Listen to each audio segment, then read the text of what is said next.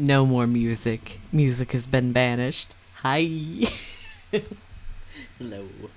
Hello, hello.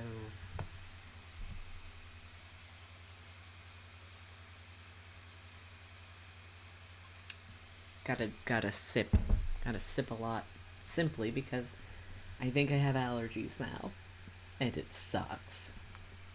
So my throat's all scratchy. Get a little wave. I wish I had hand animations. Next model, I'm giving him hands. There's a VTuber that I watched where she rigged up a hand animation. It's very good, and I like it a lot. It's very fluid. It's very nice. Okay. Time to... Oh, I should go get my glasses. 1 second. Ah.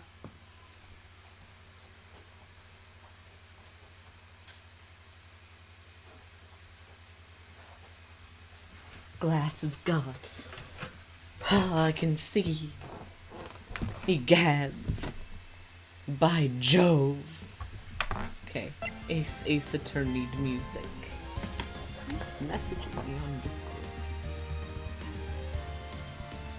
Thank you, MQ. Thank you for the playlists. I will look at them later.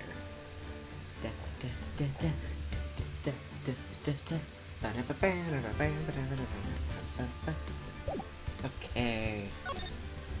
Hopefully I can get this trial done tonight. I want to be done with the first game. I want to see the second game. I know nothing about the second game.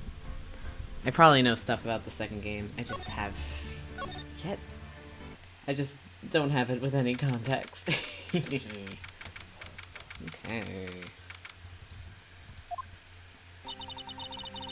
So, what do you think, Mr. Wright? I think the prosecution is as confused as we are. After all... Oh, Lana? Lana! Hello? Where did Lana come from? The victim was murdered in 2 different places at the same time. Hello! And a different suspect was arrested at each of the crime scenes. Lana! Good morning, Mr. Wright.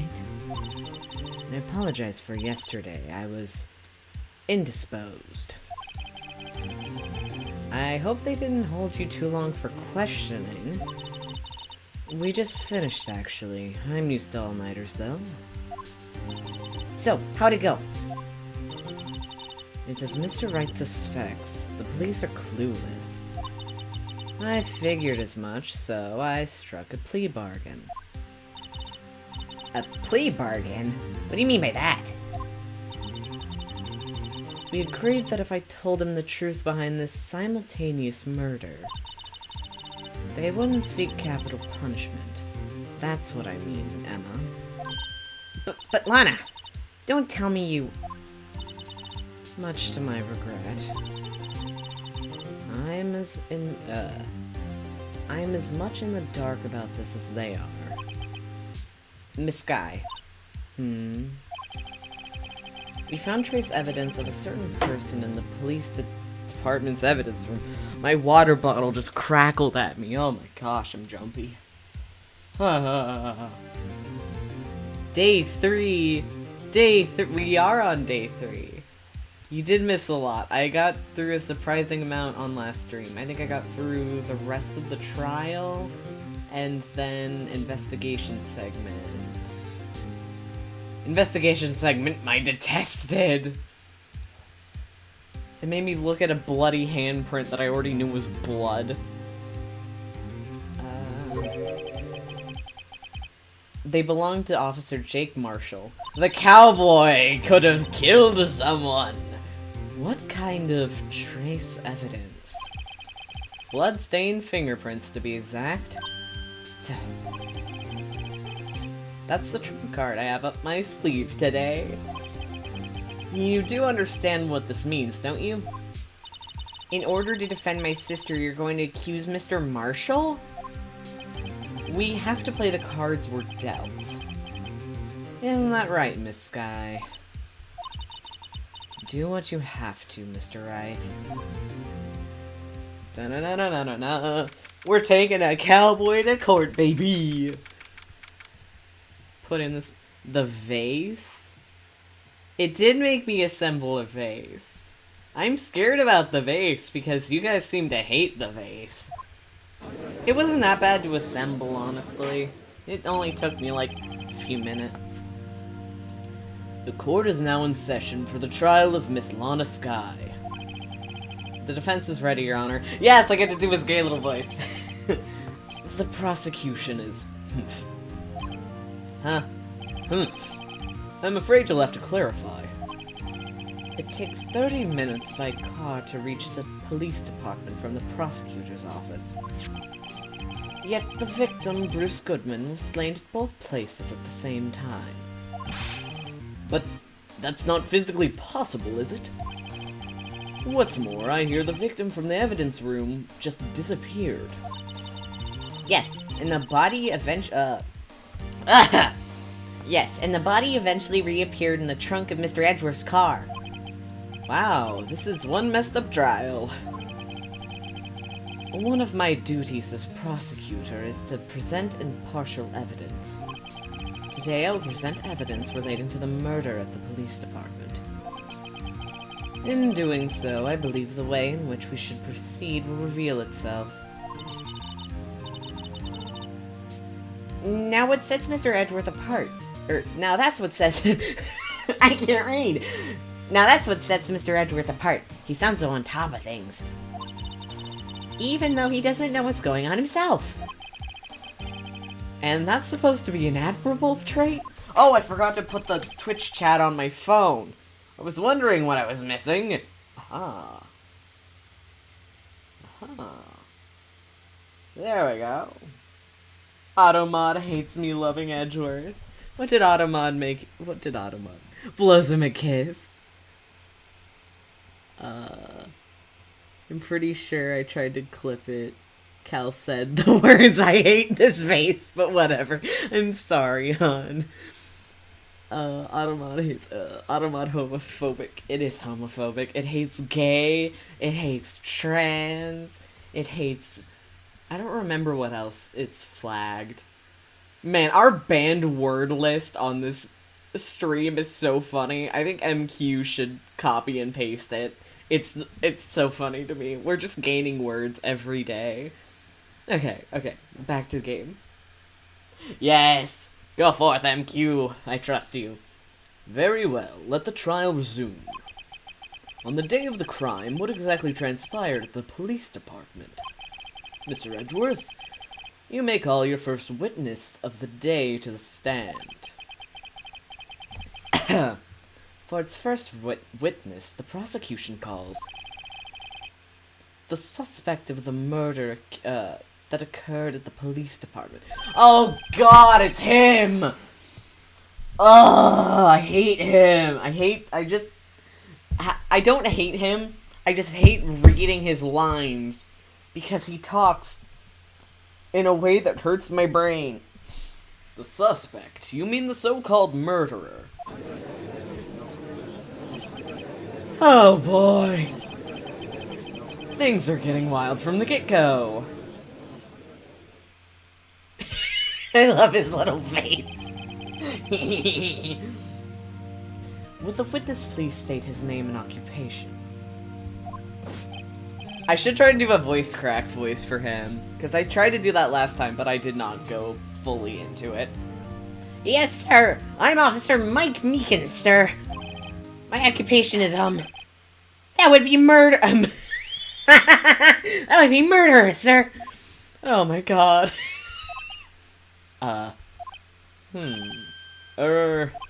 So you're telling us you're a professional killer? Sir, it was me, sir. I was the one who did it. I'll never kill anyone again, sir. You've gotta believe me, sir. That's why I also dislike him, his stupid little air horn. It hurts my ears. Wow. Oh, actually, we'd like that you... Okay. Sir, I'm what you call part of the younger generation, sir. Ah. person whose actions adults can't possibly comprehend. How old are you? Please, Mr. Edgeworth, sir, help me, sir. Officer Meekins? Yes, sir. Give us your report of the crime. Consider that an order. Yes, sir, as you wish. After all, I am part of a generation that must be told what to do, sir. You can't fault him for a lack of enthusiasm. You're not wrong. Whew. Okay. I do want to know how old this dude is. How old are you? What are you saying? Is he baby man? He's 22! He's only 2 years young. He's older than I am, bro. You're not... I mean, he is pretty young, but he's not, like, that young. This man's 65? They have him polite white person smiling. Frontworth. Frontward facing Edgeworth. Although it's not my normal duty, I was assigned to guard the evidence room that day. Frontworth. My detested... Frontworth is funny. I think his Frontworth I keep saying Frontworth. Frontward facing sprite is silly. It sparks joy. I spotted a suspicious man on the security screen and rushed into the room. I was only doing what I was trained to do, sir. I was suddenly attacked.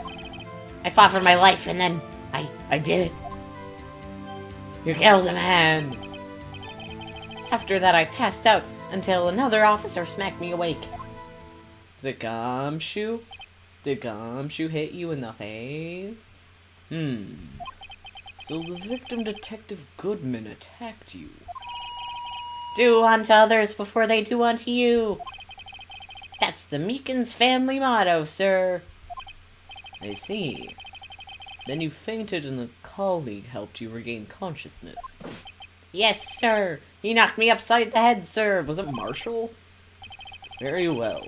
The defense may begin its cross-examination. What I need here is more info to work with. We're gonna press him. Gonna press him about the crime report. Okay, why were you assigned to do that? Mr. Meekins, you work in the General Affairs Department, do you not? Yes, sir. I am in charge of hiring new recruits, sir. Yikes. Now, there's a scary thought. Evidence transferal was taking place on the day of the crime, which meant many officers were given special tasks not ordinarily performed. I was in charge of guarding the Blue Badger, sir. The Blue Badger? Yes, sir. A lovely police mascot created by the Chief of Detectives, sir. Hello! There he is! Oh no. I don't like the music. I was to ensure it wasn't broken during the transferal process. He's here a lot. He sure is. That was my sole mission for the day, sir. Protect the friend. I see. Sounds like a very important mission. Oh, great. I'm gonna listen to it while I sleep, so it becomes a subconscious thing. Don't even worry about it. Don't even worry about it. Dun, dun, dun, dun, dun, dun. Sounds like a very important mission. Okay. After the awards ceremony finished that day, there were so many people running around that I relocated the Blue Badger to the evidence room.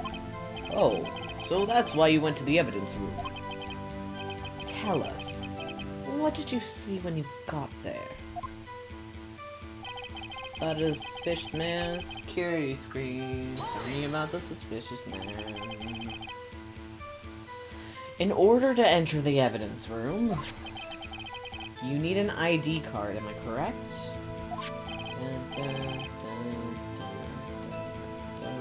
Precisely, sir. I have one right here around my neck. So then, your ID number should be listed on here, right? Yeah, I'm obsessed with how the police are just cannot function and have to dedicate manpower to this cardboard mascot. Yeah.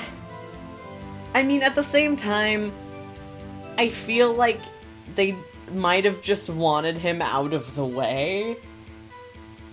Because he's a lot. They might have just been like... I mean, would you not destroy it given the chance? I would give it a hug, and then it would probably harm me. I didn't hail horrible it's a lead-based paint on the blue badger. It will kill you instantly. There it is. I found it. It's the one right there. Right here.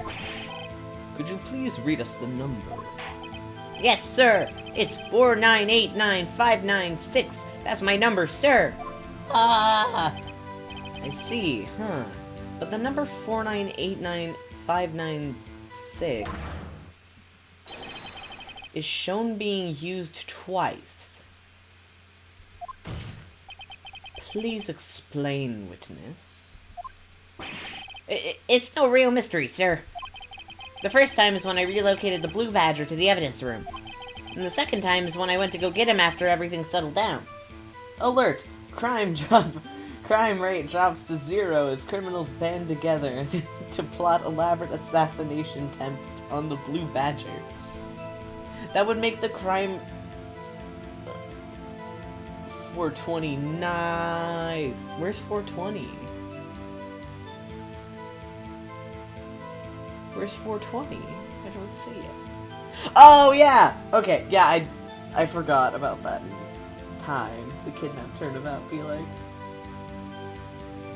420, 77777. Let's go. Okay. The second time is when I... Okay, we already read that. I see. So it was during that second time when... Yes, sir! That's when I spotted the man on the security screen. Ah! I was... Okay. What about... So, you were attacked. Can you please tell us exactly what happened to you? It was a knife, sir. A knife. Detective Goodman pulled a knife on you. What happened then? Well, with me charging in on him like that, he was... he looked as surprised as I was. You aren't exactly the kind of person someone would want to run into. That's mean. Every day, Phoenix is rude to people. That's when I reacted, sir. I swung my arms like an octopus, struggling to detain him. You are very lanky. Man's got no muscle. That's how I got this gash on my hand. Maybe if you just kept your cool, your hand wouldn't be... Then I saw the blood trickling down my arm. I panicked. I grabbed grabbed the man by his collar. Every time he does that voice, I have to do the woo thing. The woo voice for the dumb little face. What exactly do you mean by when you say you did it? I know I don't look the type, but I'm really into kung fu films, sir. The man let his guard down for an instant, and so I snatched his knife from him. You stole his knife? You took his knife? Exactly! Exactly! You took his knife? What? I spun him around and performed a disarming maneuver. I made sure to close my eyes like a man. Legend. I, see. He must have been desperate. The next thing I knew, his white coat was drenched in a sea of my blood, and then... The next thing I knew... Yes? He punched me right in my face, sir.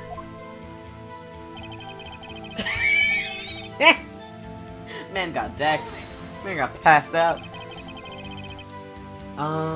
About what time did you regain consciousness? No offense, sir, but how am I supposed to know that? I was unconscious! Oh, right.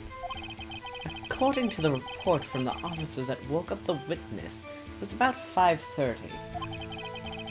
He hit me right in the head, too. I woke up crying tears of pain. That's nice, or I mean, it's nice that you recovered, that is. You want him to get hit? People are so cruel to Meekins, I say as I said I hated him earlier.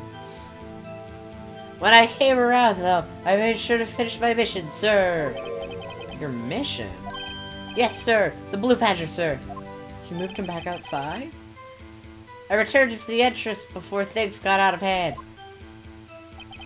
Well, we can all rest easy now. I believe we now have a fairly accurate picture of what happened. Ugh. Yes, Your Honor, only one thing remains unclear. Was the man this officer murdered really the victim? He's got a point. Ah. Yes, Officer Meekins? With regard to that, sir. Take a look at this. Sent to my jail cell. Chief Gaunt delivered it to me just this morning, sir. The chief delivered it? What is that? A videotape? I don't know videotapes. I'm an old man. Yes, sir. That's absolutely right, sir. A videotape, sir. Every day it says sir. Oh my gosh. It contains footage from the security camera in the evidence room. Objection? What? But I specifically asked if there was such a tape. And was told it had been mistakenly erased. That's quite a mistake. Yeah, no kidding.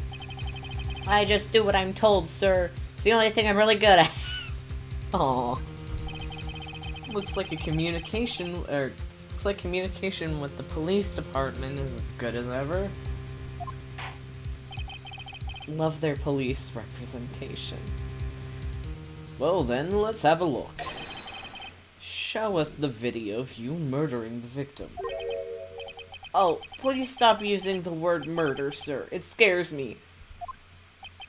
A video of a real murder. Just what are we getting ourselves into?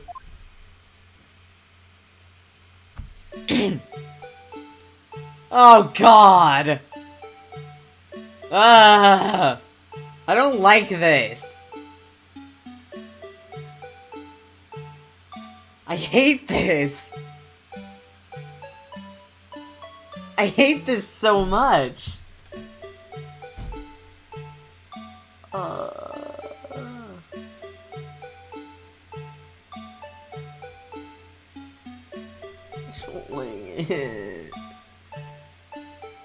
It is neat that it's in 3D though. I do think that's cool.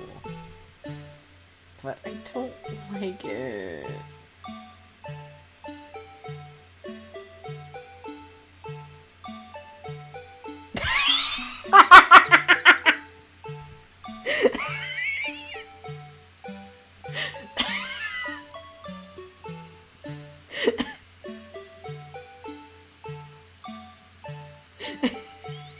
It really is. They just start like violently stabbing each other and then it just cuts away. Oh my gosh. Huh?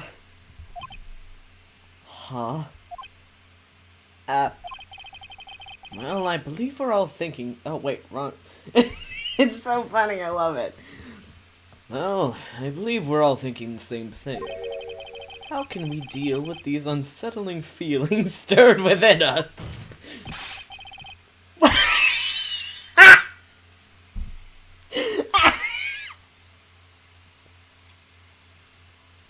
You don't know about our best friend? You don't know about our best friend, Blue Badger? What the hell was that wriggling piece of plywood? He's mean and cruel. Sir, that is the pride and joy of the entire Criminal Affairs Department, sir. It's the Blue Badger, sir. Why am I not surprised this isn't going smoothly? Okay. Yes, well, anyway. This tape seems to prove that the witness did indeed encounter, someone. In the evidence room, and sort of, activity did take place. Your Honor, instead of relying on clearly incomplete footage, the witness's testimony will suffice. Is that alright with you, Officer Meekins? Yes, sir, as you wish, sir. Wow. Stun little face. His face can't be clearly seen in the video. But there's no question that the other person was Detective Goodman, sir. I mean, he opened the locker which required Detective Goodman's fingerprint to do. The locker opened is unquestionably Detective Goodman's locker, sir. So it must be him. No one else could have unlocked it. I want to look at the fingerprint data, because I do know who killed. I do know who killed and maimed. What about a what's this about a fingerprint? Each detective has been given a locker equipped with a fingerprint-activated lock. These lockers ensure that each locker can only be opened by the detective it belongs to. Intriguing, that would mean the victim at the crime scene would have been Detective Goodman. Very well, the defense may begin its cross-examination. I don't know where this cross-examination will lead. But everything begins with contradictions, and that's where I have to start. Let's look at his... his face can't be clearly seen in the video. There's no question that the person is Detective Goodman. He opened the locker, which required Detective Goodman's fingerprints to do. So it must be him.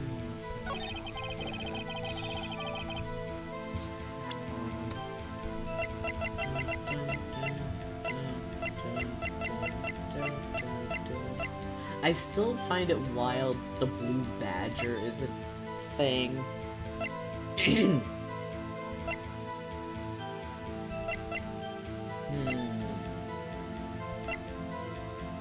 Where's the list of fingerprints? Enter. Ah, that just shows us the item. I don't need to see the item. I need to see the list. Well, show me the fingerprint list. I cry. I cry. Ah.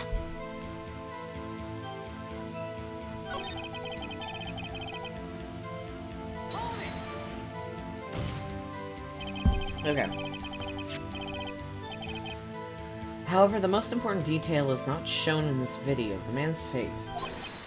Sir, if I may say something, sir. Please do. After all, you are the one being examined. I don't understand why the man's face is so important to this case, sir. I mean, it was his hand that opened the fingerprint lock.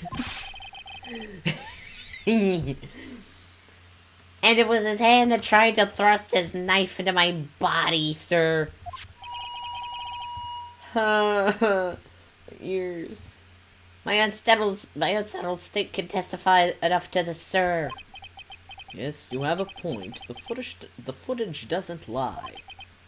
That is... unless the defense can find a problem with this. Right. Let's check the court records again. I forgot what voice I gave her. Okay, I'm gonna save.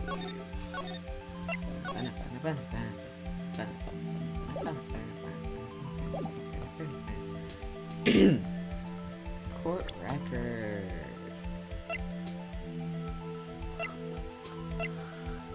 Not gonna be any of these.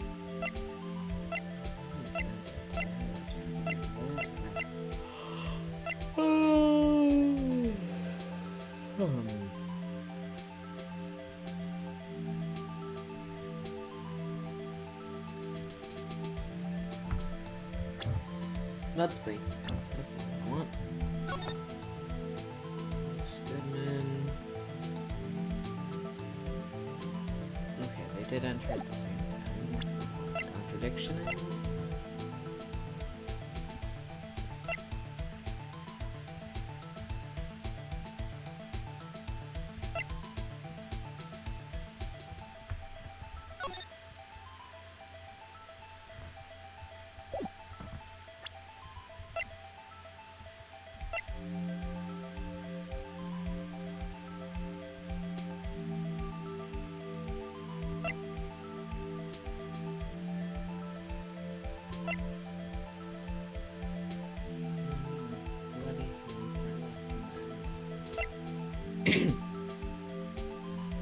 If I hit check, will it... Okay. It plays through it again. But... Okay, I guess we get to watch the funny video again.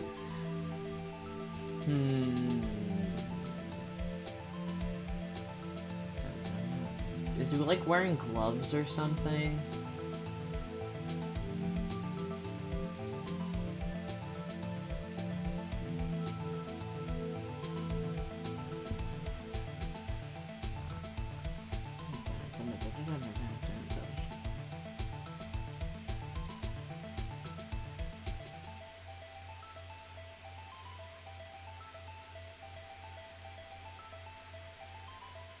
Oh. Yeah, I don't see a fast forward button.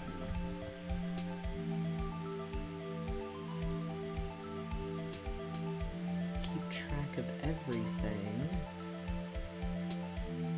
I guess we don't ever actually...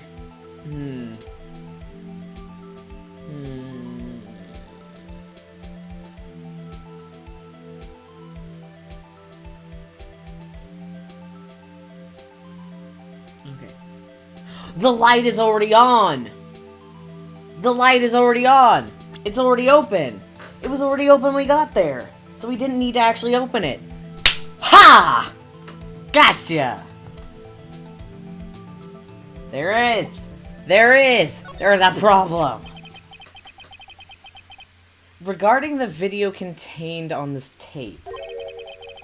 I'm smart! Sometimes! Aw, thank you. I'm limp-wristing on my computer. There is one thing in particular that seems rather strange. Strange. This contradiction leads to the possibility that the man may not have been Detective Goodman. What? This video contains such a contradiction. Don't head shake at me, gay boy! Interesting. Your Honor, I have a proposal. Yes, Mr. Edgeworth. I propose that we have the defense point out to us this alleged contradiction in the video. He would want me to point it out. Very well. Proposal accepted. Let us further inspect this piece of evidence. Now play the security tape. Mr. Wright, please show us this contradiction you speak of. I have to point out a problem in the video? This is the first time I've ever had to do that. You can do it, Mr. Wright. It's set so you can fast forward, rewind, or pause the video. Just take a good look at me. Be sure to point out the right thing. I already know what I need to do. But please don't play it too many times. I can't stand watching this video. How did this guy ever become a police officer? Now then, Mr. Wright, please enlighten us. Where is the contradiction that Oh! Oh! I don't like static effects. That freaked me out. This. Enter. No, go back! Ah! J.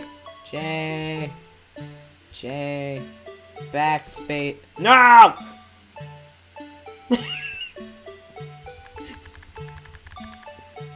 I don't like him. You have to pause it. Thank you.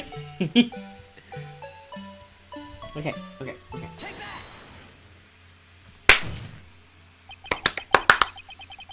The thing that's strange about this video has got to be this. Officer Meekins. Yes, sir. Do you mean me, sir? Yeah, I do mean you. As I understand it, the locker apparatus works like this. Gumshoe, hello! When you grab the handle, a sensor reads your fingerprint if it's a match. The light turns on and the lock is released. Why does Gumshoe have a picture of a lady in his locker? Isn't that Gumshoe's? Yeah, that's Gumshoe's. Gumshoe's is the one with the blood on it. The light turns on, the lock is released. That's his girlfriend? Huh. Wild. I did not know about his girlfriend. According to my very limited experience, that's the way I understand it, sir. If so, then something is seriously wrong with this picture. I don't want to keep seeing him. I don't want to keep seeing him. Never want to see this man again in my life. I don't like him. He scares me. Dun, dun, dun, dun, dun, dun, dun, dun, dun. He's just doing his little dance, but he unnerves me. When the victim reaches for the handle to open the locker, let's rewind to a little earlier. Why do we have to keep seeing him? Wow! There he goes. Fortnite dances to the Blue Badger theme. Very slowly, Fortnite dances to the Blue Badger's theme. Here, notice the light. What's this? It's already lit. It's very lit. Precisely my point, Your Honor. The locker was already open before the victim grabbed the handle. Ah! Man needs to be better about his handcuffs.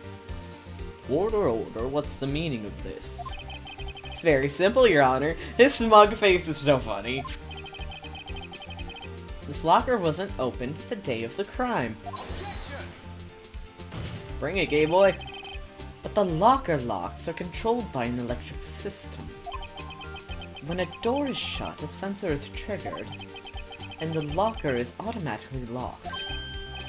Oh, I know, it must have broken down. Of course, I'm not an expert in this. That's not likely, Your Honor. The sensor would detect it and report any malfunction. Oh well, just goes to show novices should keep their mouths shut. So then, Mr. Wright, do you have an explanation? Me, Your Honor? Yes. Why wasn't the locker locked? Me, Your Honor? Yes, well, you see, this isn't exactly my field. What do you think, Miss Scientific Investigator? Huh? Oh, maybe something like jam the system sensor. Something jammed the sensor. Say! There's something else that seems out of place in this video. The glove falling out of the locker! Yeah, I thought so too! There's gotta be another clue somewhere in this footage. It's the glove!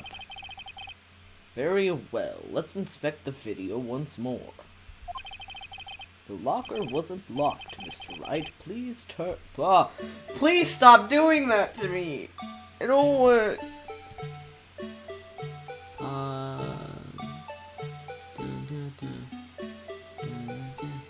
Okay, fast forward. to when he is opening the locker. Shit. Back. No! Which was the... Okay. There's so many buttons. I'm technologically challenged.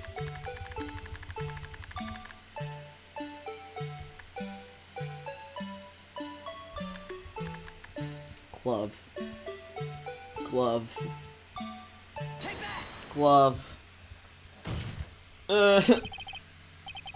Watch closely.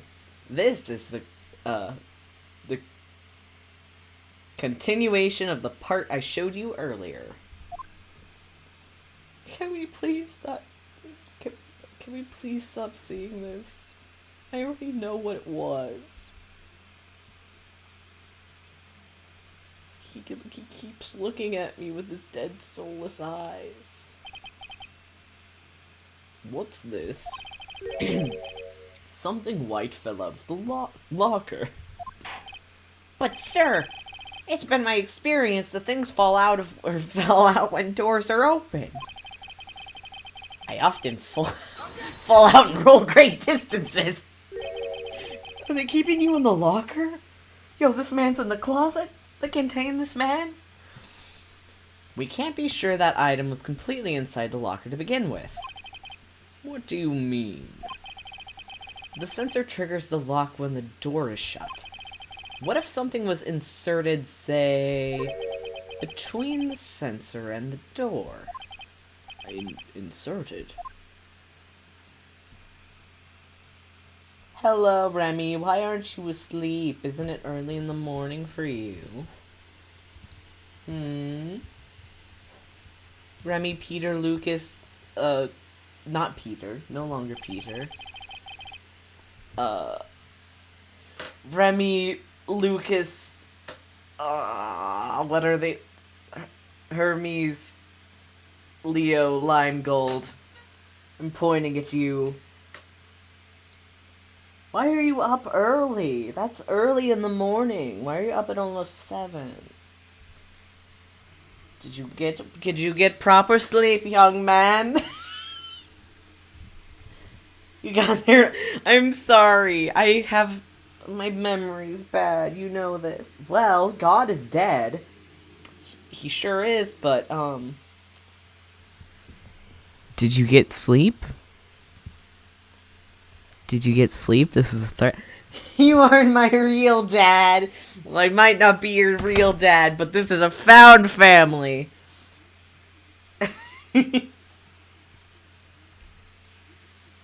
Go to sleep. This white thing wasn't inside the locker. It was stuck between the door and the sensor. Oh, I understand now, sir. It's just like my tie. 2 out of 3 times I get it stuck in the door when I'm out of my patrol vehicle, sir. Man almost choked so much. Are you okay?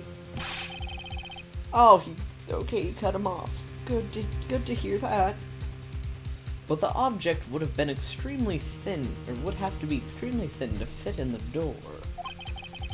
Not only that, it would also have to block electrical currents. It's rubber! It's rubber! It would need to be an insulator. Yes, an insulator. But at the crime scene, these MFs never heard of purper? What's purper? Do you mean paper? Purper. Yes, an insulator. There might have been something that fits the description. But sir, by insulator, don't you mean... I think I finally got this figured out.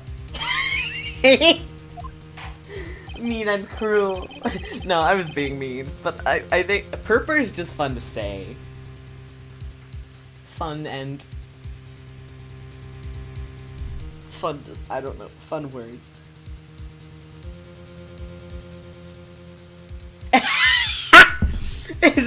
It's PRPR Live. You're not wrong. Purper Live. Purper Live. Yes! Very well. Will the defense please present the relevant evidence? What was this insulator that was stuck in the locker door? I know, exactly. This one is giving me too much power. I'm gonna feel too powerful. You are all mean and cruel. Present. Gay people win in court every time. I found this near the locker, a thin rubber glove. But we can't be sure that was in the victim's locker. It has a tag that says SL9 incident. The video seems to depict the victim opening the locker.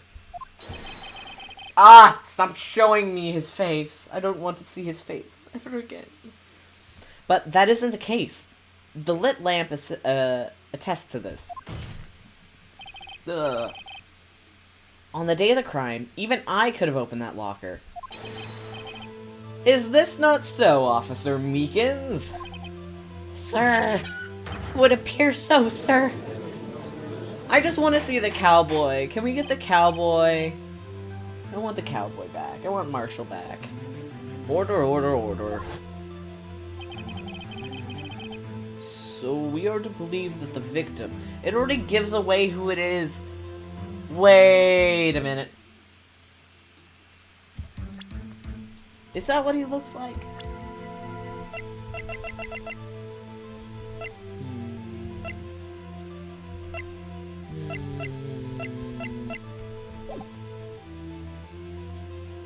I guess it does look like him from the side profile, but we don't know if that's actually what he looked like at the scene of the crime. So if we were to believe then that the victim, whom this witness stabbed in the evidence room, was not Detective Goodman. The art is hypothetical. Alright. Do not be misled, Your Honor. What do you mean, Mr. Edgeworth? The defense has merely demonstrated that possibility and nothing more. The victim in the video was indeed Bryce Goodman. We didn't see his face, though. The prosecution will offer one more testimony to prove this. What? Officer Meekins, please testify about this. Sir, me, sir? I'm not sure what you're referring to, sir. Oh, you mean that, sir? Of course, sir. Is this a joke? Very well, begin your testimony. Mystery Man Part 2. There's one other thing that proves the man was Detective Goodman, sir. To enter the evidence room, one must use their ID card. When an ID card is used, there's a record of it. At the time of the crime, the detective had used his card. An ID card record, I see. I have the ID card record right here, Your Honor.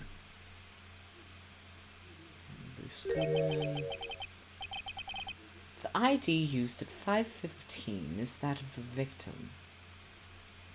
It sure is.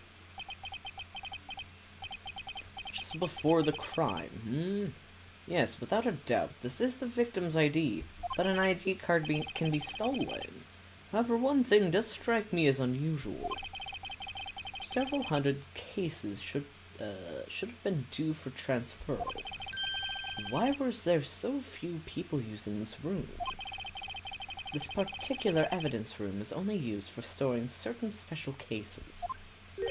Special cases? Extremely violent cases involving police staff. Exactly, Leo. Just hearing that makes my hair stand on end. Me too, although it doesn't make much of a difference. Oh, because he has spiky hair. Ha ha ha ha. There were only a few cases up for transferal there, and most were cleared up by noon. Right, I see. Now let us move to the move on to the cross-examination. I don't want to have to go through all of his texts, so I'm gonna try and figure out which one. Who's the man? Okay. Misuse their ID card. Record of it. The time of the crime. The detective used this card. Oh, you missed the unnecessary feelings line.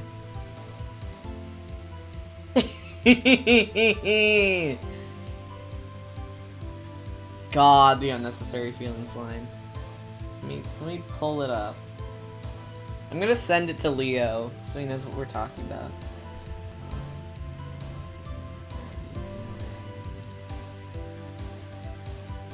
He is a fruit. That is...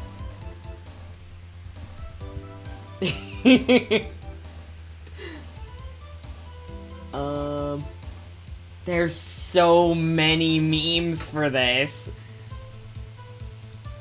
Copy. This is gonna be crunchy. Just as a warning, Leo.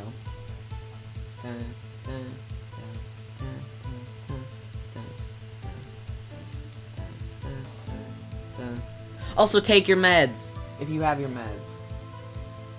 But he's so fruity. He is so fruity. Sometimes lawyers are gay, okay? Okay, there's a record of it. The time of the crime, the detective used his card.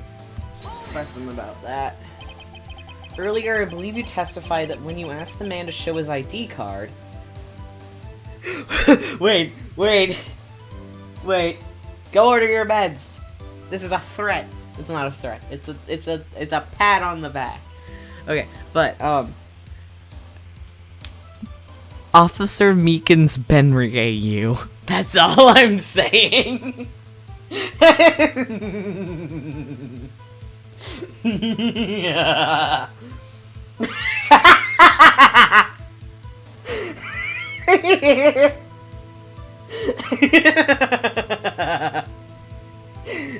Can I have your ID? Can I have your passport, sir? Show ID.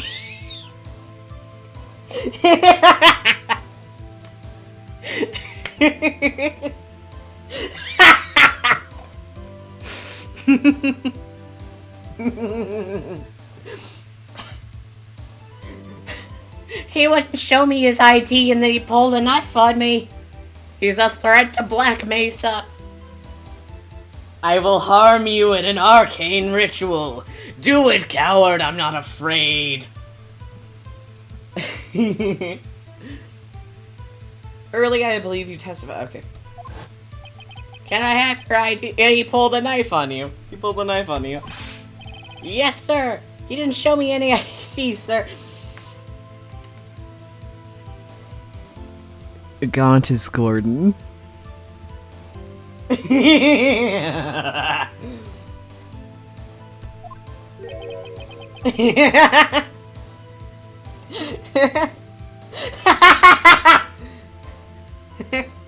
It's either Goodman or Gaunt.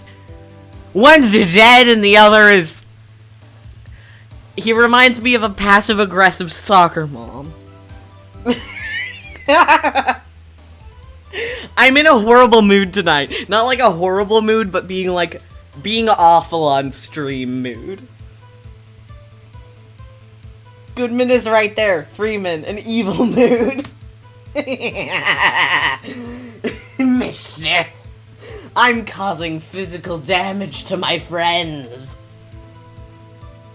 I reached through your screen. Kill, maim. Okay. Don't you think that's odd? I mean, if he had his ID card... This is so good! The dads are evil now. The dads plural? Am I plural dads? Purge! No. I'm multiple dads? Yo. Can't believe I'm multiple dads. Okay. All he had to do was show it to you. Do I even have to keep making jokes? This is doing it. This is doing it for me. This is making all the jokes I need. There wouldn't be any reason to draw a knife. Huh. No. Maybe he just panicked. Meekins is like if Benry were like... If Benry were like a pushover. Sometimes they pronouns refers to you being multiple dads. The they and my he, they pronouns is the second dad that I am. I am the dad hive mind. Don't even worry about it.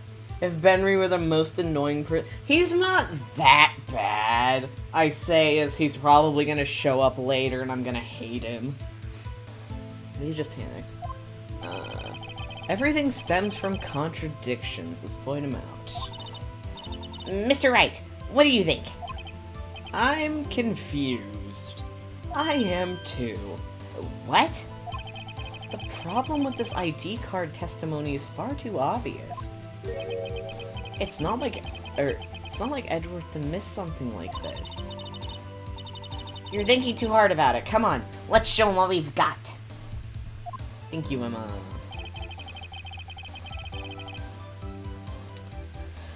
So one more thing that proves... Okay.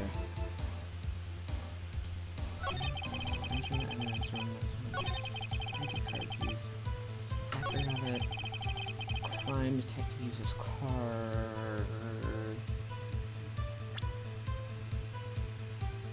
Yeah, exactly. Oh no, I don't want it load. No. Want to save. Just talk in the Edgeworth voice the rest of the... Everyone's Edgeworth now.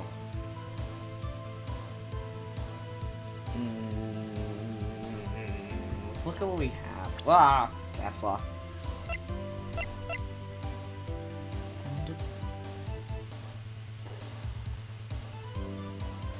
Wait a minute! How did he use his ID card if his ID card was at the prosecutor's office crime scene?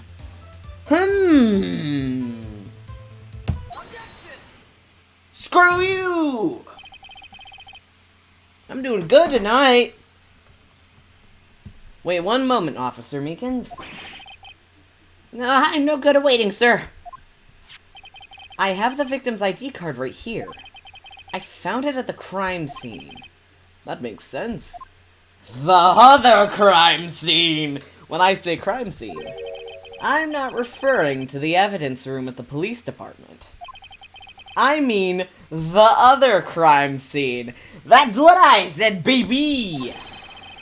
The underground parking lot at the prosecutor's office. Why did I mimic the pointing? Oh no. I'm too into this game now. Your Honor, I have one more piece of evidence to present. It's a very important clue regarding the victim's ID card. Lost item report. It's only half completed. But it shows that Detective Goodman had lost something on the day of the crime. Oh, I didn't even think about that. Something important enough to fill out this report. Let me guess. You believe this something to be his ID card, right? I can't say for sure, but there is a high probability. On the day of the crime, Detective Goodman was not carrying his card. Gads! By Jove! Order, order. So now, what does this all mean? It can only mean one thing. It doesn't even require much thought. The man Officer Meekins encountered in the evidence room was not Detective Goodman, but rather the man who stole his ID card.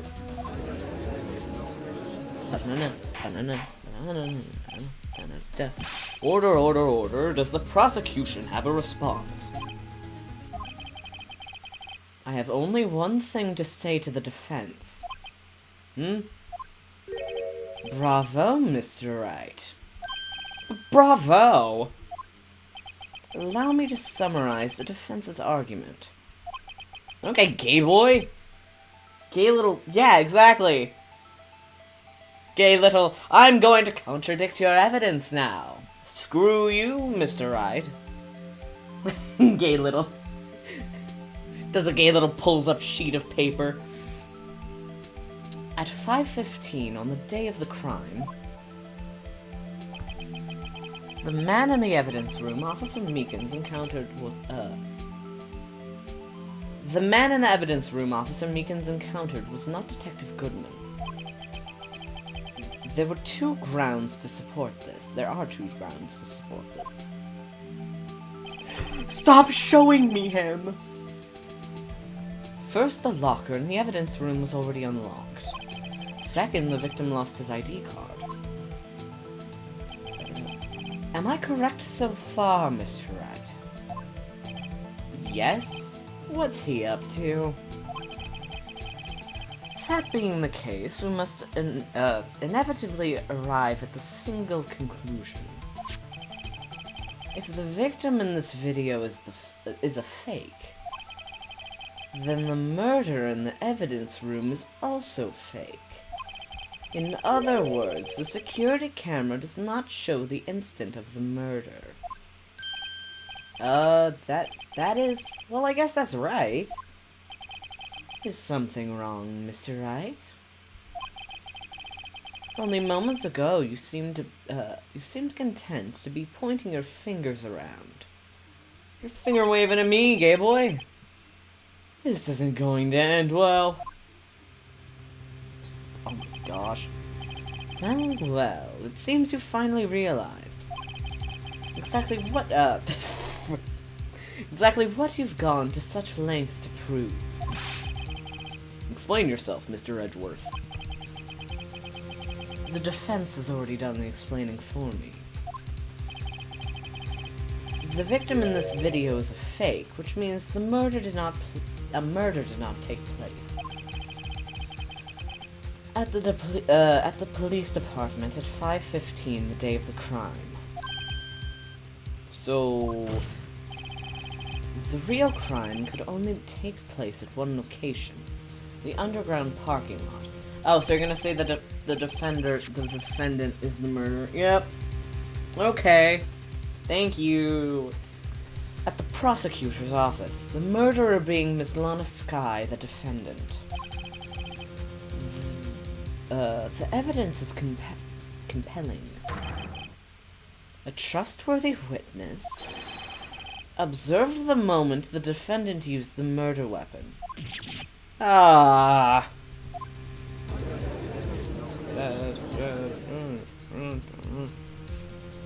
Okay. I'm gonna bang my hands on the table. I knew that testimony was way too shabby. Ah! Ah! Tab popped up.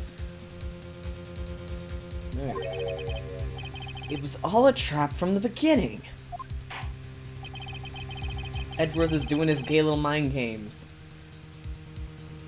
The activity in the evidence room still leaves many questions unanswered. Who exactly was the victim, Officer Meekins? I'm gonna call Edgeworth a slur! Who exactly was the victim Officer Meekins encountered? He hasn't undergone major character growth yet, go for it. And where did this person disappear to? However, this trial's purpose is to examine only the murder of Detective Goodman.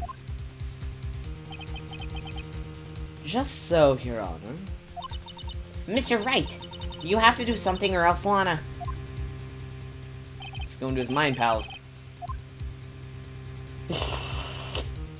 He has undergone an amount of character growth where the slur should be affectionate.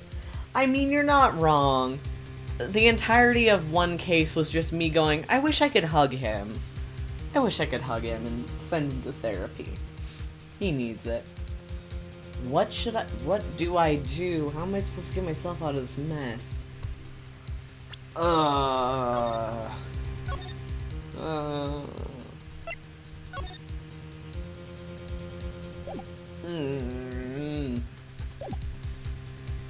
I'm gonna wait and see what happens.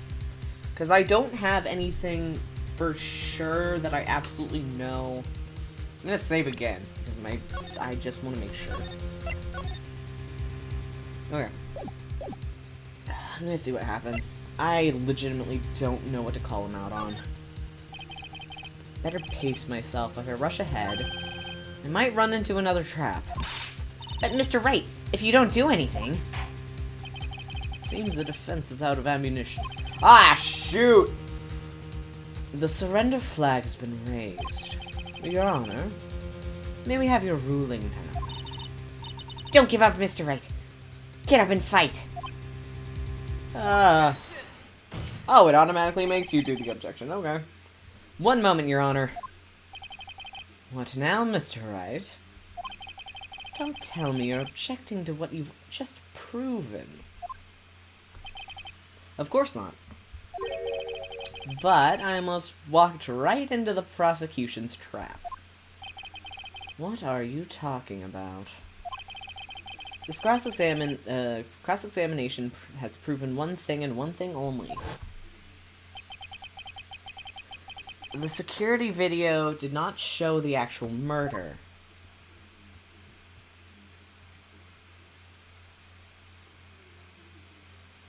Why do we keep having to look at this footage? I already know that somebody gets a drop.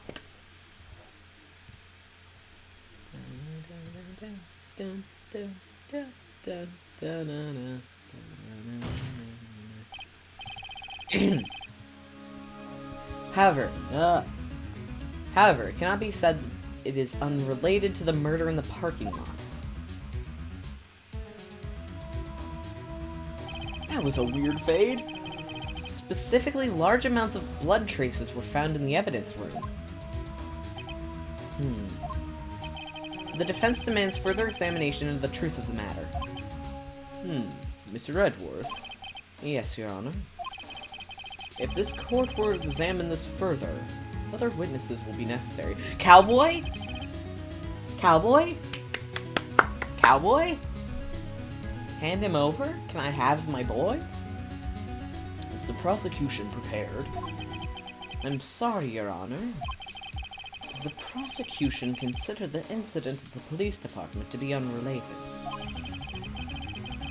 We have not prepared any other witnesses for this incident. This just might be my chance. Bring in Marshall! Yes!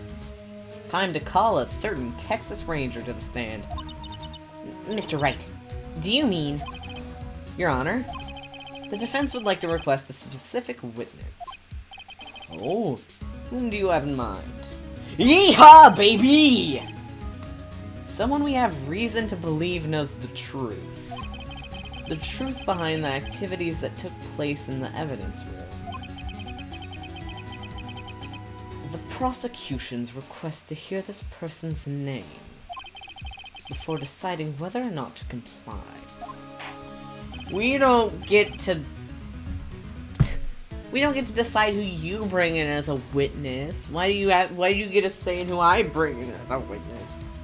Yeehaw's a big downgrade from last time you requested the witness to be a parrot. I mean, you're not wrong, but also Polly doesn't really say much. Like, maybe that's why he's asking to know who it is before he brings it in, because he's like, if you bring a goddamn parrot in here, I'm going to ream you. I'm going to kill you on the spot, right? And then they'll actually have to convict me of murder this time. Very well then, Mr. Wright. This person whom you would have testify.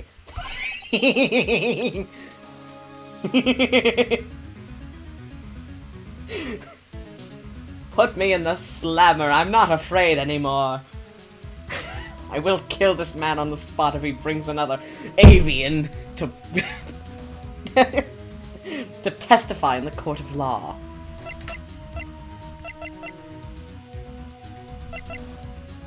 Okay. Bring in my boy, Jake Marshall. Officer Jake Marshall. Why him? I can't let Edgeworth know everything just yet.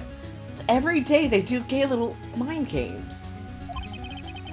He's in charge of the evidence room. I feel we should hear what he has to say.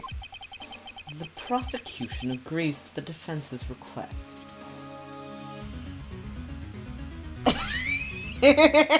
Edgeworth is inherently fruity, but Cal's voice for him really just enhances. Well, when he does objection, he's like, objection! Like, he has a fruity voice. Because there's only very small voice clips that I go off of for some of the voices. Oh my gosh. What if we played... Wait, I'm... Alright. What if we played mind games and we were both boys, pointing my fingers together? If you put certain things in chat, I will do it in the Edgeworth voice. The prosecution agrees to the defense's request. Blocked? Why am I blocked? Am I not entertaining? Why have I been blocked by my friend? It doesn't help that your Edgeworth voice makes... How is it an array of voice? How is doing a fruity little voice like this an array of voice? I guess it's the inflection, actually. It's very fruity inflection.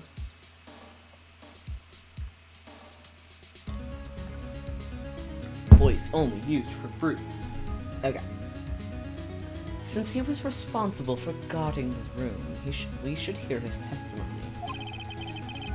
Fortunately, he works in the police department. We shouldn't need longer than 20 minutes to prepare. This is also good practice for doing British accents. Very well.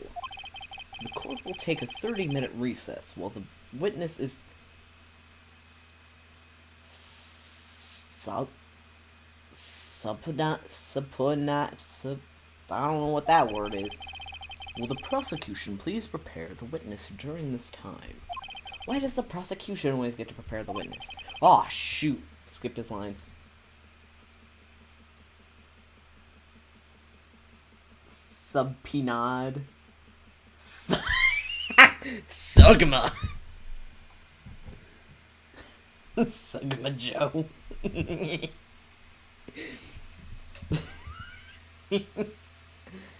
Cord. Why are you guys just saying names at me now? Huh?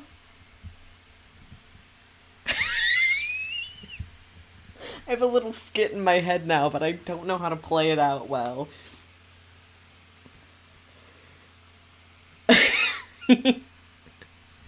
The defense... Candace nuts. My streamer's a himbo. I am dumb. Leave me alone. Oh, Joe Mama. Oh. We got Sugma, we got Joe, and we got Candace. It's like a family reunion up in here. But here's my sketch that I have in my head, and I'm trying to think about how to word it in a fun way. Judge, Your Honor, the defense would like to bring a witness to the stand. Yeah, I don't know the Candace. The defense would like to bring a witness to the stand. Sugma. Sugma who? Sugma balls. I'm so dumb. I'm so sorry. I'm so sorry, guys. You can block and report me. You can block and report me now. Court is now in recess. That is what the judge says after my bad joke. Hi, Lana. I want to see Angel again. I miss Angel. I'm gonna bring up the court record. Oh, I can't. Okay. There's no stopping you. Oh, wait, no, that's not the voice I have for her. There's no stopping you, is there, Mr. Wright? Huh? What do you mean? You called for Jake Marshall. It seems you figured everything out. I haven't figured anything out. Lana. You're the one who knows everything. Emma. You always know everything. Why don't you just tell us?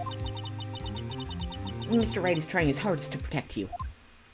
I don't recall ever asking for his protection.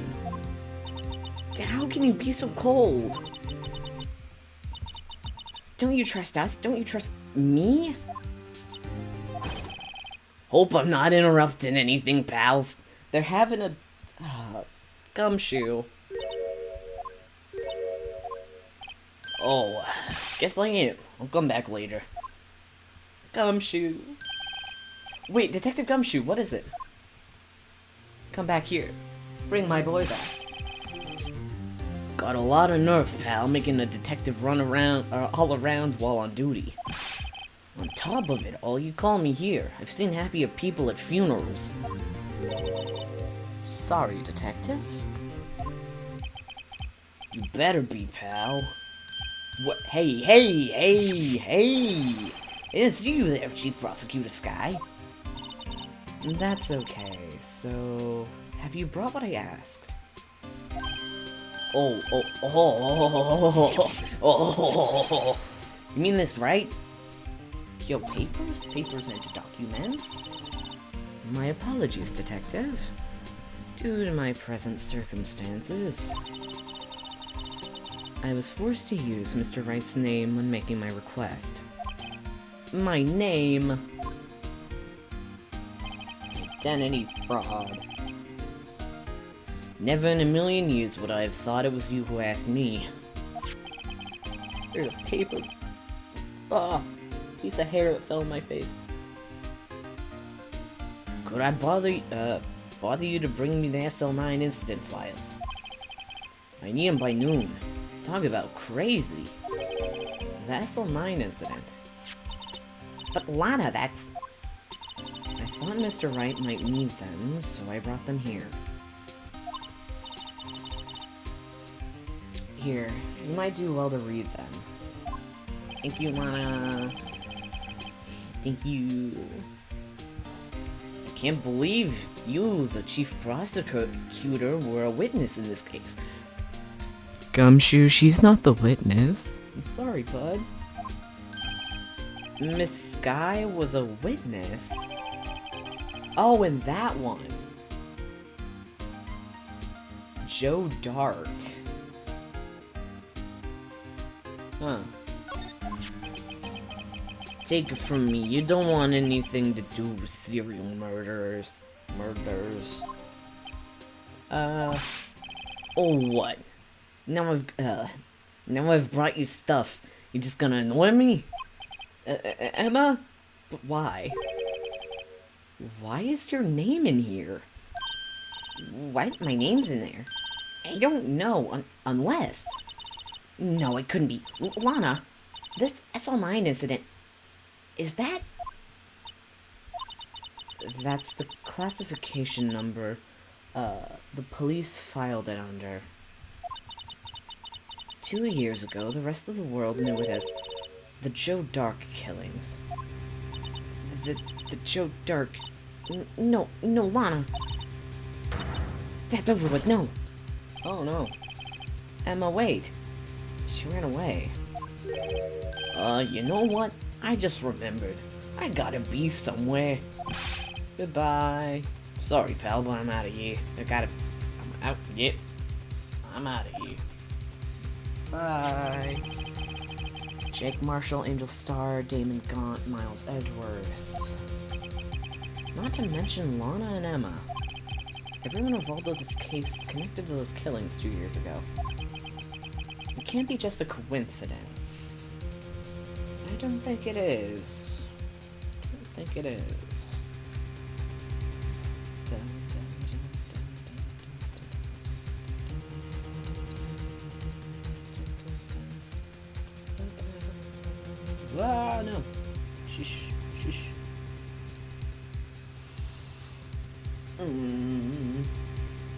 Love when I clip something and I'm not given link privilege. I don't know what that means. I'm terrified of what you clipped. I gotta go check the clips. I knew you guys were up to something because you guys were quiet. Let me check. Let me check. Can I please? Please. I don't know how to check it while I'm live, so I'll check that later. Okay. This can't just be a coincidence. Confused voice. Sugma Joe?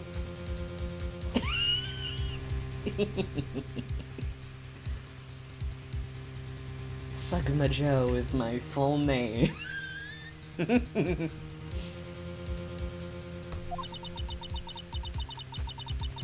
Knowing you just might be able to figure it out.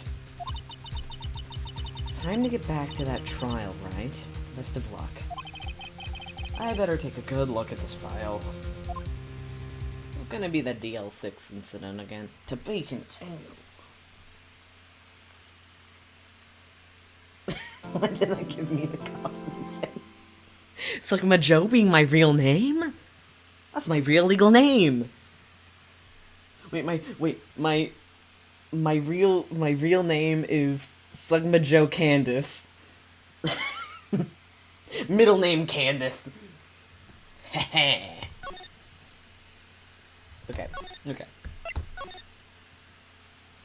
We are gonna have the cowboy. But also, I do need to take a little break real quick. So, I will put on some funny little tunes and be putting us... Where? Okay. Be right back.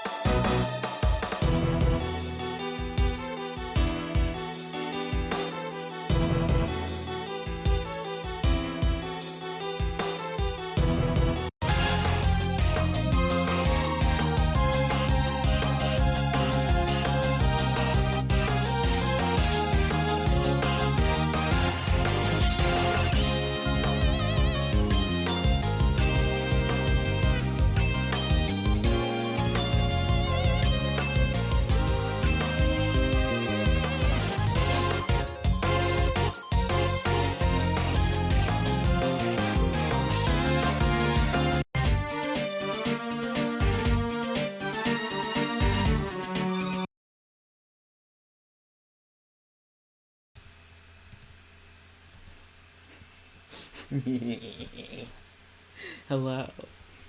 The reason why it was skipping through the tracks is because, I was playing it through Discord because I didn't, I didn't, um, I was gone the whole time. I had no control over the music.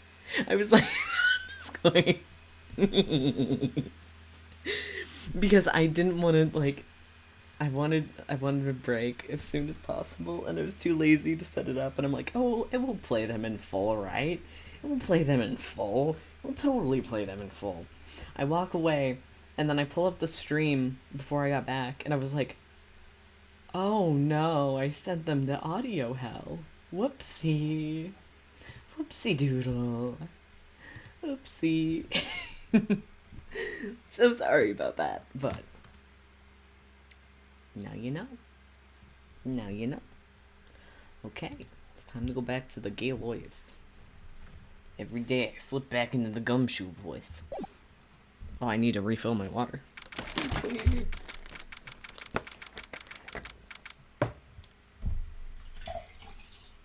Water ASMR. These voices are going to be cemented into my head. Because I slipped into the Edgeworth voice when I was talking to my mom earlier, and I'm like, oh god.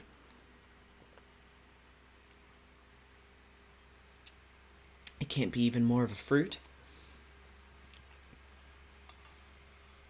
I took my glasses off at some point. I don't know when that happened. Maybe I can read better with them off. Okay. Silly little stance. Wait, is Emma not here? Oh, Emma ran off. That's right.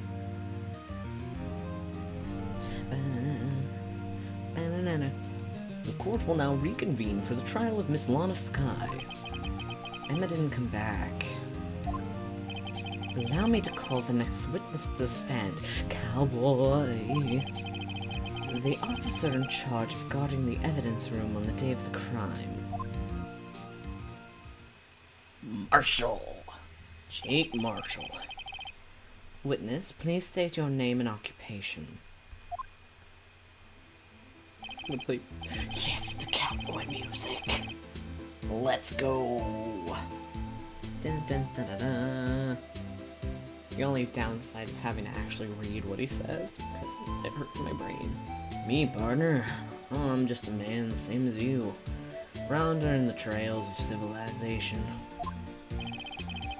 Occasionally helping the elderly cross intersections when needed. Yes, we get it. Oh, I know, you're a patrolman.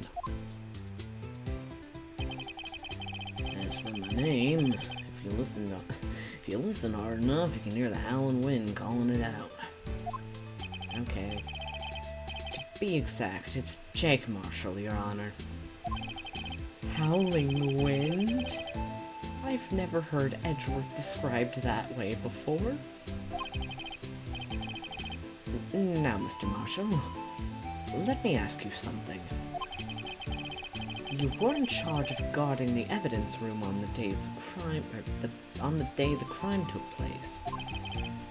Is this correct? According to the papers, partner. What do you mean? Desperado's soul is as boundless as the desert sands. No paper can sum it up. Maybe it's best we get on with this quickly. Please share with us your testimony of the day of the crime. In plain old English. Don't be mean to that cowboy. Let him have his theatrics. Did you have a chance to peel through that new evidence from Lana? I don't know how soon it comes up, but the evidence mid-trials... Oh, yeah. Okay. Let's... I have to click it. Bone Orchid. Bone Orchard. Oh, I can't read. I can't read. Let's see the evidence from Lana.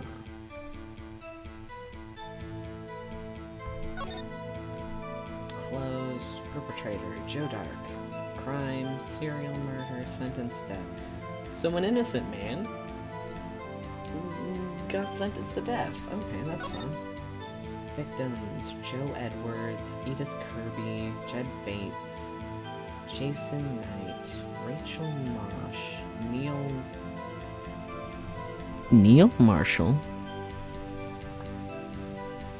Marshall's a familiar name?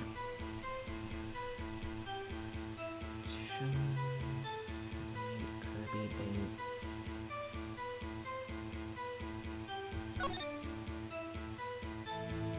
Prosecutor, Miles Edgeworth, witness on Sky, Emma. Oh, they were the witnesses. Okay. Executive investigators, Damon Gaunt and Lana Sky. Head investigator, Bruce Goodman. Investigators, Jake Marshall and Angel Starr.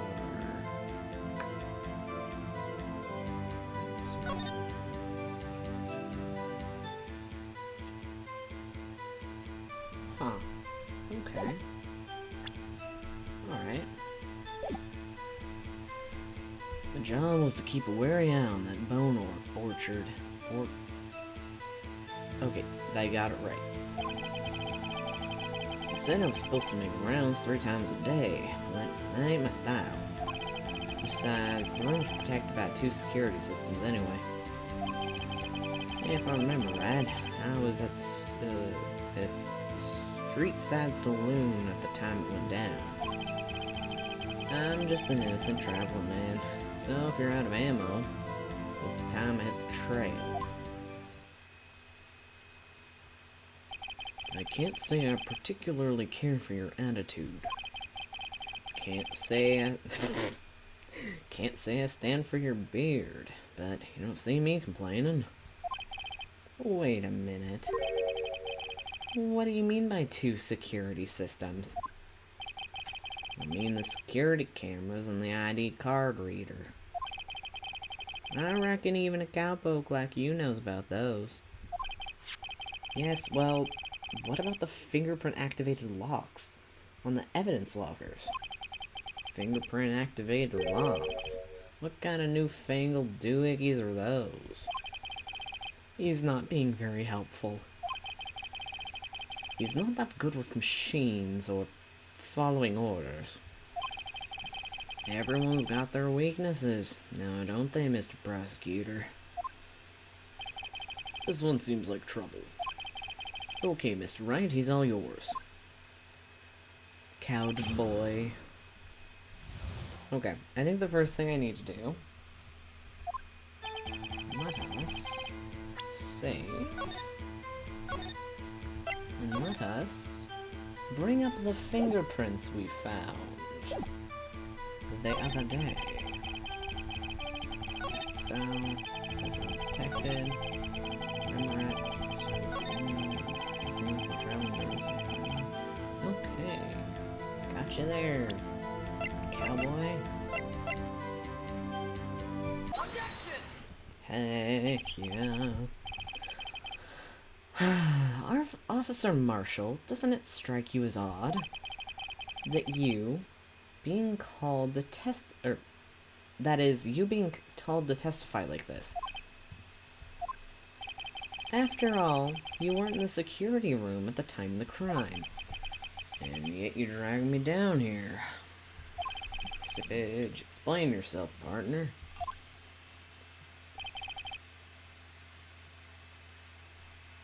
It's quite simple. You left a very large trail behind at the scene. Or to be exact, a handprint. Wasn't real good, partner. Like I said, I'm the caretaker of that crypt. Pay my respects. That is, make my rounds about once a month. It's only natural my fingerprints would have been there. And in there. Nuh-uh-uh. Nuh-uh-uh. I only wish it were, officer. But you see, your fingerprints were covered in blood. Witness, what's the meaning of this? Your blood-stained fingerprints were at the crime scene. The blood was wiped away, however. A luminol test clearly revealed this. Well, Officer Marshall, it seems to me there ain't a person in this room with a head on his shoulders. I'll take it you have an explanation then, Officer Marshall. With the blood-stained fingerprints? Very well, you may begin your testimony about your fingerprints. Found at the scene of the crime. Like I said, it's only natural for my fingerprints to be in that evidence room. One of them just happened to be at the same place as the blood-stained handprint. The murderer touched the locker where my fingerprint was by chance. The bloodstain and the fingerprint are completely unrelated. Or, didn't you know the murderer was wearing gloves? Or didn't you know the murderer was wearing gloves? See? I had nothing to do with it. Okay, cowboy. The witness's explanation appears valid, although there's room for doubt.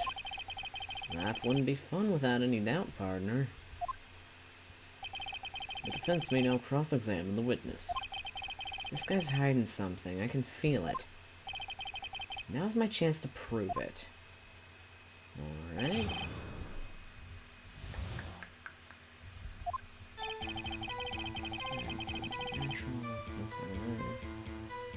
Don't think that's something we need to talk to him about. So then, what about the bloody handprint?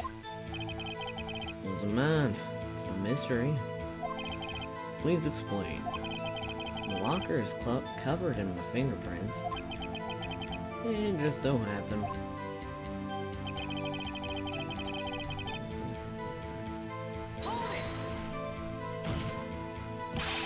The chances of that happening are 1,000,000 to 1. On the contrary, one can argue that just the opposite. The chances of that not happening are 1,000,000 to 1. Exactly. This is what the court is like. Everyone just goes, "Oh, Phoenix, you're wrong. You're wrong and dumb and stupid." And he cries. He doesn't really cry. He just goes, mean. Get one thing straight, partner. I'm gay. I'm so tired. You ain't gonna get no reward from me with a mere fingerprint. Oh, if you want legal accuracy, this is not the game for you. Yeah, no, it's not. Same. Handshake. I mean, chemistry isn't that far off. Forensics and chemistry handshake a lot. Forensics is fun. I wanted to go into forensics, possibly be a mortician, and go into biology. Don't know if that happened. You wanna know why? Bloodstains and fingerprints are completely unrelated. It's wild.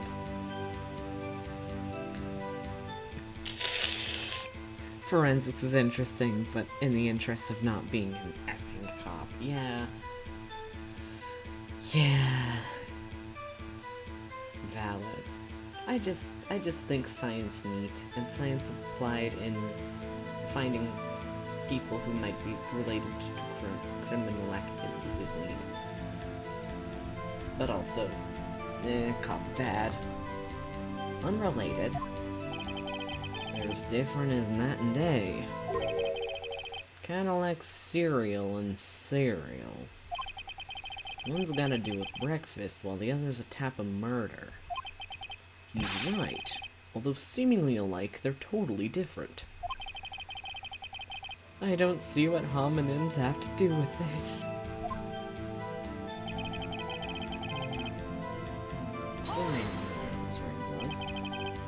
How do you know that? may be a loner, but I still do my job.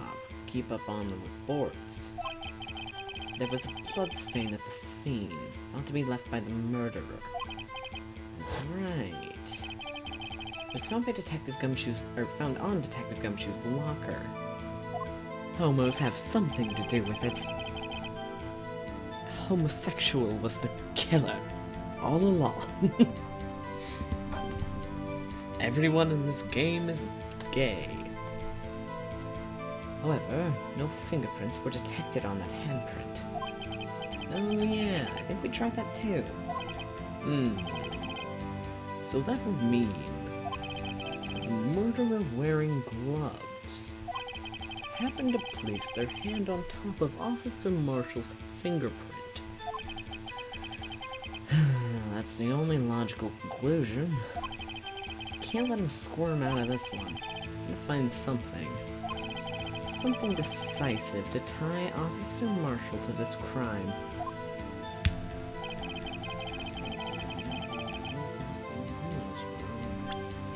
Is it gonna be his brother?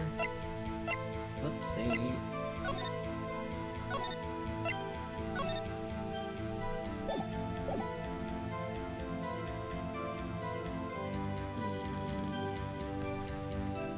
I'm just gonna look, I'm not gonna actually confirm it on this. Something that decisively ties him to this murder.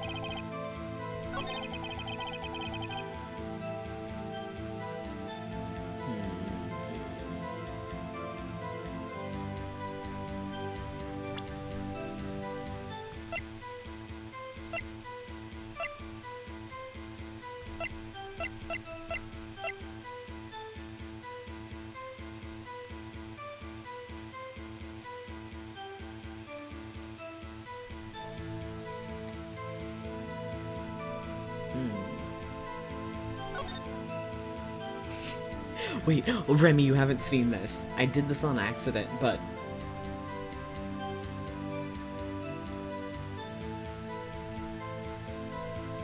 Spin!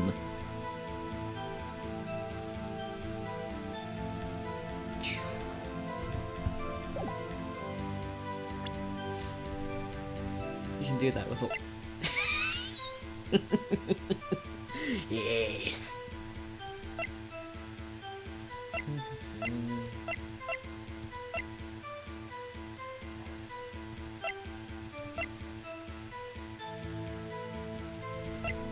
Not anymore, MQ.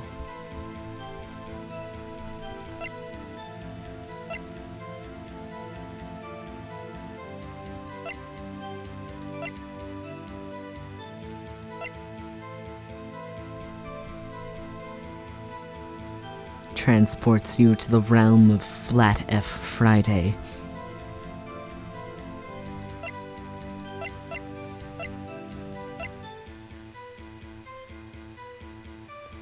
What is the screwdriver ever gonna come up?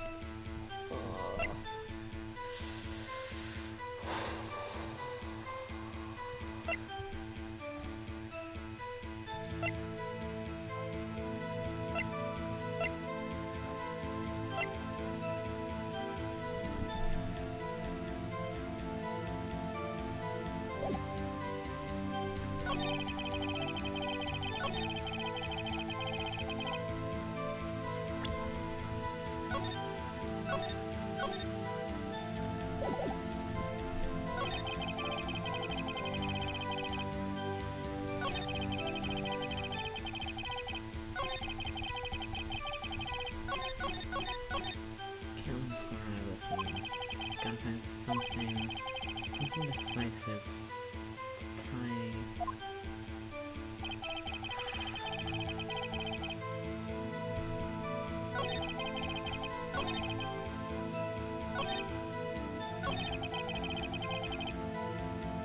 Is it gonna be the gloves? I feel like it's gonna be the gloves. I don't know. Aw, shoot. No.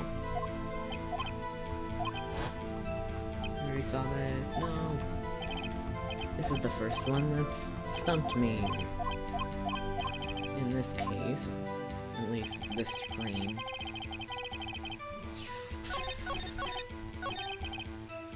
Definitely not in this case. Where did the gloves come from? They came from the locker, which was tied to SL9. Came from Goodman's locker, so that wouldn't really work. The only other thing that ties him to the case is his brother's name on... Can you check the video? I can check the video. I don't know what you would see in the video that would be new, but we can check the video.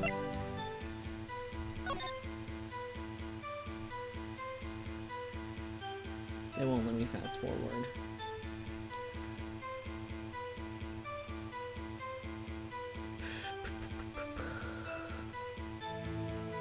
There's the dude who stabbed Meekins.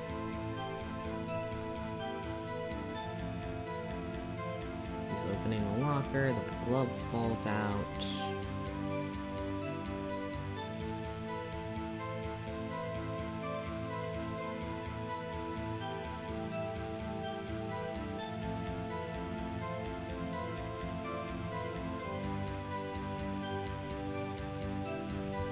Maybe he'll say more when pressed that messed it up.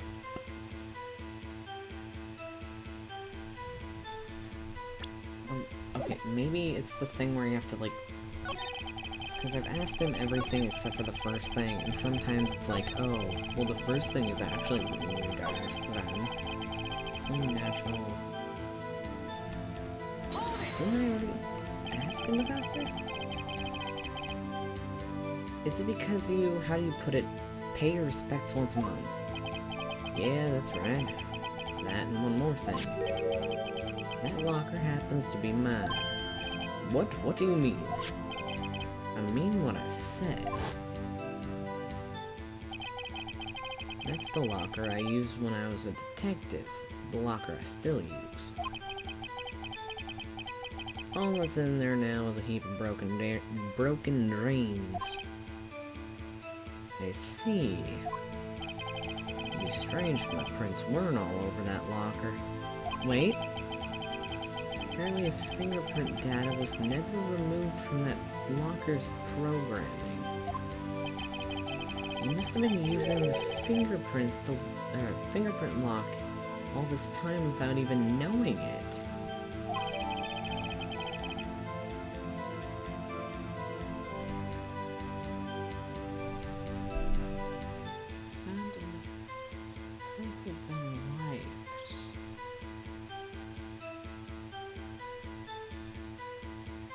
MQ is the smartest person here. I am dumb right now. Are you starting to get the picture, partner? The picture?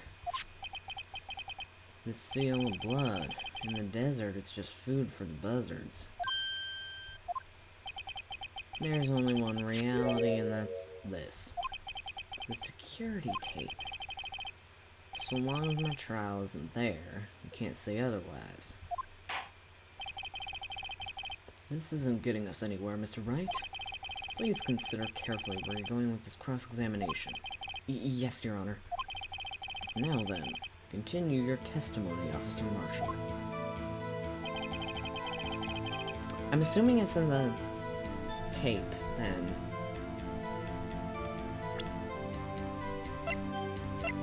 Let's watch the tape again. I didn't want to do that. No.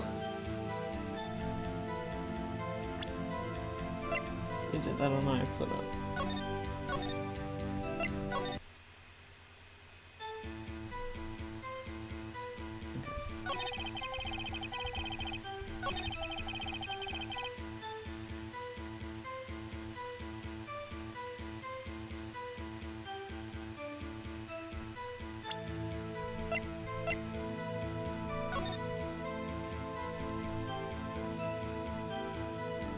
want to see the lockers. Stop! Stop it! Right, stop it! Well, apparently it has nothing to do with the tape, especially on that one.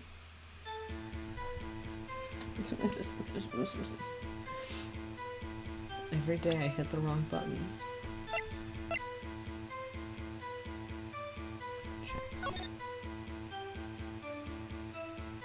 There's no blood on there.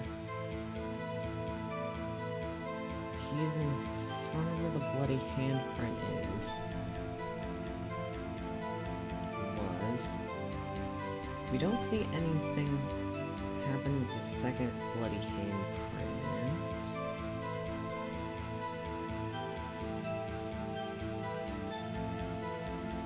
I don't know if he's wearing gloves.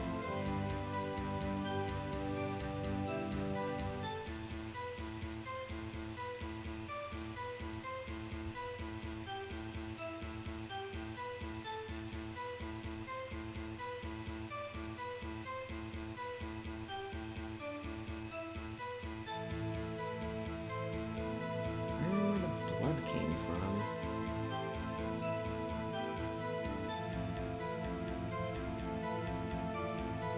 Who the heck left the bloody...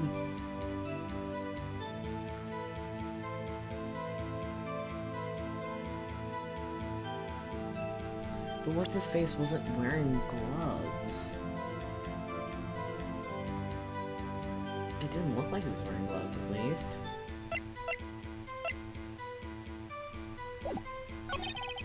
These things in the fingerprints are completely irrelevant. Do you know the murderer was wearing gloves?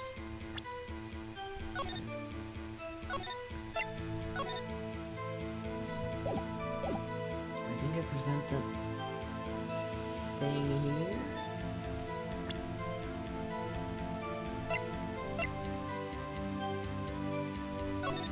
No, no. Sure.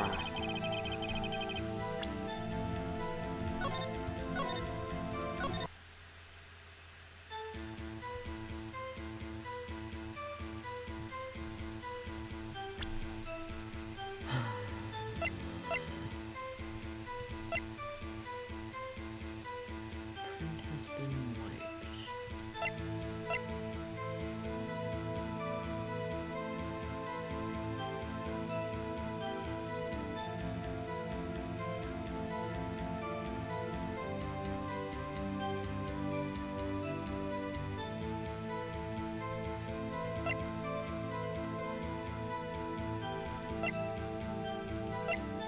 Let me check this again.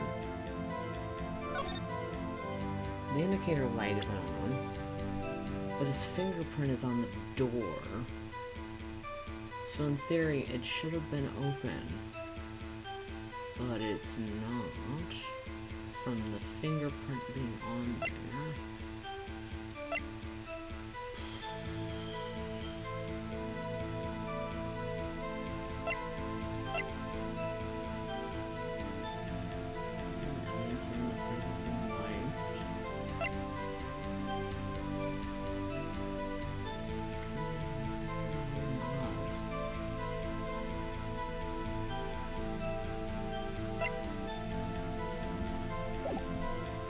I'm sorry that you're suffering, MQ. I am trying to figure this out, but I'm not good at video game. The blood stain and the fingerprint are completely unrelated. Murder touched the locker.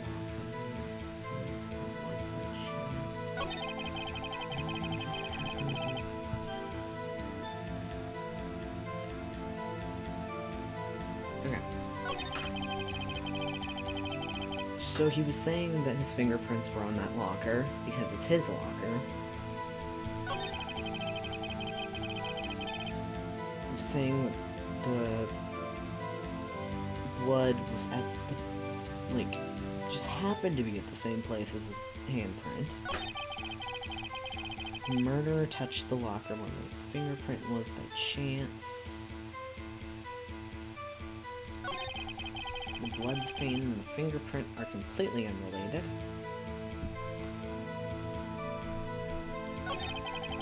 Or did you know murder was wearing gloves?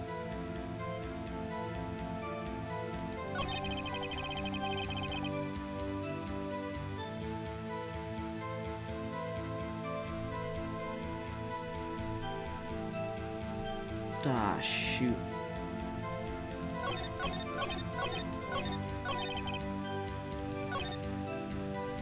Okay, well I'll just go through all... Wait. I guess you have to pay your respects to Mom. Warcraft's to be mine. What do you mean? What I said. Swap our users when it's objective. See, restraint from the principal. This one using this fingerprint lock all this time without knowing it.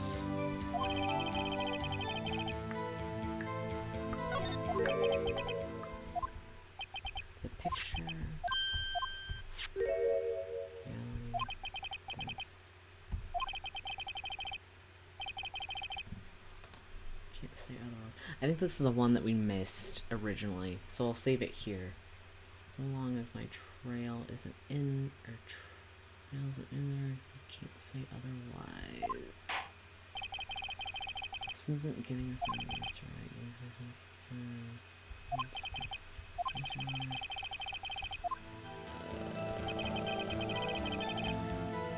I guess I'll just breeze through all of these.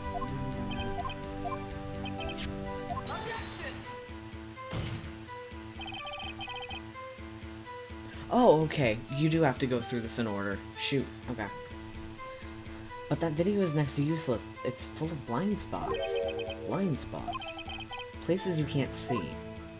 The camera's panning back and forth. The floor isn't shown. If someone was familiar with the camera's position, they could leave the room without being caught on tape. We don't have time for your speculations, Mr. Wright. Very well, Mr. Wright. If you can show us evidence in this video that indicates Officer Marshall was present, please do so now.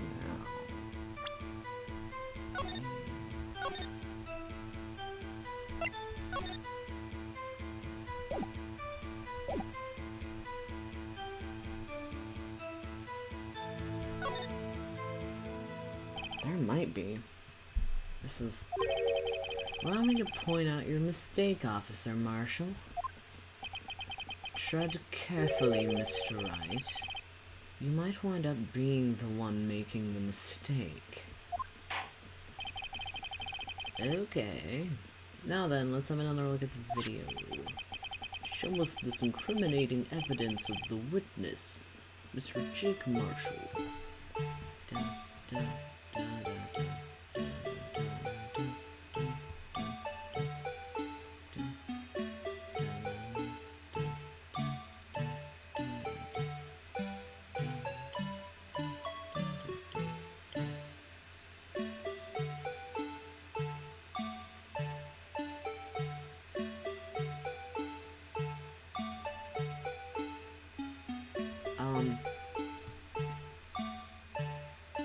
This one. Or maybe the other one over.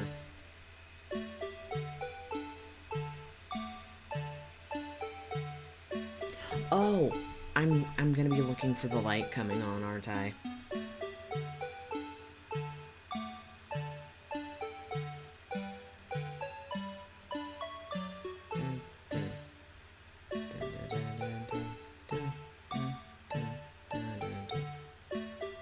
I'm assuming it's gonna be when, right?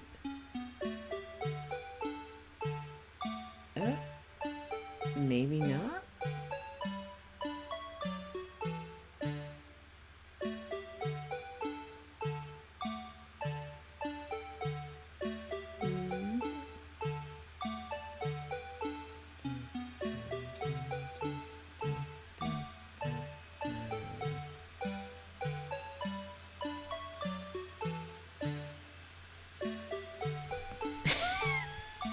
Why?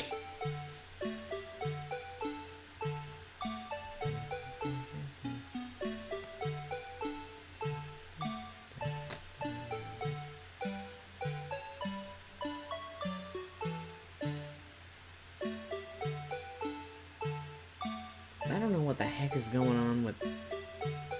What's this face? I don't think it's...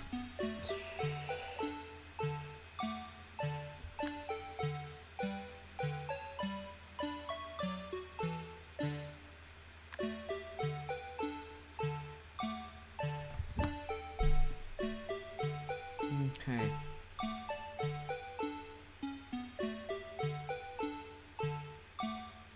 Something keeps going on with...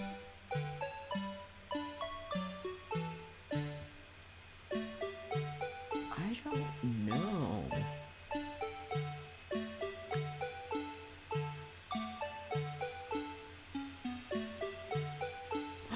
Wait! Wait a minute. Wait a minute. I know what's up.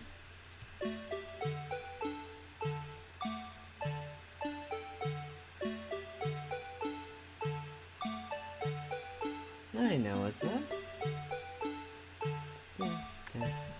Pause, pause, pause, pause, pause, pause. No! Rewind, rewind. I hate the controls for this.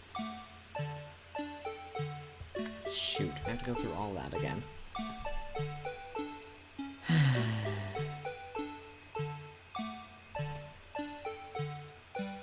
I need to have my pause button ready.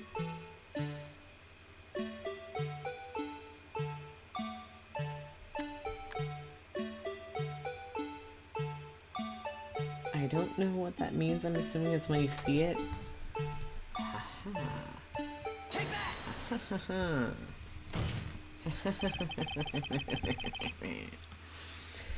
Bringing our attention back to the security camera. It's a mistake. I'm afraid you'll soon not forget, Officer Marshall. The days are short in Texas, and so are our tempers. Could you sum up what you have to say in 8 words or less? Yep. Very well. You can clearly be seen in this video. Exactly 8 words. Not bad, partner. The key lies in a certain locker shown in the video.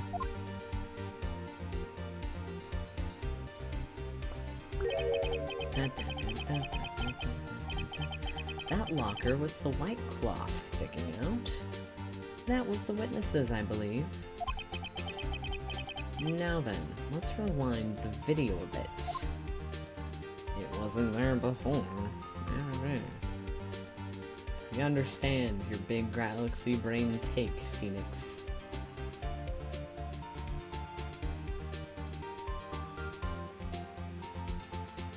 All I know about the... Oh, the white cloth, it's gone. All I know about Blue Badger is that there's multiple cases in the future that involve him somehow. What's the meaning of this, Officer Marshall? When the crime took place, the white cloth wasn't there. Then it suddenly appeared. There's only one explanation. Blue Badger might be... Betest love it.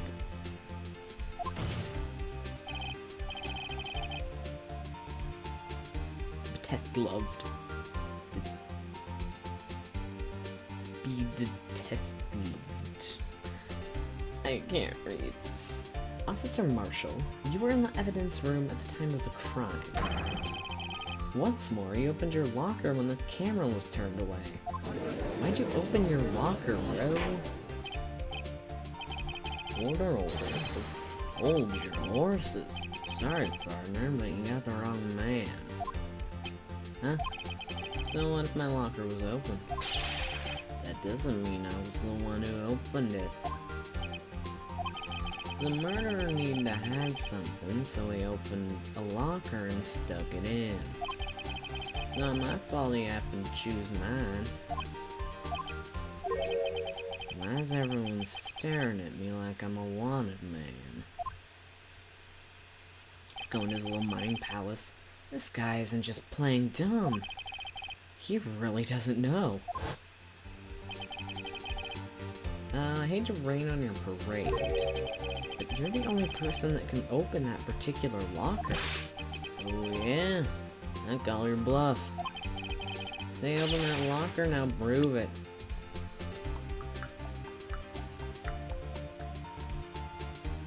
Wanted for tech literacy reasons.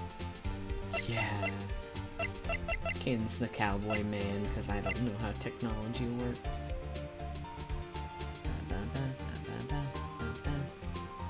Found on a bloody handprint. On Marshall's locker. The print had been wiped.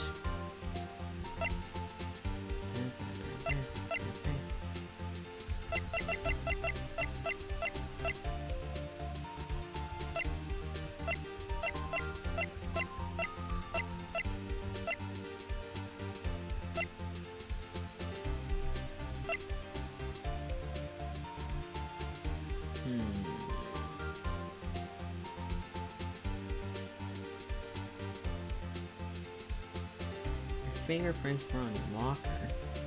That means probably opened it.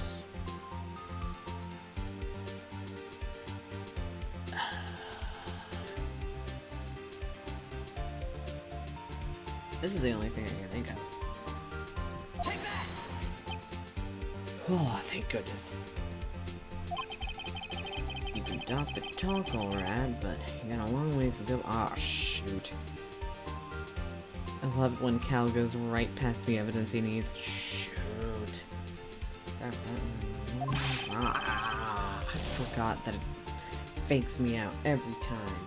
Mr. Wright, I think I could prove this one. Sorry, Your Honor. If that's Officer Marshall's locker, then only he can open it, and I should know this. Come on, partner.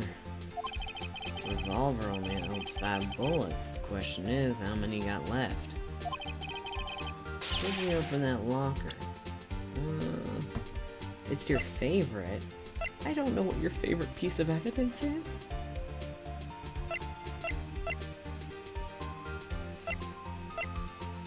Allegedly dancing at the scene of in the evidence room at the time of the murder at the PD.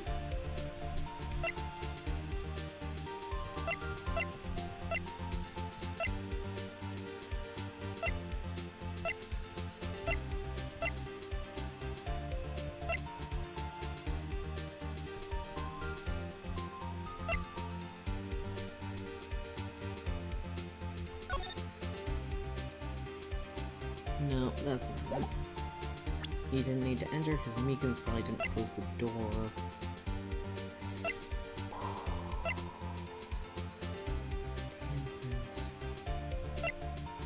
Evidence from past case. Is it the vase?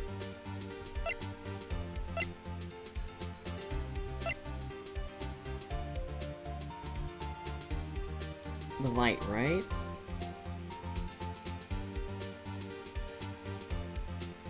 The light wasn't on before he came in there, and it was off when he left.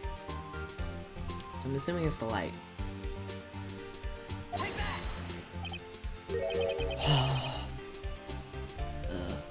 Fingerprint sensor. We talked about this earlier today. The lockers can only be opened by the detectives they belong to. What kind of crazy talk is this? Well, Detective Gumshoe did mention something about this. In any case, the locks aren't that obvious. There are even some people in the force that don't know about the fingerprint locks.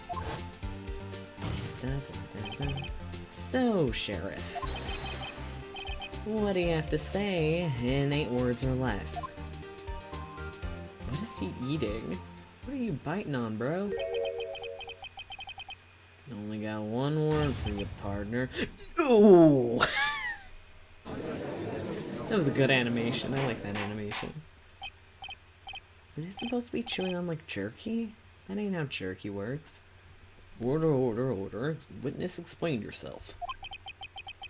If this is a joke, it's the worst I've ever heard. I assure you it's no joke, Officer Marshall. Now, please tell us what you were doing in the evidence room at the time of the crime.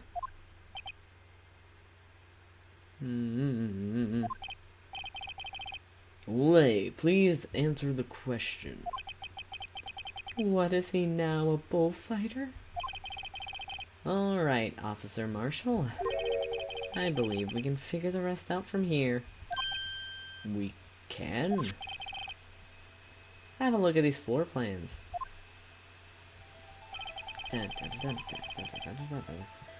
There is no place for someone to hide in the evidence room. Yet Officer Meekins didn't see Officer Marshall. If that's so, then where was the witness? It seems Mr. Wright has an answer. That's right. The only possible conclusion. Well then, let's hear it.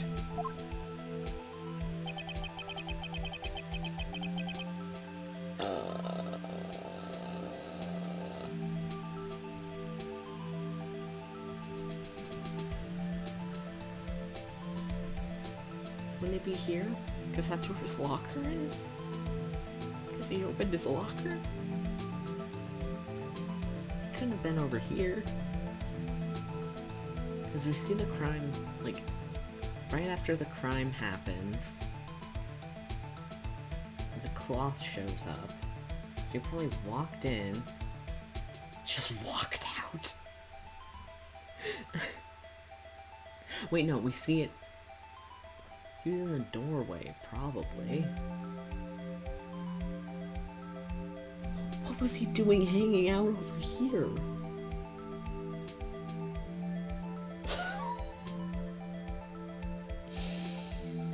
I think he was in the doorway. You see there his locker in the doorway. I'm trying to... I don't want to lose another health point. So, he walks in. Other dude walks in. Cut back over. Cut back. Third cut back is when they're attacking each other, I think. Goes back over. Goes back over to Meekins. Goes back over and the cloth is in the I'm overthinking this. Goes back over and the cloth is in the locker. He was at his locker. Okay. It auto did it for me. Thank you, game. Thank you for making me feel more secure. Officer Marshall was standing right here. So Officer Meekins didn't notice him standing there. That's almost as credible as Meekins' warp theory. Ah, shoot. Chamber's empty, partner. Better reload. Now they're ganging up on me. Okay, I'm saving here. So I at least have 2 little... Or actually 4. No, they're gaming up on me. Perhaps you should think a little more about where Officer Marshall was. Officer Meekins should have seen him in the evidence room. That means the only place he could have been would be... Well then, let's hear it. Outside of the evidence room?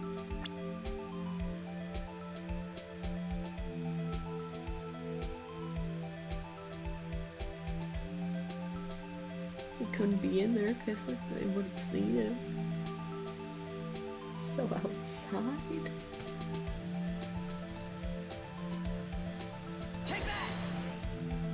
Is it out? Is it... If this is actually it, I'm gonna cry. Officer Marshall was standing right here. So Officer Meekins didn't notice him standing there. Ah, shoot.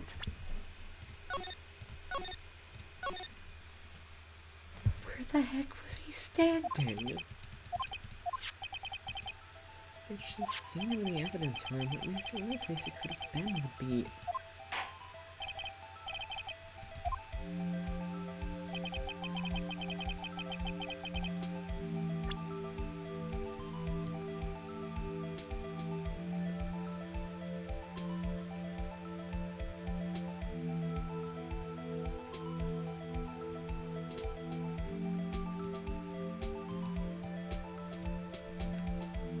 Is it this? Officer Marshall is standing right here. So Officer Meekins didn't notice him standing there. Oh, wait.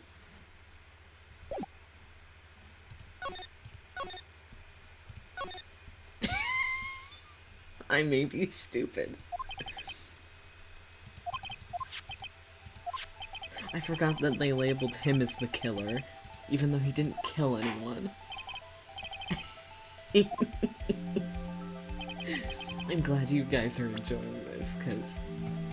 Victim! Who's the victim? Who's the victim? Please? Officer Marshall was standing here. There, but that's... Finally! Golly gee. That's where the victim Detective Goodman was. Nuh-uh-uh. Correct, unless the man wasn't Detective Goodman. I believe the victim in this video is Officer Marshall. It was you dressed up like Detective Goodman. Okay, Gateway. But that's preposterous. Officer Meekins witnessed the detective at the crime scene. Once he saw the man's face, he'd know for sure. May I point out, though, that Officer Meekins did not know Detective Goodman. He also testified about the man's reaction when confronted. When I entered the evidence room, I showed him, or asked him to show his card. Yes, and how did Detective Goodman respond? Oh wait, does that mean Marshall would be Gordon? That's all I'm saying. You suddenly pulled a knife on me. I'm bringing that back from earlier. Something about the officer's story puzzled me. If the man had had his ID card, why didn't he just show it? Yes, he would have needed it to enter the evidence room, so he must have been carrying it. The answer is simple. He couldn't have shown it. Huh? As you can see, Detective Goodman's picture is on his ID card. Oh, I get it. If he showed that, his cover would have been blown. Officer Meekins would have realized the man wasn't Detective Goodman. Do you have anything to say to this, Officer Marshall? You got quite an imagination, partner. You got a term for that. It's called circumstantial evidence. Circumstantial evidence? He's still denying it. I'm gonna have to do better than that to break a detective. Unless we have hard evidence proving I dressed up as the victim. I can't say I particularly care for your uncooperative disposition. Can't say I care for your beard, but you don't see me complaining. Well, Mr. Wright, do you have any evidence proving beyond a shadow of a doubt? I'm saving here, because it won't let me save in certain things. Dressed up as a victim. Well, who am I kidding? I don't have anything like that. I can see the fear in your eyes, partner. Seems you're the one who couldn't take the desert heat. This can't be happening. It's so obvious he's the one. What can I do? It looks like your lack of experience has finally been exposed. I'll pass on to you what someone told me when I was just starting out. When you've... Edgeworth is giving the advice? When you've run into a wall with no place to go, return to the basics. The basics? Budget, Mia. You're not wrong. For me, that would be what Mia used to tell me. Yeah, bro, he's done the character growth thing.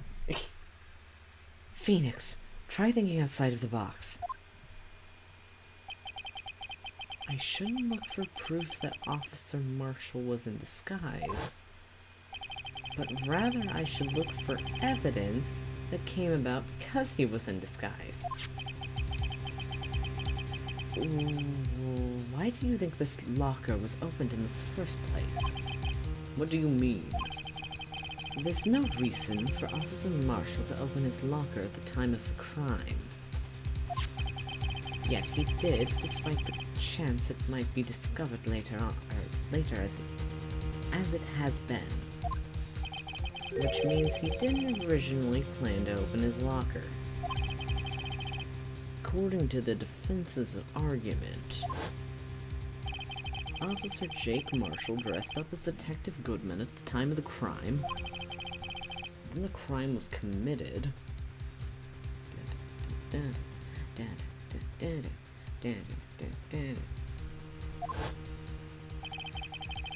he opened his own locker for some unknown reason. He put the disguise back in his locker.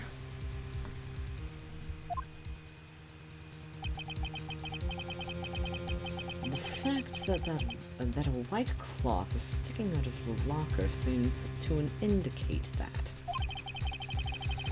He opened it in order to put the cloth inside.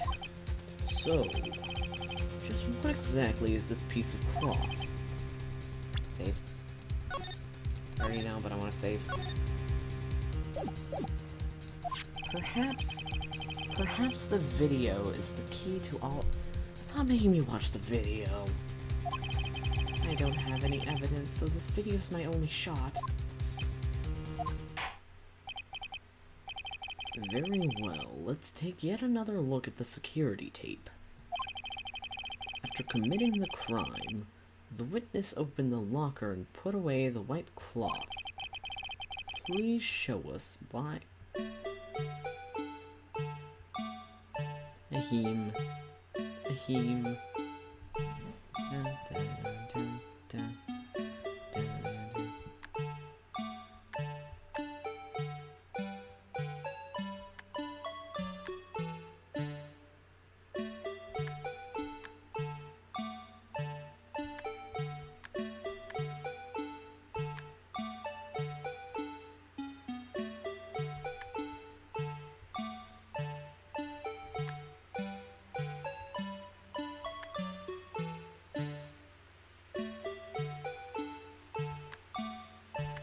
Wait a minute. Okay, I know.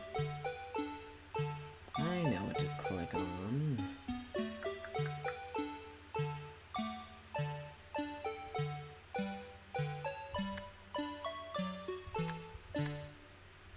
Tab, no, back. J. Backspace, pause. Right there.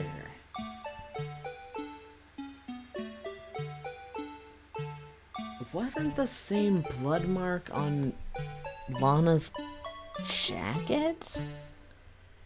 That's a bit suspicious.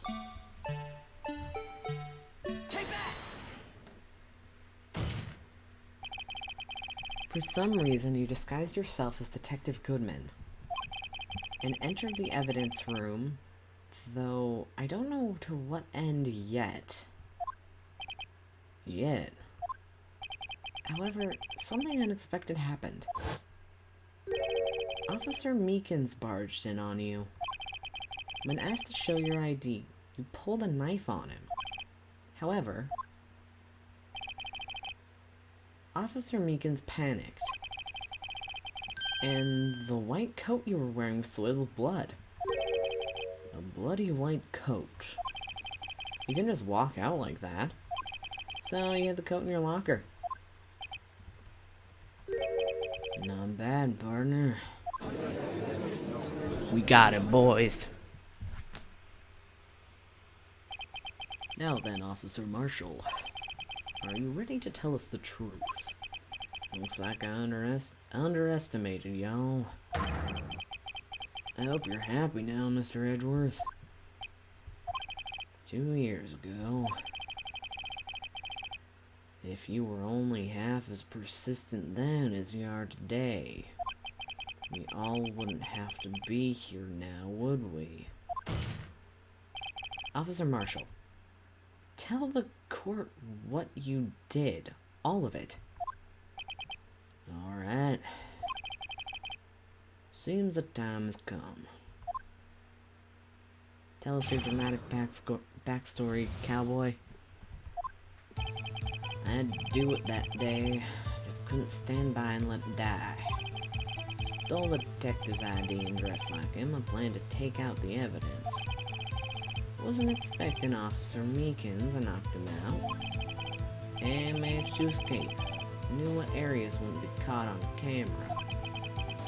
There wasn't any murder in the evidence room at 5:15.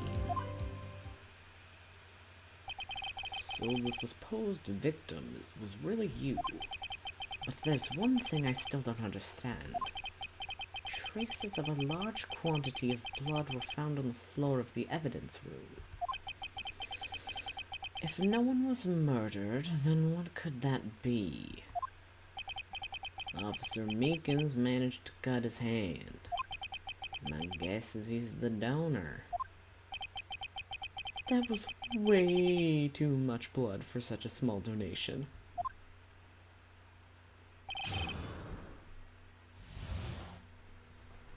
Was there blood in the vase?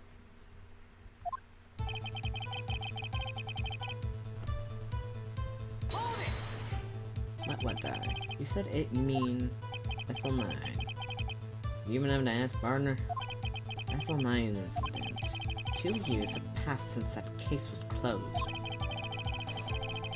It was going to completely end with a transferal that day. Not if I have anything to do with it. That incident's not over. But what did you hope to accomplish by sneaking into the evidence room? When a case is closed, only that case's lead detective can look through the evidence. I wanted to have a look at it myself one more time, no matter what the cost. I don't care what anyone says, partner. That case is mine. But Officer Marshall wasn't in charge of that investigation. Why does he care so much about— 'Cause his dead brother. That day was my last chance, that's why.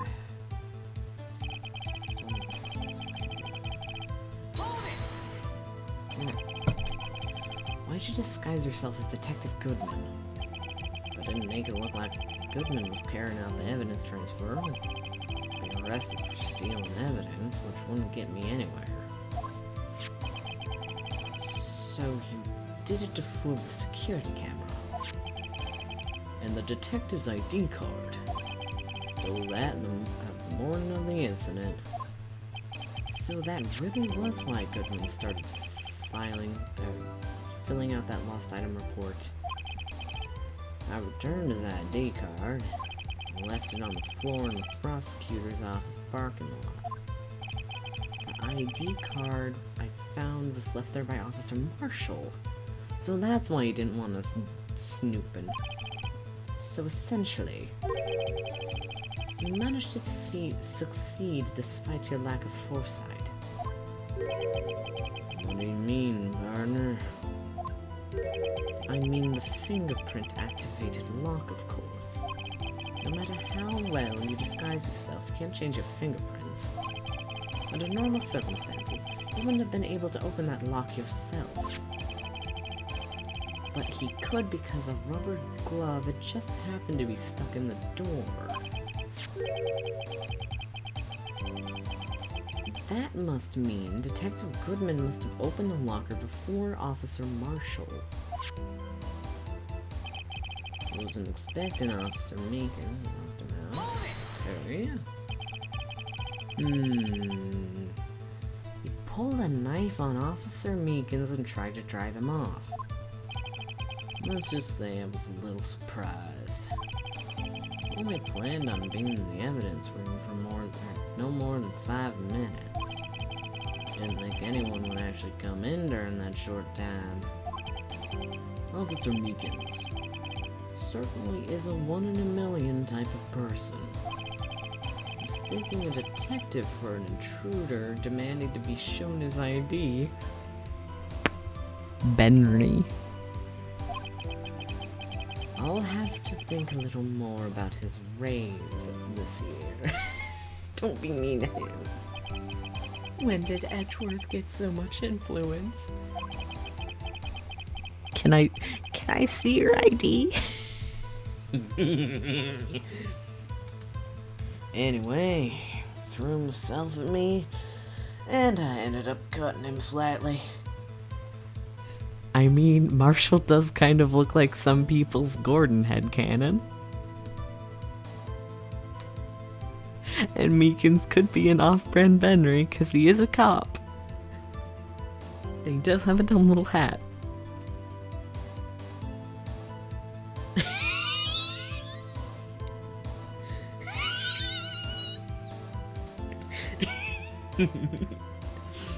And the violence. The violence and the kill and the maim. Them duking it out by the locker was just the end of Life VRAI. Things in the Venn diagram.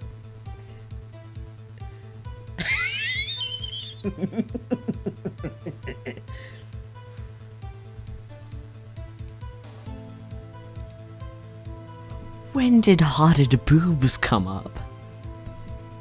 Are you talking about Angel?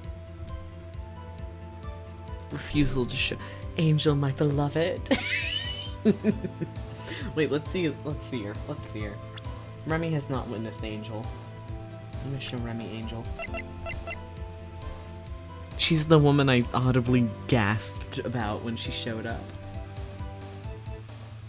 Pretty lady. Anyway, he threw himself at me and I ended up cutting him slightly. Sorry I had to turn out this way, or out that way. You call me a gay boy. I know you're calling me a gay boy. Hey, leave me alone. I can appreciate a woman from time to time. Me knocking him out and everything. By the way, what happened to your knife? Oh, you mean this one? Huh. I don't know what to say. So you knocked Officer Meekins out and...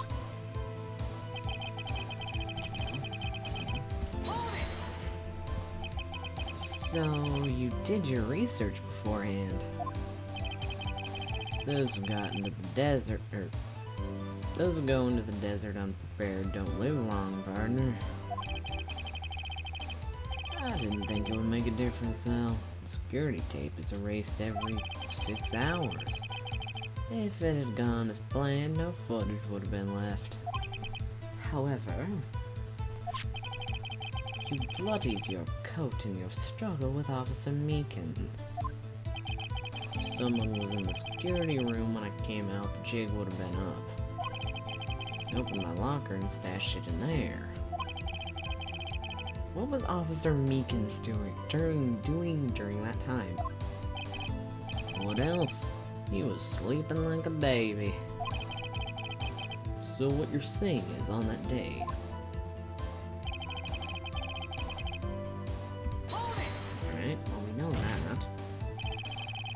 blood found on the scene certainly indicates a crime took place.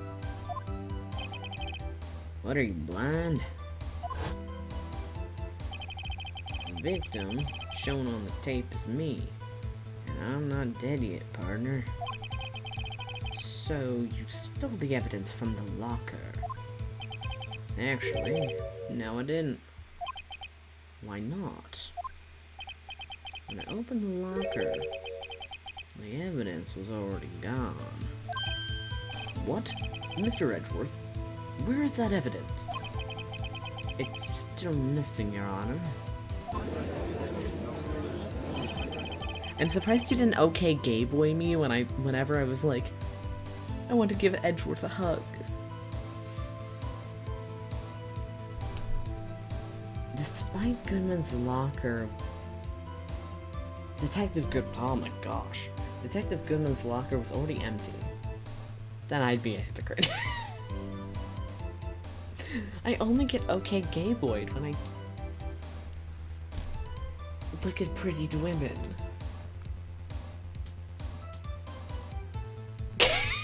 Do we bring up the Godot incident of yesterday?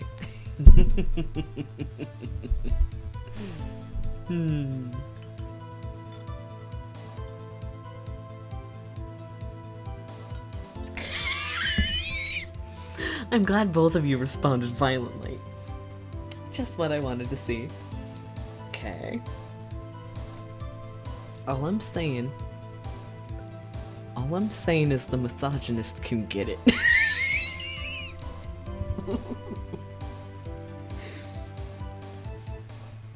Detective Goodman's locker was already empty. I'm glad you liked that. Someone else stole the evidence.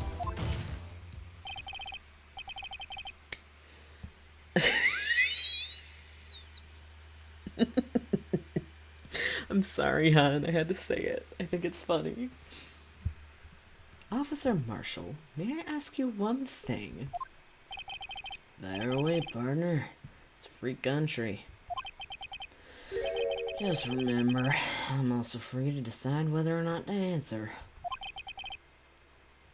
Why did you do this? Stealing a detective's ID, injuring a police officer. This is no small offense. Moreover, you're an officer yourself. This will have serious consequences.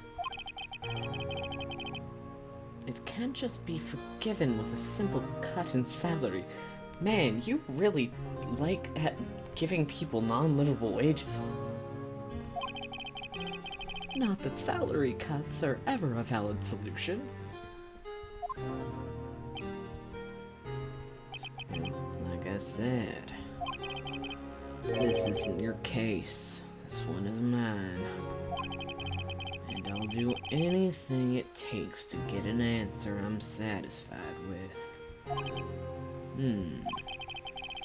The witness has an unusual amount of zeal. Let's hear more.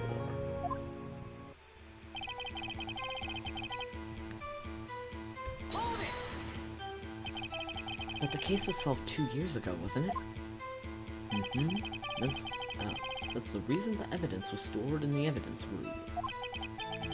Joe Dock was convicted for his crimes. One thing I can say for sure is that he deserved his sentence. I remember the Joe Dock case. I almost did the Edgeworth voice for the judge. It involved serial murders, did it not? I don't intend to complain about how it turned out. But there's something that still bothers me. Something went down at that trap. Something no one will talk about. What happened? I don't know. That's what I'm trying to find out.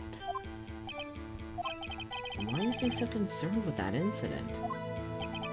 Maybe I should present him with what I think his real reason is. The feeling will wind up here sooner or later. Everyone involved here is related in some way to that case. I better take another look at the files. Because it's his brother.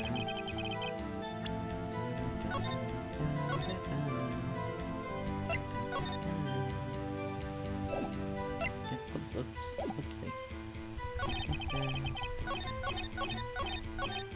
Ah, shoot.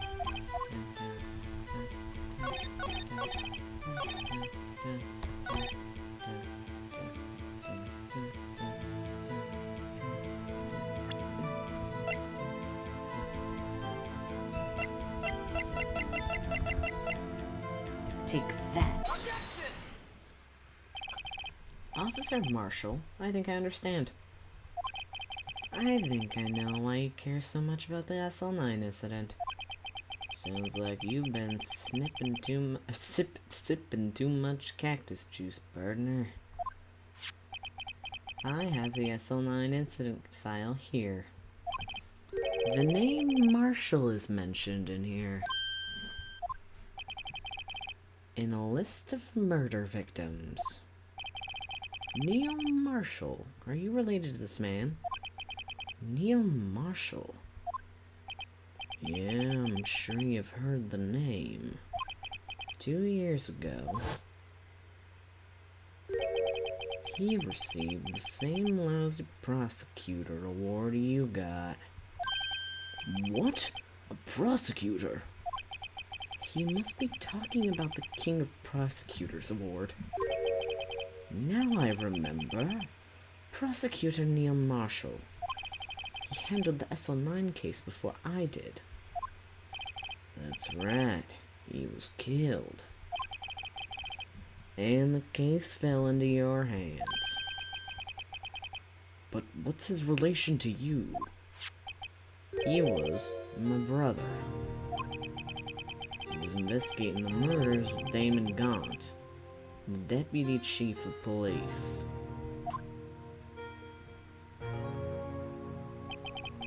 Dun, dun, dun. The group of detectives I was part of worked under them. We were desperate to prosecute the killer. Joe Dark. My brother fought Dark and was killed. That was the first time Dark left behind any evidence, and that was all we needed.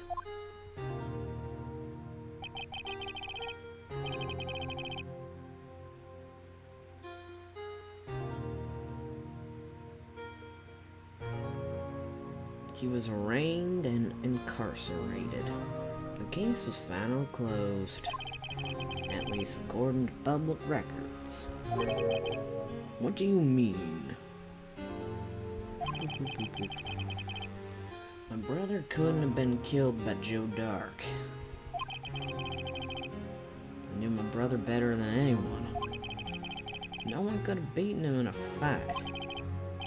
And that is... your brother... that's your reason for your insane actions. And that's it. You nearly turned yourself in because of a dream, Miles. You can't...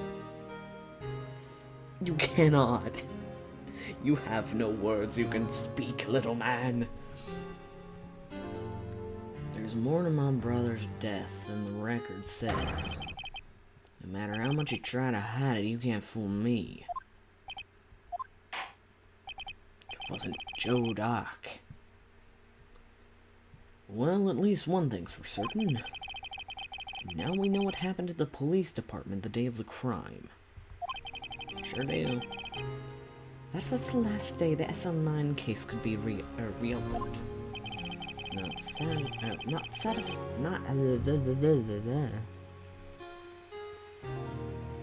Oh, I think my mom texted me.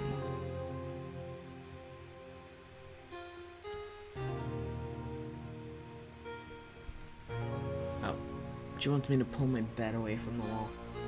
I'll do that before it gets too late. Be right back. I will mute my microphone so you won't hear.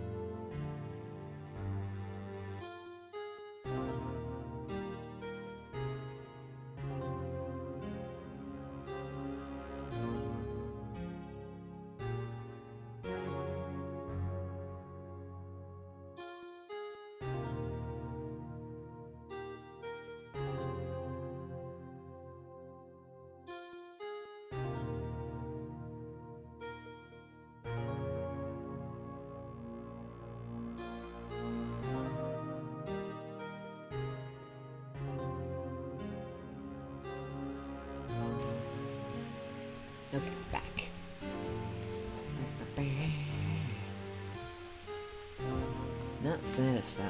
Not satisfied with his resolution, Officer Marshall planned to steal the evidence. Disguising himself as Detective Goodman, he entered the evidence room. Officer Meekins confronted him, so he rendered him unconscious and fled. Bro, he has so much blood. Good for him. Yes, this mystery has finally been cleared up. No murder took place at the police department that day.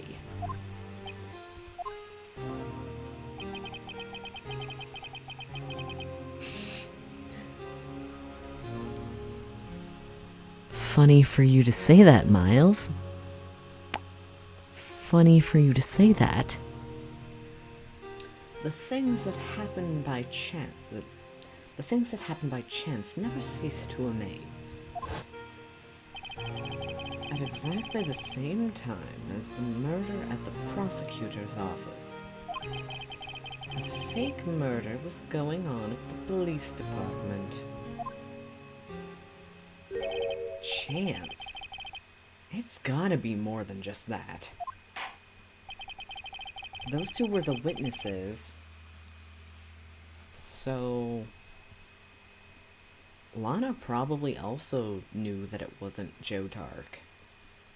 So if no one was murdered at the police department on the day of the crime, that means the murder in the prosecutor's office parking lot was the real one. Which in turn means only one person could have committed the crime. Chief Prosecutor Lana Sky. Da, da, da, da, da, da, da. But wait, a verdict wasn't reached until yesterday's trial. Hey, boy, leave me alone. Which is why we examined the incident at the police department today. But there's only one reason the defendant was not convicted yesterday. There yet remained the mystery of simultaneous murder at the police department. Seems to me this boy's got the draw on you, partner. All of the mysteries at the police department have now been resolved, no doubts about it. A sole murder took place at the prosecutor's office. The only suspect is Lana Sky. And the testimony of one Miss Angel Star is completely uncontestable. If you have a response, make it a single word or less.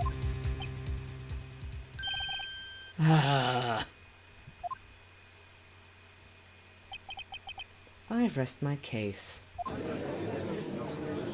Gay people doing a bow.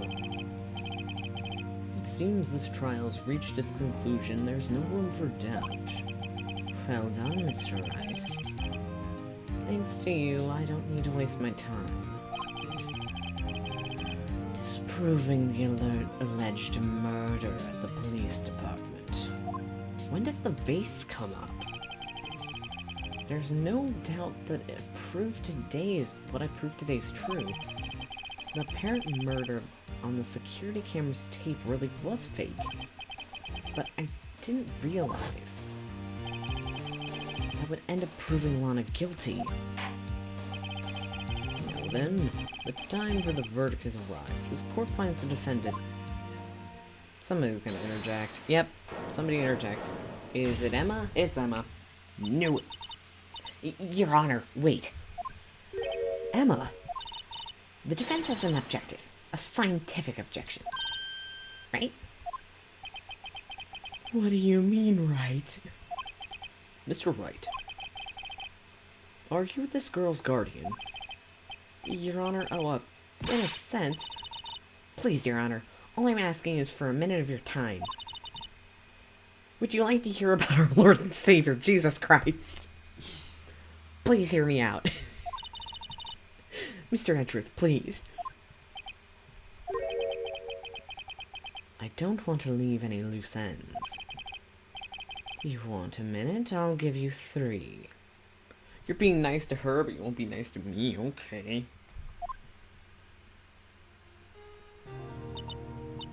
Probably has sympathy for kids that are in this situation.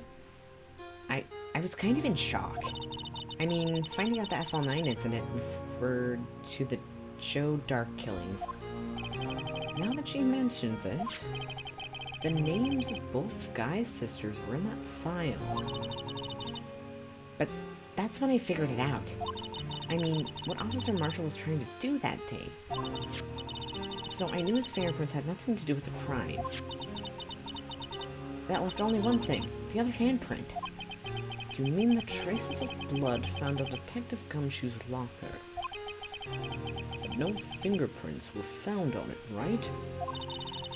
No, but I figured if I examined it scientifically, I'd be sure to find a clue. So I ran over there and looked at it again.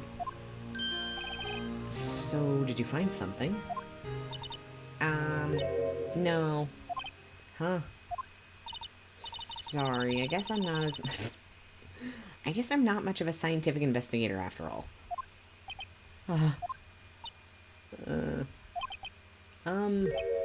Is that all? Please don't be mad. I'm just a high school student. And I'm just an attorney.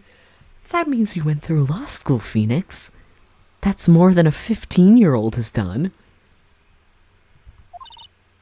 But Mr. Wright, those traces of blood were the only clue we have. If I couldn't find something wrong with them... Please, Mr. Wright, you're a professional. If anyone could save Lana, it's you. Me? Oh boy. Time's up. Now then, Mr. Wright. With regard to the incident, the police department. Does any reasonable doubt remain? Yes, it does. Whoopsie.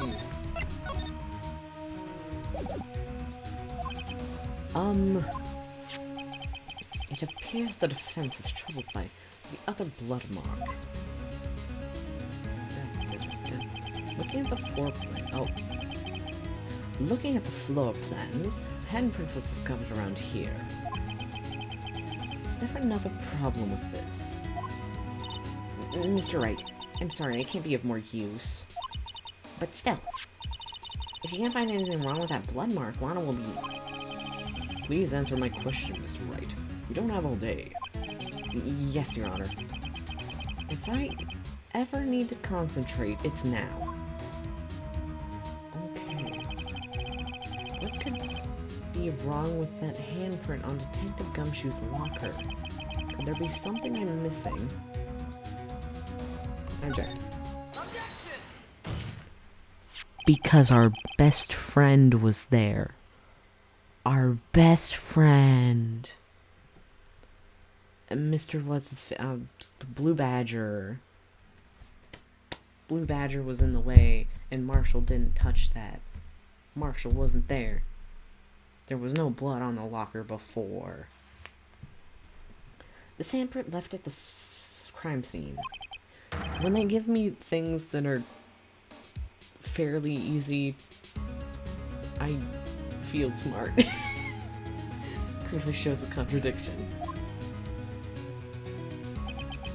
I love his little shrug. It's so fruity. The only thing that seems clear is your grasping, Mr. Wright.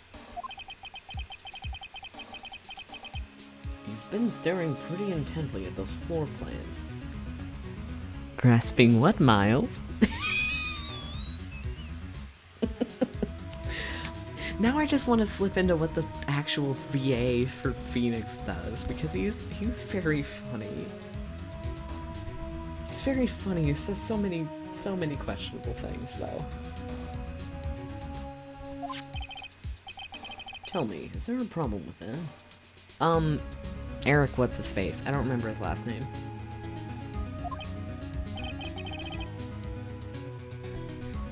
Smooth and hard.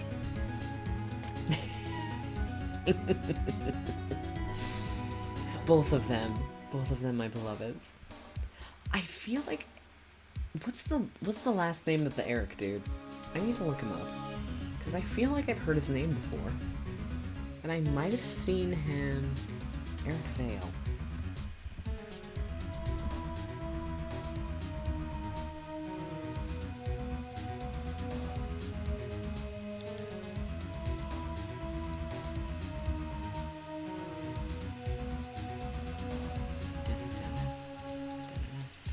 He was born a day after me. Many years before I was born.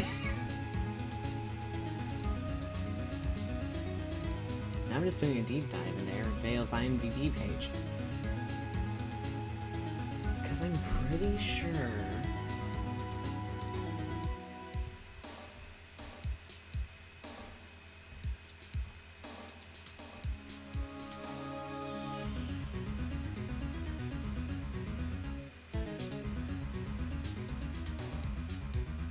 I've seen this person and I've asked this man a question in real life.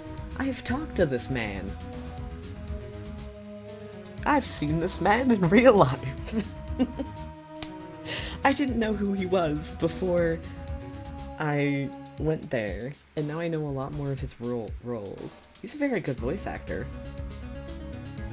Sadly, the only things I knew him for at the time were Yuki in Fruits Basket, and the characters he played in Hetalia. Those were the only characters I knew him for.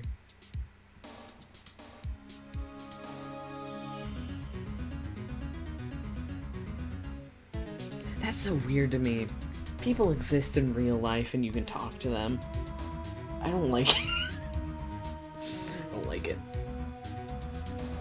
Okay, back to your regularly scheduled gay lawyers.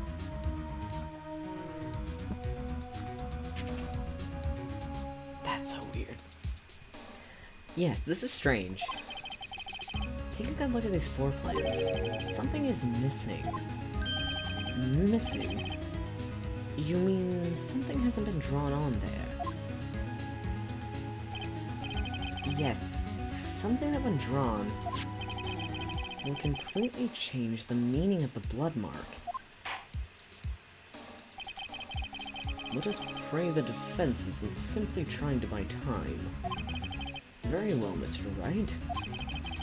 With all this evidence here, there's gotta be something I can use. The question is, which item can prove something is missing in the floor plan? My best friend! That totally doesn't scare me. Marshall? What about that piece of plywood? The Blue Badger, mascot of the police force. Defender of truth, guardian of proof. Explain yourself, Mr. Wright. Please look at the floor plans of the crime scene. The Blue Badger is not here. So watch what happens when we put him in. This is where he was dancing at the time of the crime. Blue Badger was boogieing down while a man got stabbed. Well, what? That's right. So long as the Blue Badger is dancing here, it would be impossible to place a handprint at this spot on the locker. What? Cowboy, you didn't put your hand on the locker, buddy. So that means, what exactly does that mean? It means it can't be done. What are you saying? Blood traces were undeniably found on that locker. Don't look at me, I didn't put them there. Mr. Wright, think it through scientifically. Emma, on that afternoon, Officer Meekins was the one who brought the Blue Badger to the evidence room, right? Whose shoes? Whose shoes? Whose shoes are heels? I want to know who has heel shoes.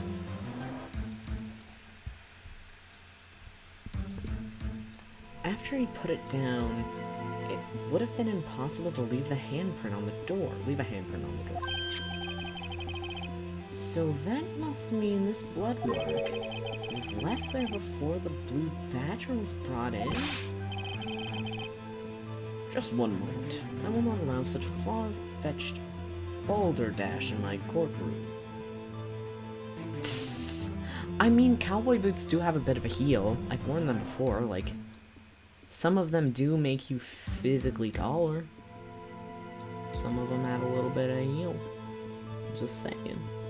Cowboys have a little bit of heel, man. I'm pretty sure it helps you keep your boot in the... I don't remember what they're called. Little things you put your feet into when you're riding. Horse. Saddle. Feet holder on saddle. Now I just want to ride a horse again. Remy, I'm sorry for bringing up horses, but horse good. Stirrup. Yeah. One of those. Horse saddle anatomy lesson. Just one moment. I will not have balderdash in my court. It may sound far-fetched, Your Honor, but it's the only possible explanation. On February 21st, in the police department's evidence room, blood was spilled not once, but twice. Is that where Lana got her hand hurt? But how? One time was captured on this tape taken by the security camera. Officer Meekins cut his hand from the trivial amount of blood from which a trivial amount of blood fell. The problem is the other time that Meekins wouldn't have seen the blood. Someone put prior to the struggle shown on this tape. It had to have been Detective Goodman when he was really murdered. That's ridiculous. I refuse to accept your absurd claim. The murder portrayed in the security tape has been proven to be fake. However, that does not explain the blood mark found on the locker. So then, assuming this murder you purport really happened, when did it take place? I demand you show evidence that proves when it occurred. When did the first incident occur?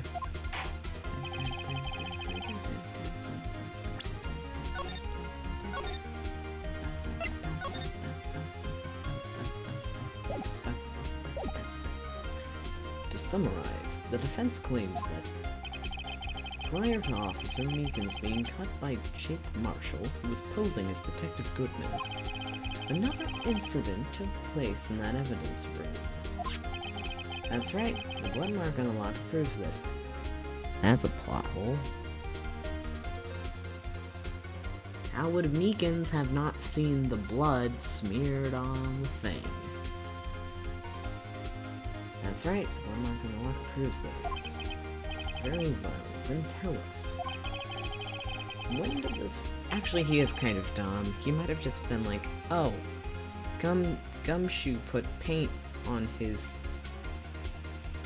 locker that looks mysteriously like blood. When did this first incident occur? As Mr. Edwards said, proof must be presented. Proof that shows when the murder took place. There's only one piece of evidence that can show that. Now then, will the defense please present its evidence? It shows when the first... Oh, shoot. Nah, man.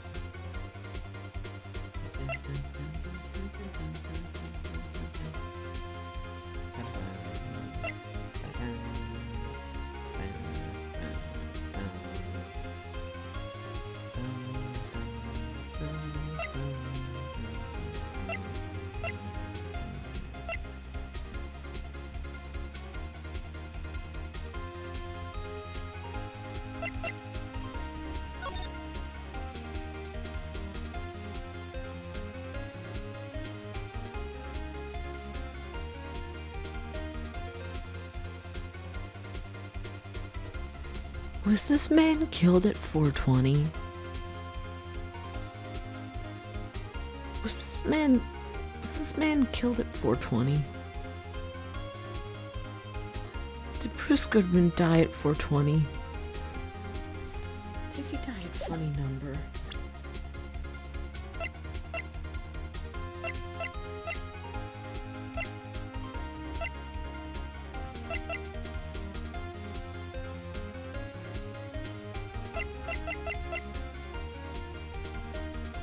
I think we would have known if Edgeworth committed a murder.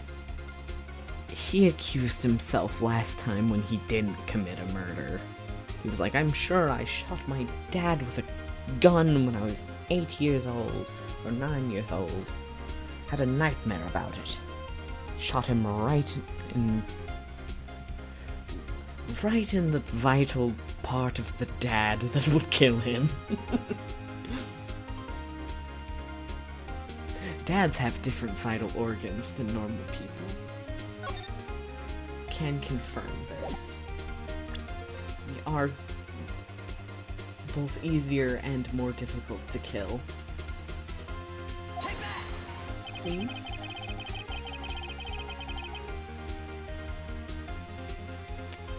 He was shot in the heart.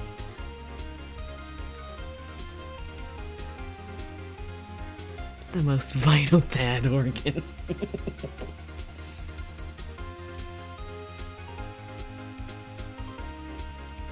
I don't know, man. The heart is just the only overlap. The heart and the brain are the only overlap of dad anatomy with human anatomy.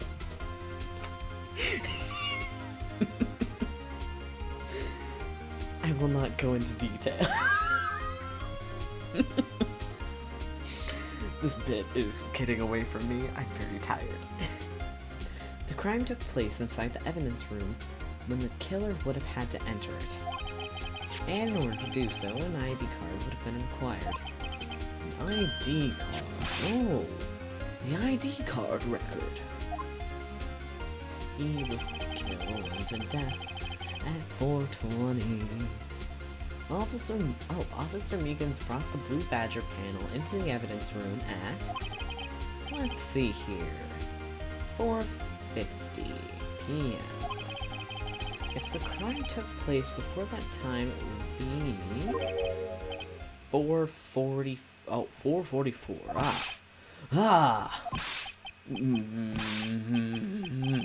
Miles Edgeworth? Just what have you done? Never would have figured you had the nerve, boy. Drop the act, witness.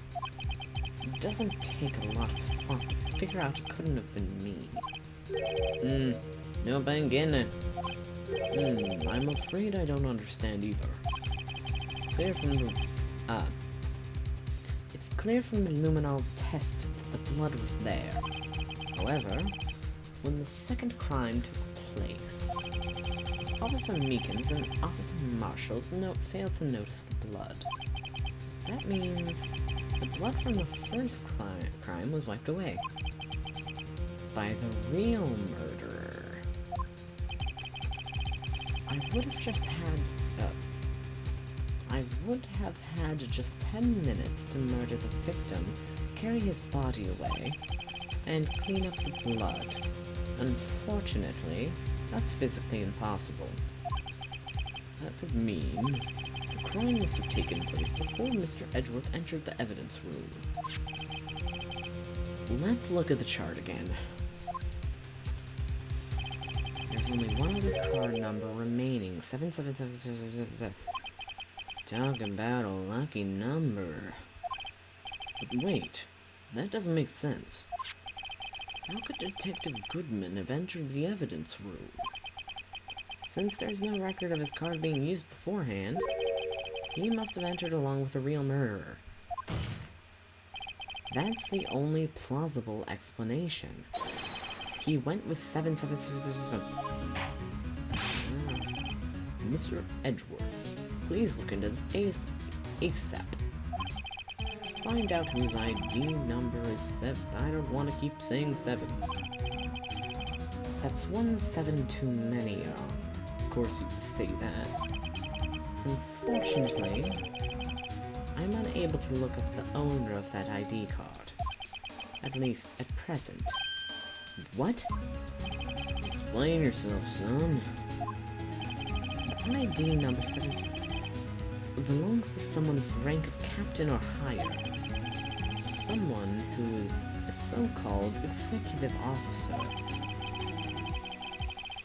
We don't have the authority to inquire into such a person's identity. But that's ridiculous, just how...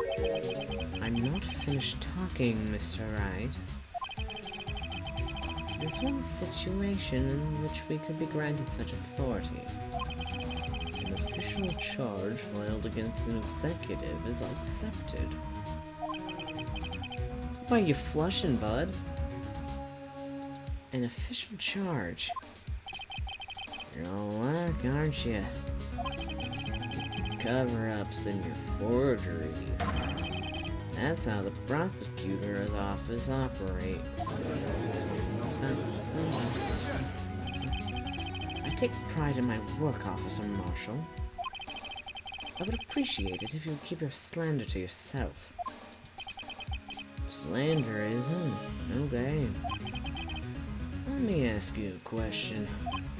Yes? No, not you, to her, the defendant sitting over there. Your own little executive. But Lana... Don't be stupid. She's been charged with murder. Of course we've looked up her IT number, and it's not 7-7. Number of 7s I don't want to keep repeating, because it's annoying. Don't blame me for a fool, partner. That's not what I want to talk about. It's not what I want to ask. All I want to know is one thing about that incident. This online incident? Answer me this, Chief Prosecutor. In that trial 2 years ago, did you really only use legitimate evidence? Hi, Lana. Do you need the witness to repeat his question, Chief Prosecutor? Violent, rage, hiss, curse. I don't understand why you're angry, but okay. I heard him fine, Mr. Edgeworth. 2 years ago, I was in charge of the prosecution for that trial. At the time, occasionally, we felt the powerlessness of the law. At least, I did. Lana. I became a prosecutor in order to suppress crime with the law. But before I realized it, we were the ones being suppressed by the law. Defendant, just what are you saying? I'll ask you again, Chief Prosecutor. During that trial 2 years ago, did you really present all the evidence in court? Can you look at me, an investigator in that crime, in the eye and say you didn't? You did. Chief Prosecutor, you didn't. I don't have to, Officer Marshall. Why won't you answer him? Drastic crimes require drastic measures. That's just the way it is. We did what we had to, in order for him to get the verdict he deserved. But Lana! A girl boss stays winning. Even if it involved forging evidence.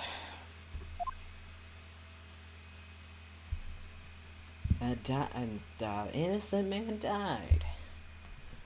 We love to see a girl boss winning. See? That's what I'm talking about. No. Order. Lana's remarks caused such a stir, the chaos in the courtroom cannot be quelled. The conclusion of the trial would have to wait until the following day.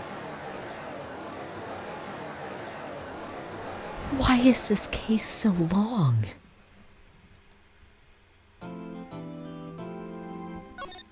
Yeah? Is there an investigation period? If there's an investigation period, I'm gonna die. I was hoping we could wrap it up tonight. I guess I'll try and get us through the investigation period. I'm so sorry, Mr. Wright. I'm sorry for what my sister said. Drastic crimes require drastic measures. That's just the way it is. We did what we had to in order for him to get the verdict he deserved.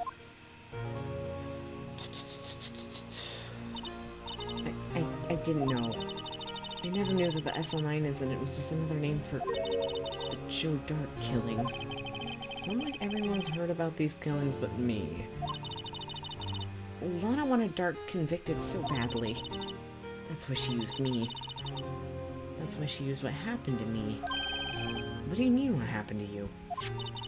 It's all here in the file. Joe Dark's last victim was Prosecutor Neil Marshall.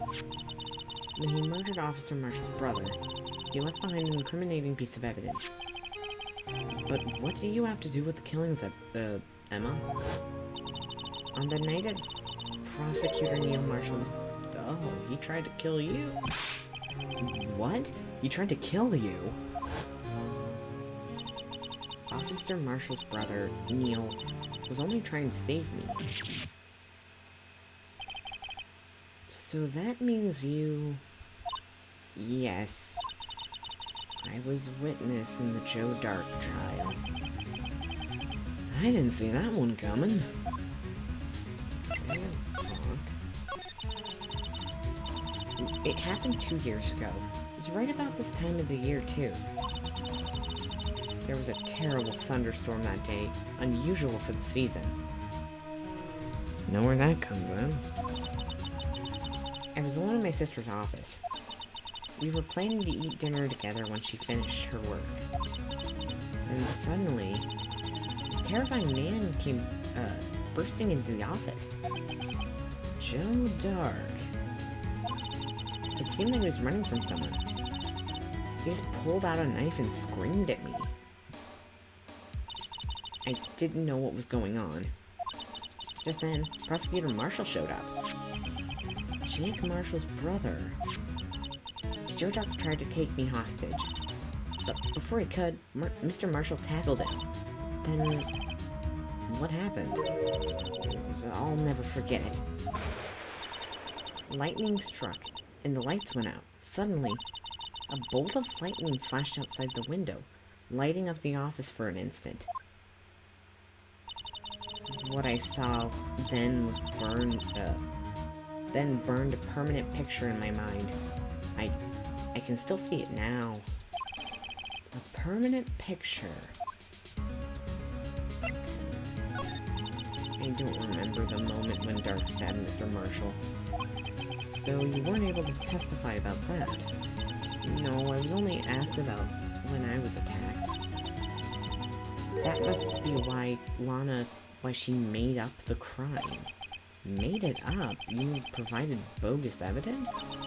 The prosecutor's office wanted that guilty verdict so badly. Lana forged the evidence, and Mr. Edgeworth used it. Edgeworth? Yes, but I'm sure he didn't know anything about it. He couldn't have known he was being given false evidence. Even so, that's when it all started. The rumors about Mr. Edgeworth, I mean. It's all my fault. If I could have just testified properly, none of this would have happened. So it's true, even though he may not have known it. Edgeworth really was involved in falsifying evidence. After that case ended, Lana was never the same. She became cold like she is today. She must not have been able to face up to what she did, especially not to Emma. What did you see in that instant that crime occurred?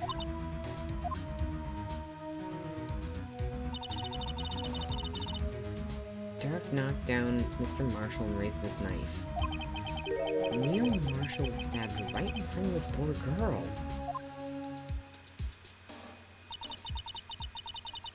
I don't remember what happened after that. Apparently I passed out.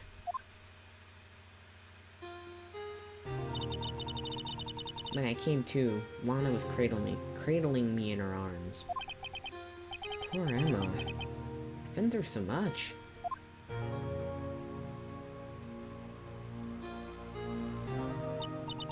I couldn't bring myself to testify about that instant. I tried, but the words just wouldn't come out. I drew a picture, but it wasn't any good. 2 years ago. I must have been 14. That's understandable. Goodbye, MQ. Enjoy dinner.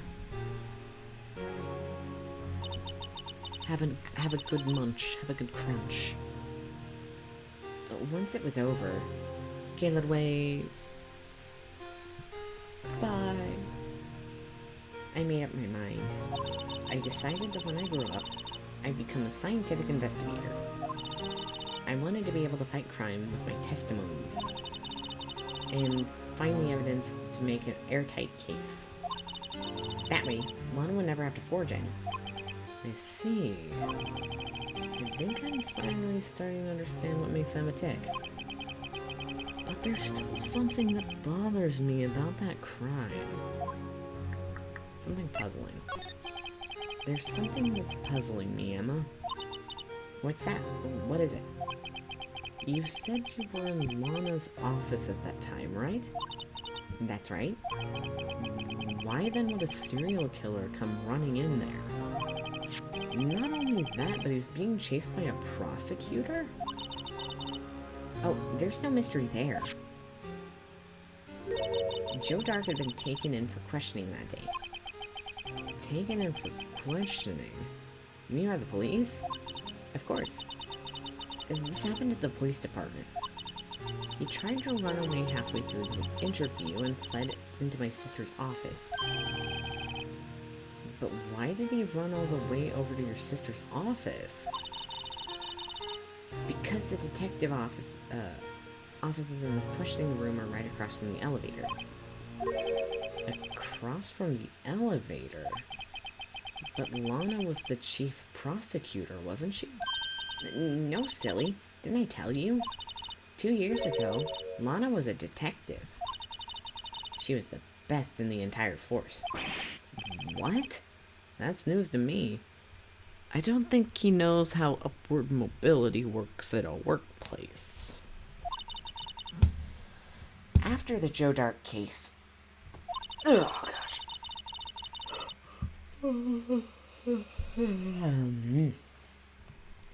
She was transferred to the prosecutor's office and made chief prosecutor. Lana used to be a detective. I'd better have another talk with her. Okay. Let's check on Charlie. Mia's plant Charlie. I've been taking care of him since Maya's absence. I am okay, we've seen this before. What did you feed Charlie? Why would you do this to my son? What's up? My win. Can I see pretty lady? Pretty lady? Pretty lady for me? No. No one's here today, not even a star. Everyone's probably busy looking into what exactly went down in the evidence room. That must be where the detectives are. But we proved in court today that on the day of the crime, no one was murdered in the evidence room at 5:15. Yeah, I thought we were finally making some headway in our case. But instead it looks like we ended up making Lana look even more guilty. Hang in there, Lana. Gotta find all the answers by tomorrow.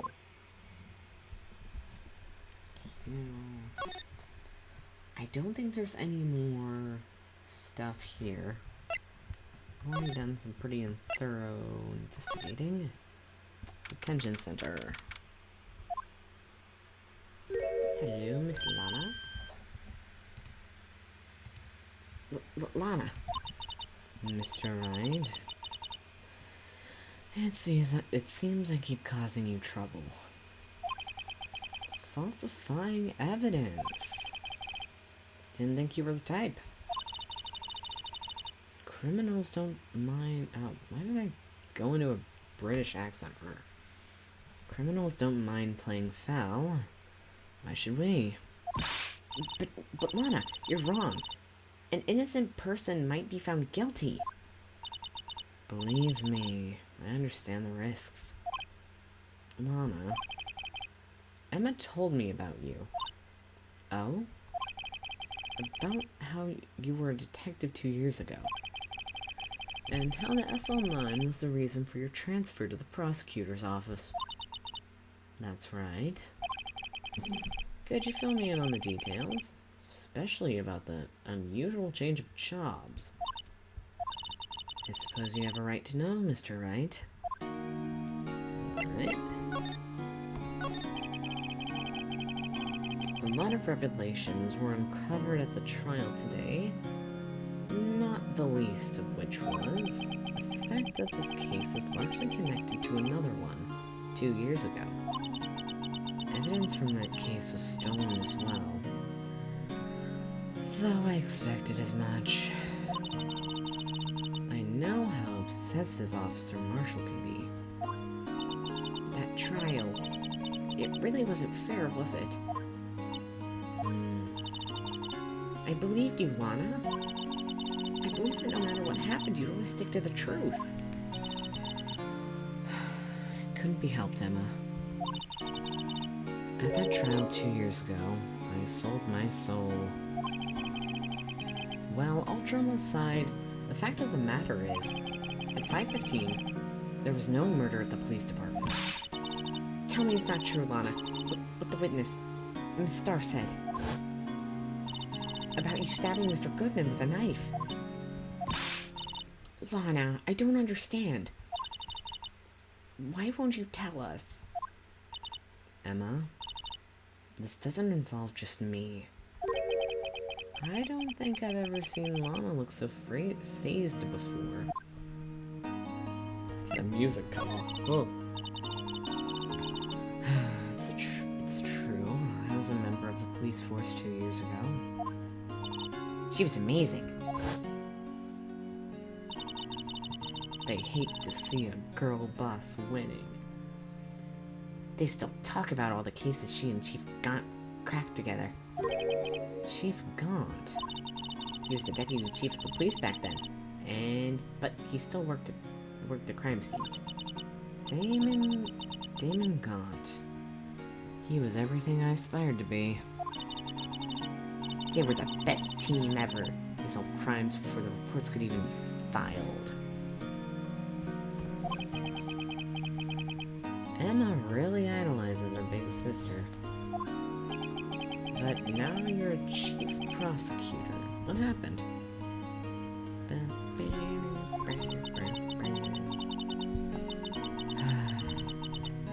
I always planned on becoming a prosecutor. The reason I became a detective was to gain experience investigating crime scenes. You could use that experience in court, right? Gaunt's help in the SL9 case was crucial to its resolution. After that, he became chief of police and arranged my transfer to the prosecutor's office. Maybe I should ask more about this investigation of theirs 2 years ago. 2 years ago, I was second in command of the detectives investigating Dark. Second in command? That means the investigation lead was Damon Gaunt, right? Yes. Deputy Chief Gaunt and I shared the same office, and the same investigations. They even had the same office. We led a team of the best detectives on the force. Goodman, whose case it was, Jake Marshall, and Angel Starr. It was the first time Marshall worked with his brother. He was quite gung-ho.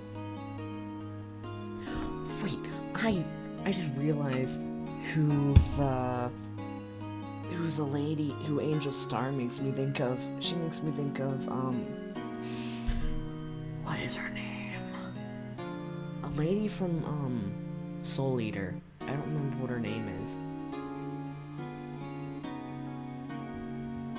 I don't know if any of you know what I'm talking about. Yeah. See? If she... I think her name was like Marie?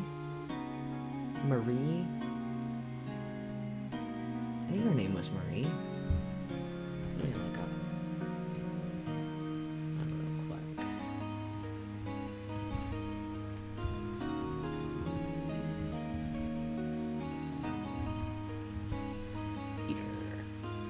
Yeah, her name is Marie. I want to show her on stream to clarify what I mean.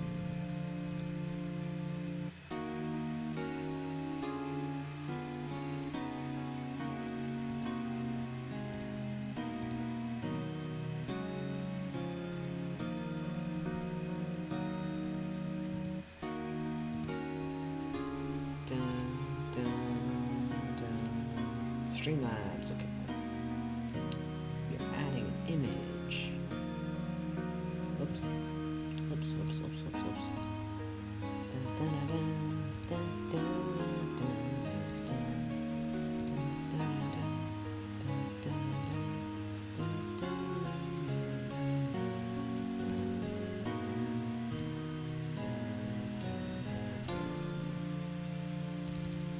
Wait, whoops. That's not what I want. That's a reference image for something I was drawing. Get that out of here.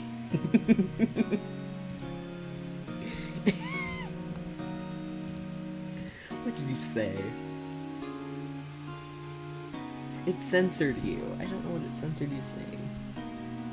Oh, it censored LMAO? Why did it censor LMAO?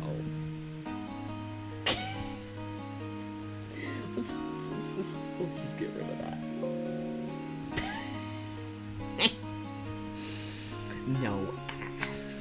No ass in chat. This is an assless chat. Just like Jake should have had assless chat. I am not funny tonight.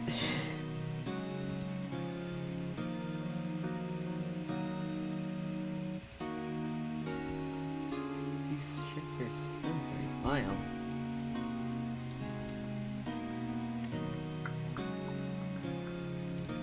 Oh wait, it's in downloads. Should be... No! That's not what I want. I don't want it there. Why is this the image?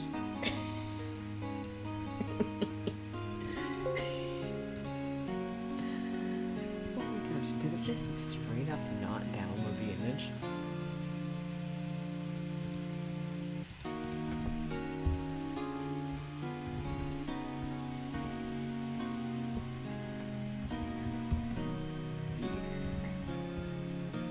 Wild. It might.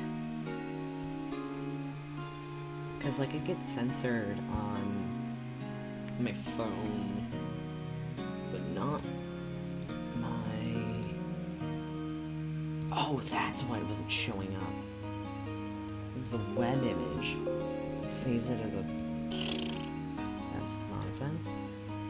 Saved image as... JPEG. There's a JPEG. We love a JPEG.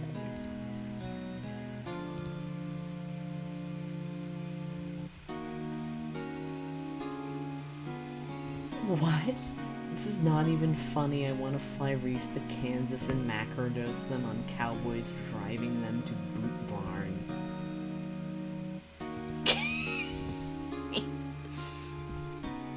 I think Reese would enjoy a good Boot Barn. Boot Barn, my beloved. I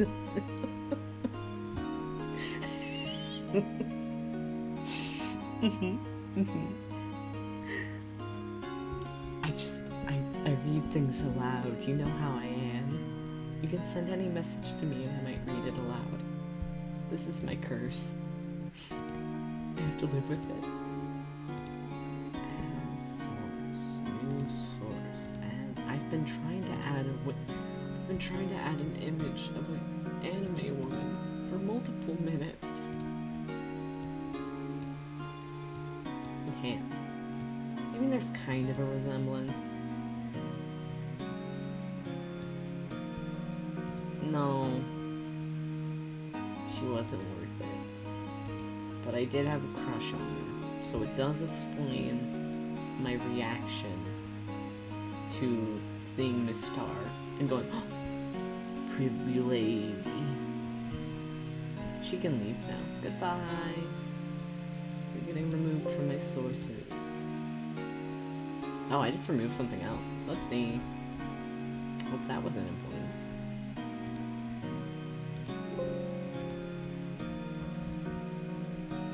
Marshall looks like generic cowboy. I get delirious when I get tired.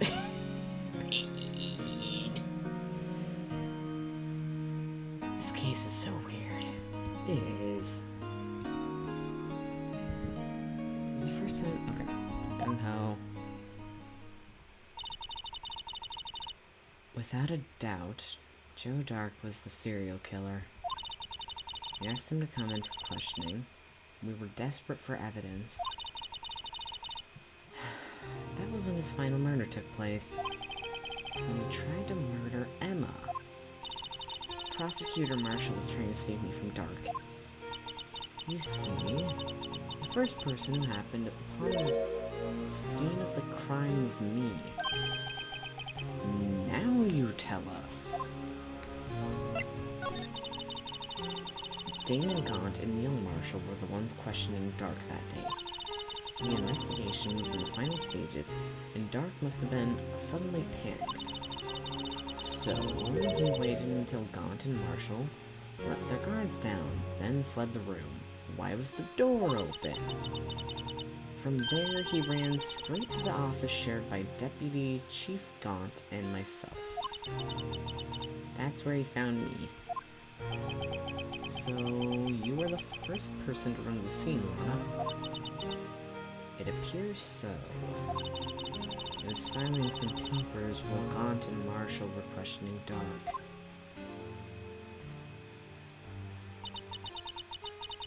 When I returned to my office, I saw 3 bodies on the floor and smelled blood. 3 bodies? Prosecutor Marshall, the victim Emma, who had passed out, and the suspect, Joe Dark. During the struggle, it seems Mr. Marshall struck a final blow before he died. Joe Dark had incurred a minor concussion and lay unconscious. What did you do? To be honest, I panicked. I picked up Emma, carried her out of the room, and just held her. Can't blame her. After all, her sister must have gone through. After that, I placed Dark under immediate arrest. Let me get this straight. You were all involved in the SL9 incident. That's right, quite a coincidence, huh? I don't buy it. What are you saying? There's no way everyone involved in this trial was also involved in that incident. Just by chance. But that case was solved 2 years ago. At least one person went to extremes because they didn't believe it was truly solved. Officer Marshall. Yes, his actions came as a surprise to me as well. Ever since his brother died, he's changed completely. I guess he wasn't convinced with the ruling against Joe Dark. Life doesn't end with the closing of a case. Everyone has to live the rest of their lives with their memories. That case just might not be over yet. Emma was assaulted by Dark at the police department, right? Yes, the office that Damon Gaunt and I shared. The office that Gaunt now occupies by himself, the chief's office. Maybe we should have a look at the chief's office, the site of the final SL9 murder. I'd be glad to bug Gaunt. Who's here? I don't see Detective Gumshoe anywhere. It seems kind of quiet around here today. You're right. The chief of detectives seems the same, though.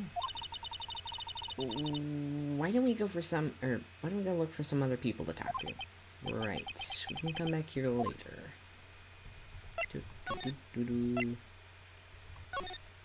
This is where I want to be. Hi, Marshall. Howdy, Bambina. Oh, Mr. Marshall. Never thought things turned out this way when I woke up this morning. Hey, Sarah. Never know where life will lead you, Bambina. I should have known my luck had run out when old Billy dried up this morning. Billy? Must be his pet cactus. Say, where are you heading?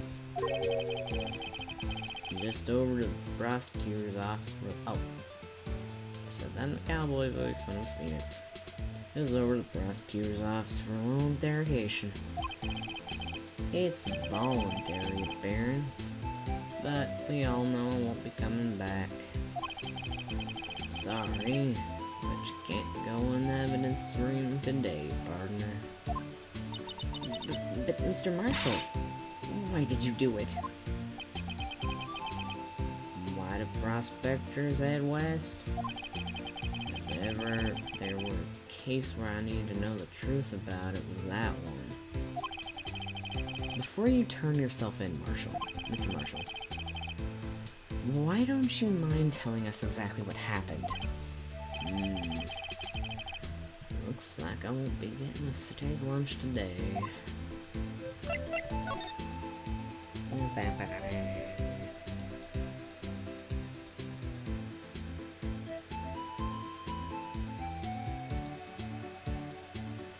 That Boot Barn image is haunting me.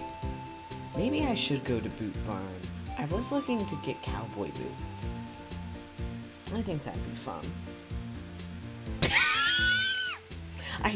I see a notification. I look at the notification. I got distracted. I saw a cowboy. You were talking about Boot Barn. I've never been to a Boot Barn, but now I want to go to Boot Barn. If I end up with cowboy boots, it's your fault for showing me a Boot Barn image. Something was fishy about that trial from the beginning. It wasn't just me either. Detectives thought so. What do you mean fishy? Some of the facts reported were inconsistent with the evidence we found.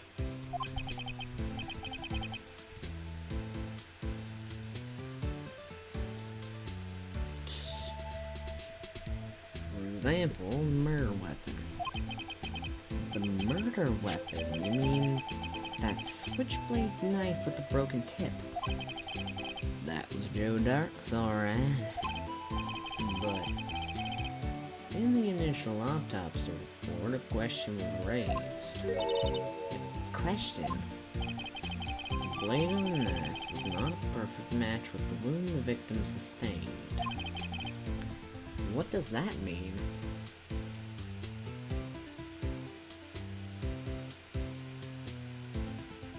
Bougie cowboys. The stab wound is the fingerprint of the knife. What does that mean? It means there's a good chance that knife is not the murder weapon. Oh. However, in the report that was finally submitted, that possibility had been erased.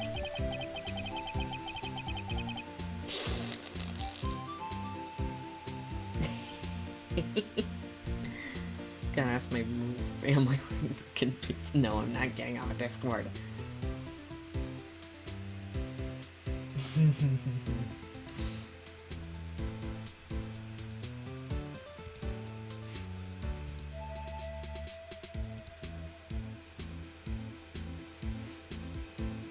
Decent boots would be at Cabela's. It's honestly not ideal, but they're okay. They're expensive though. They're sturdy. All you need in a cowboy boot is sturdiness and stability. I'd ask my dad about what would be a good cowboy boot. He used to have cowboy boots. And the facts have been concealed with forged evidence. That case left behind scars on all of us. The scars that the SL9 incident left behind.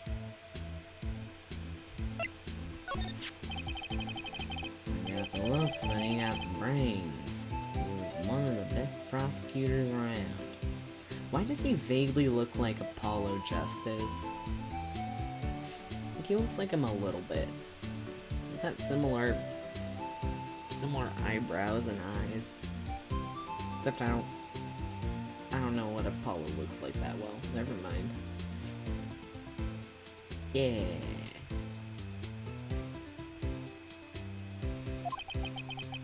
I just made detective when it went down. It was our first case together.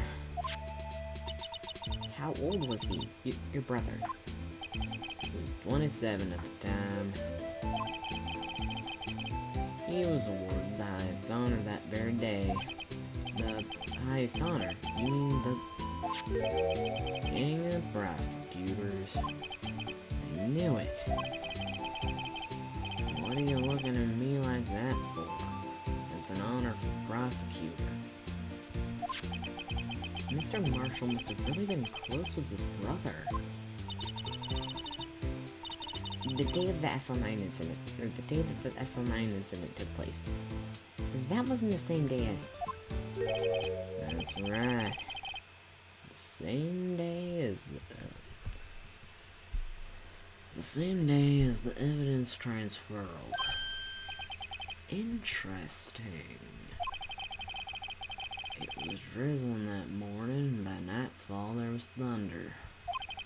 Can't believe 2 years have already gone by already. Tried to steal the evidence so the case wouldn't die. Apparently someone tried to stop you. Detective Goodman was murdered and the evidence locker was empty.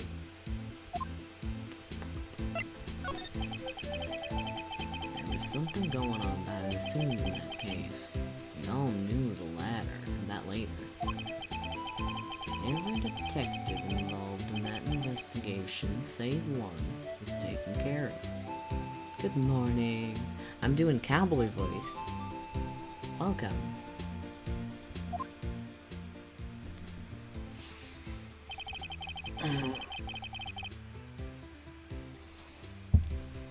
Coward boy. Miss Starr was fired, and I was demoted and boxed away in a tiny room. What about Detective Goodman? They did something to him, or... If they did something to him too, the commissioners would get suspicious. I saw him run his knife over his jaw, and I had a heart attack. There he is again. Points at you. You have a type. No, they were careful enough to not be too obvious. They? Who are you talking about? Don't get upset, Bambina. I mean, Dan Gant. And Lana Sky. and star. Dun, dun, dun, dun. I'm gonna look up what gaunt means.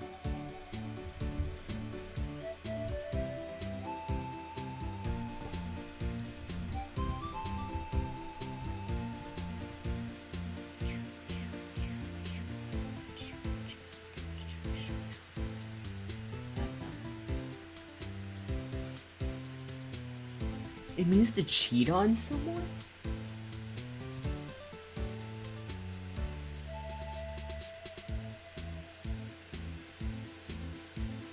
Has a lot of definitions.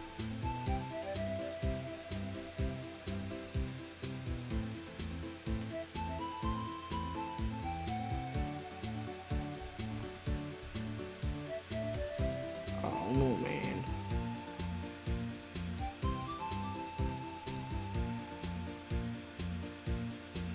Bro, Reese, when is your birthday? When is your birthday, bro?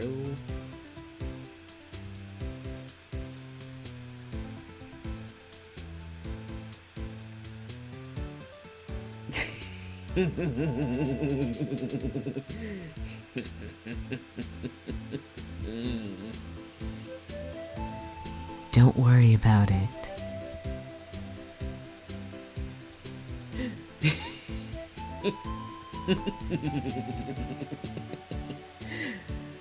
I'm assuming, Yester already knows why. Yester knows how I get with birthdays. What was I gonna look at? Damon. Damon. Damon.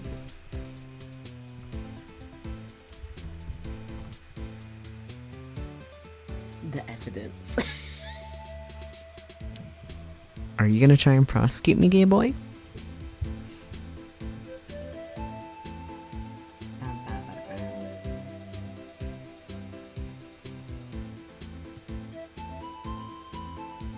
So Damon means to tame or subdue.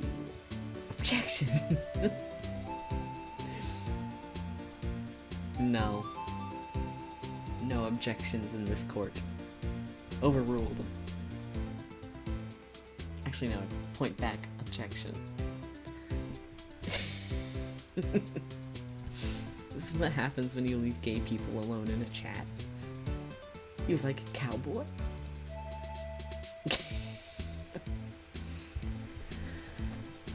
The investigation lead, Damon Gaunt, and his second in command, Lana Sky.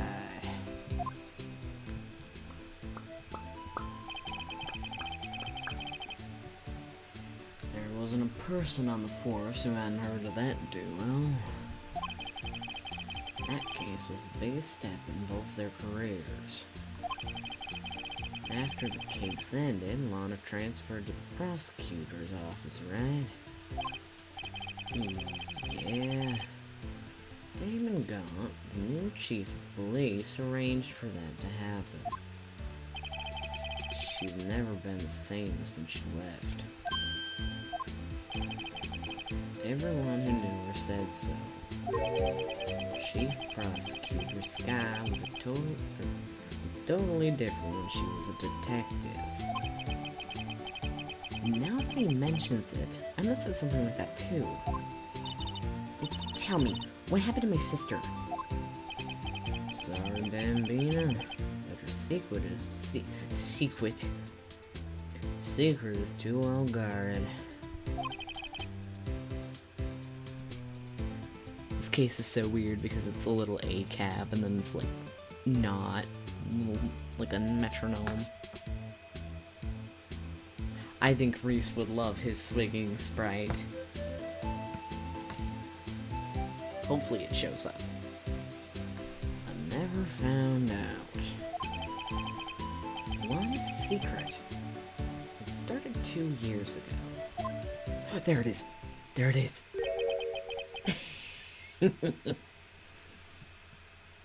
So there you have it. That's my story. Did you enjoy it, partner? It was certainly enlightening. But shh.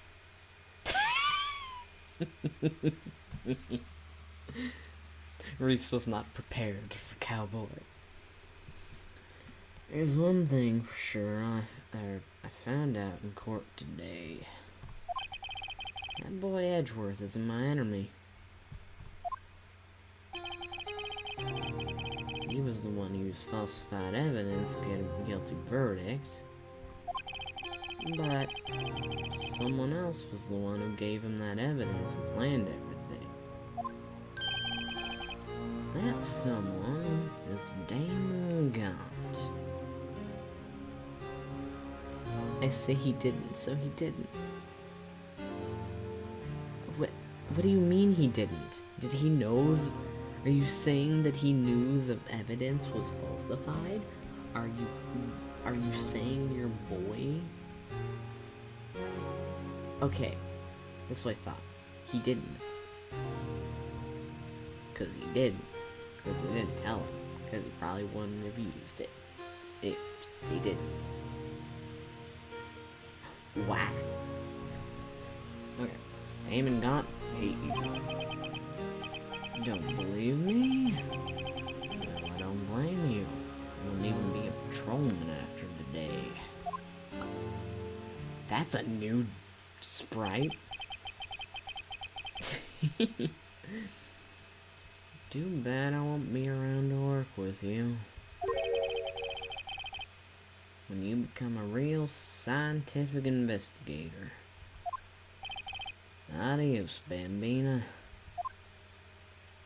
Oh, he probably feels some sort of, like, attachment to her because his brother sacrificed his life to save her.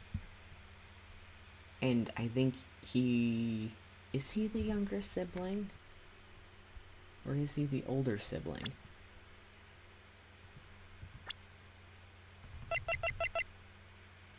He's the older. Because his brother was 27 when he died. It's 2 years in the future, so he would have been 31. He was the older brother. So he probably is like...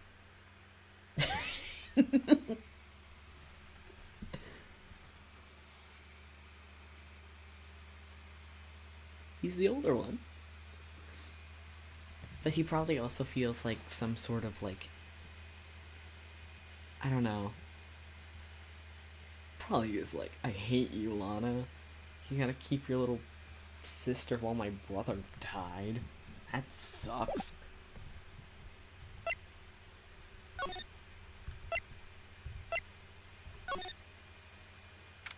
Someone new gonna be here? This place is always pretty empty, but today it's deserted.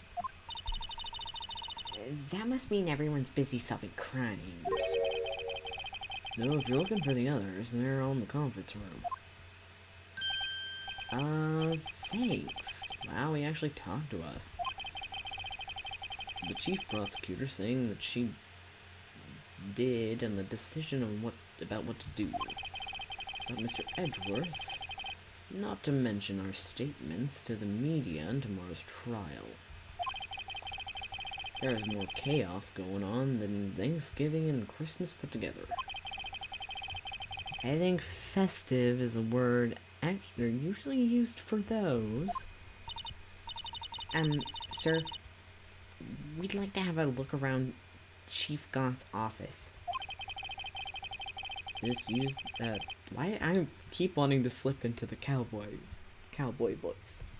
Cowboy voice is more fun than generic man voice. Just use the connecting hallway in the other building to take the elevator to the top floor. Really? You mean it's okay for us to go in there?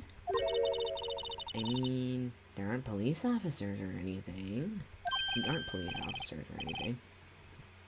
Hey, you're right. You can't go in there. It's off limits.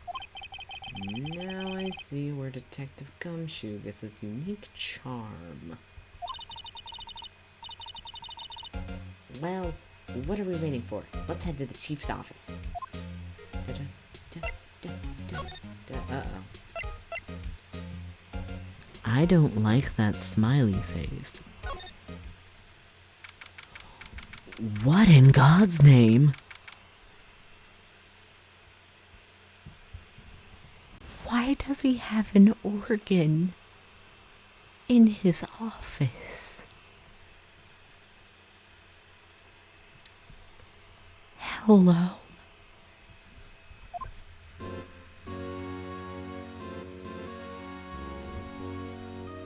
This is gonna give me a headache.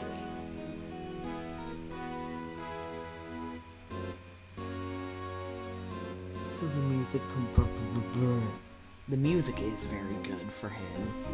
I do like his music. Dun, dun. It has pretentious vibes. Whoa, where am I? In the chief's office, silly. At least, that's what it said on the door. Check out that pipe organ. That's real, isn't it? Hey, I used to take organ lessons in kindergarten. They used to call me Little Miss Bach. Thought I was a genius until they tried teaching me notes.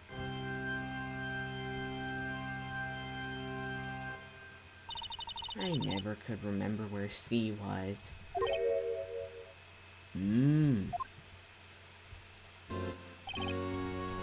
Polite white person smile. Oh, it's you two. Chief Gaunt. He put that paper he was reading in his desk. So, Rido, have you been swimming lately? No, I haven't. I've been kind of busy lately. I can appreciate that. I've had my hands full too, with Mr. Marshall's misconduct. And Lana's provocative statement. Provocative statement? Oh, you mean about the forged evidence? 2 years ago, passed since that incident. My, how the time flies. See that big picture on the wall over there?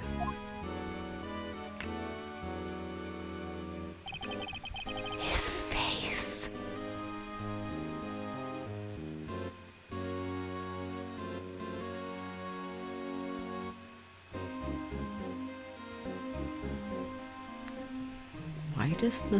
Why does the knife on that look like the knife that one of the people was stabbed with? 'Cause it's not there anymore, it's gone. Why is it gone? Who took the knife? That isn't a murder weapon.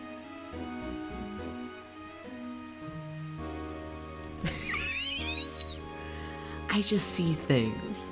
I don't know where it came from. Also, the vase is behind them. The vase sure is there. That's a picture of Lana, Neil, and me. So this is Mr. Marshall's brother, Prosecutor Neil Marshall. We took it from a we took it to commemorate our work together. Awesome as marble. Something's not right with this picture. I can't quite seem to put my finger on it, though. Good.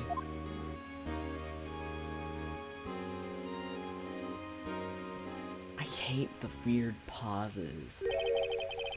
Anyway, I'd like to reminisce all day, but there are matters that need my attention.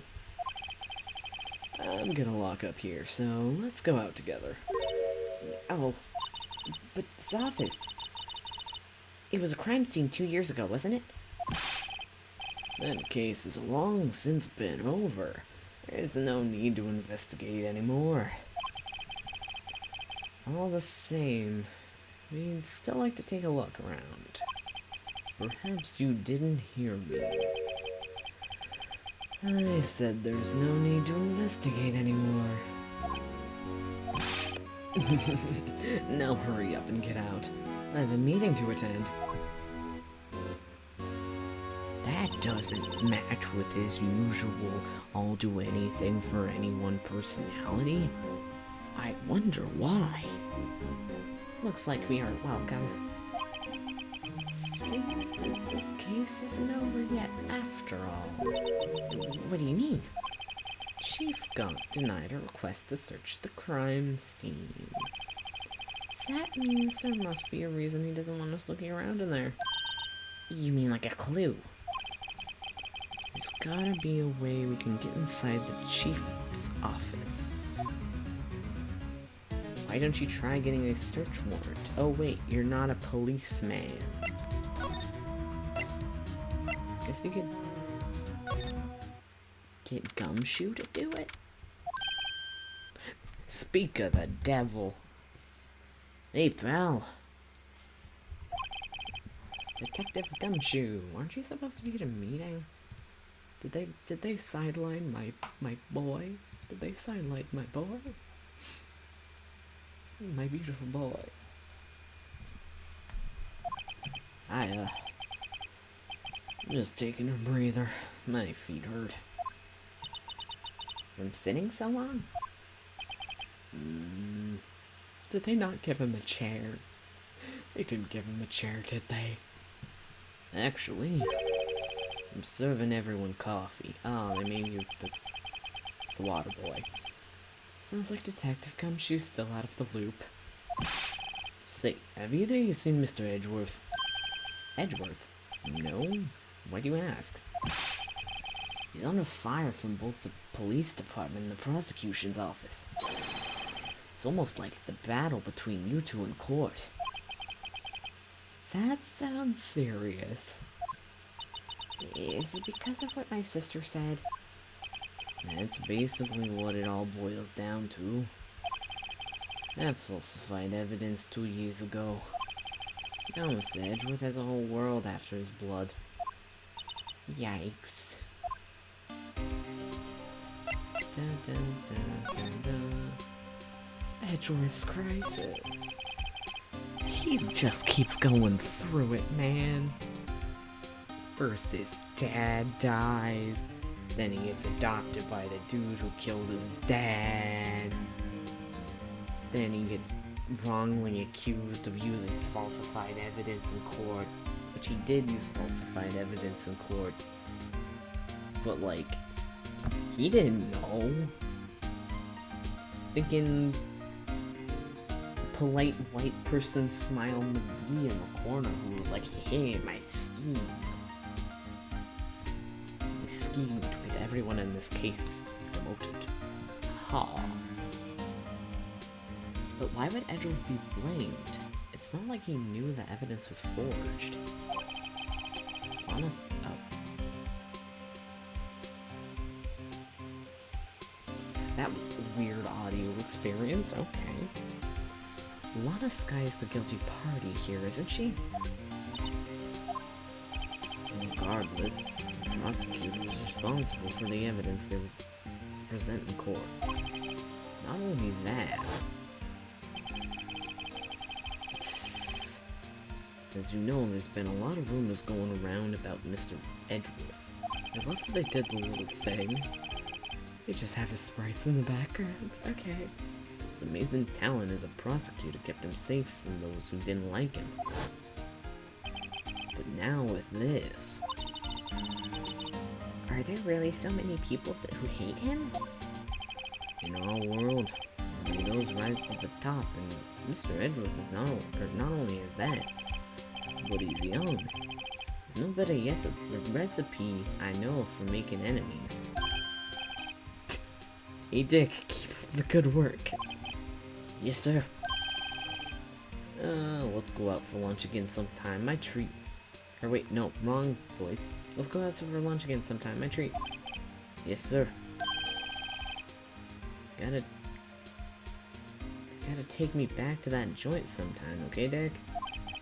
Yes, sir. Seems like you don't have any problems with enemies. Yeah, well, I'm careful not to stick out. Anyway, I'm a bit worried about him. Under all this pressure, I'm afraid Mr. Edgeworth just might crack. Actually, took a look at the file earlier while the coffee was brewing. Seems genuinely concerned for Edgeworth. They're friends, Your Honor. Well, did you find out anything?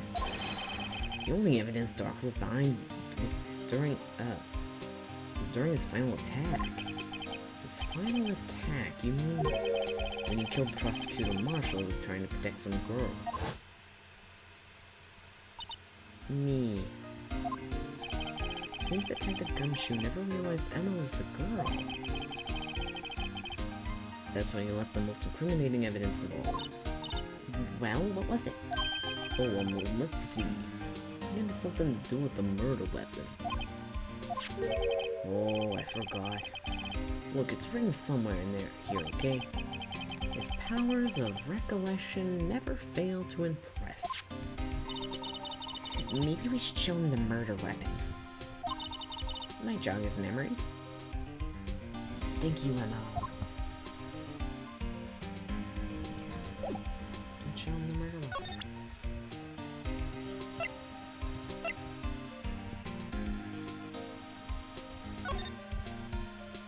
Oopsie.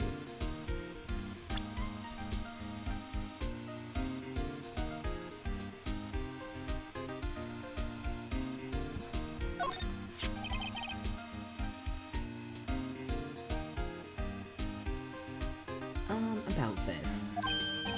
Hey, is that?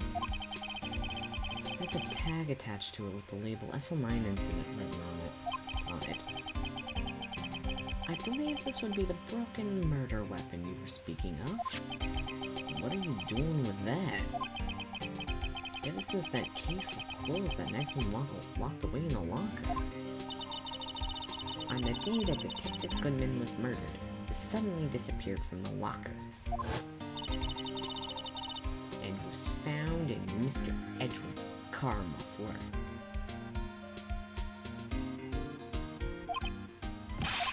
Oh, whoops. Now I remember what that incriminating piece of evidence was. When you showed me that knife, it all came back to me. Well, what is it, Detective? Quick, before you forget again.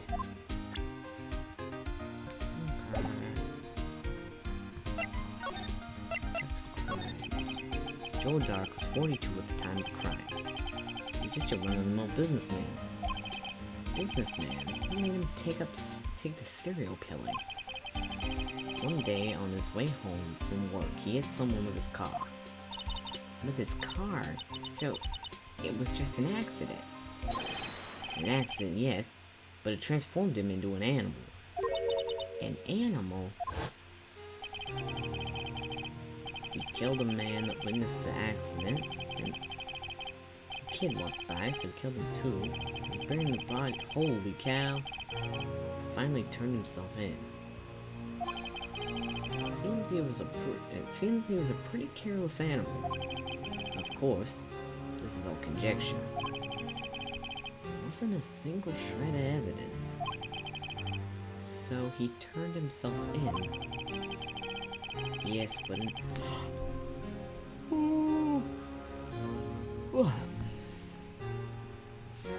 but in the middle of his questioning, he fled and murdered his final victim, Prosecutor Marshall. The crime was witnessed by someone too, but luckily Dark was arrested on the spot. It's a good thing the last witness wasn't killed. That last witness, aka Emma. This knife. It was Joe Dark's, wasn't it? That's right. He traced it back to the store he bought it at, plus it had his fingerprints on it too. But no one actually witnessed him using it to murder anyone, right? That's where his luck run out. When you take a good look at the knife, you'll see it's broken. You don't have to take a good look to notice that. Yeah, well anyway, take a guess where the broken off tip of the knife was found. That's what did him in. Where was it?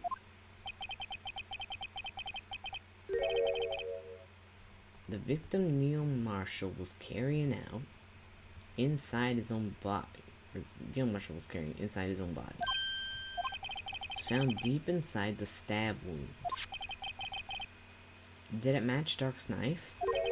You bet, down to the last fiber. That's pretty conclusive.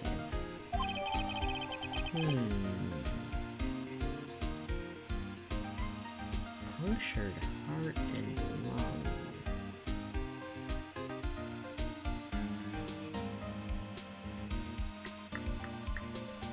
Alright.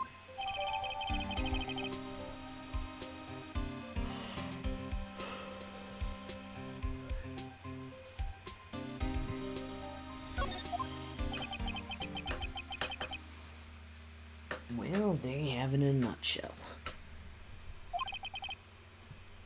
That's all I know. Can I ask you one more thing? What is it? It's not money you need. If it's the money you need, you should ask Chief Gone. No, it's not money, but it does concern the Chief. His office is a crime scene, right? It's where Prosecutor Neil Marshall was murdered. The Chief's out now, and his office is locked. But we'd like to have a look around if that's okay. Well, any detective's ID card can unlock that door. Really? What, really? But if I let a civilian in there, I'd be charged with breach of trust. Breach of trust? Simply put, I'd be canned. Oh, sorry, pal. I don't plan on getting fired because of you. How about this ID card? It was a Detective Goodman. That won't work either. The data was deleted the day he died. Oh. So in other words, Gumshoe is our only chance of getting into that office. I wonder if there's something we could show him that would make him change his mind.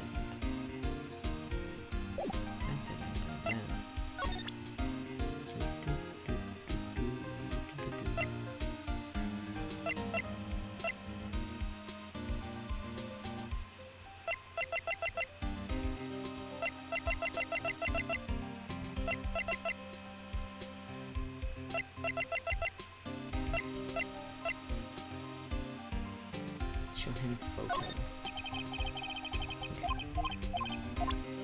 Do I show him Blue Badger?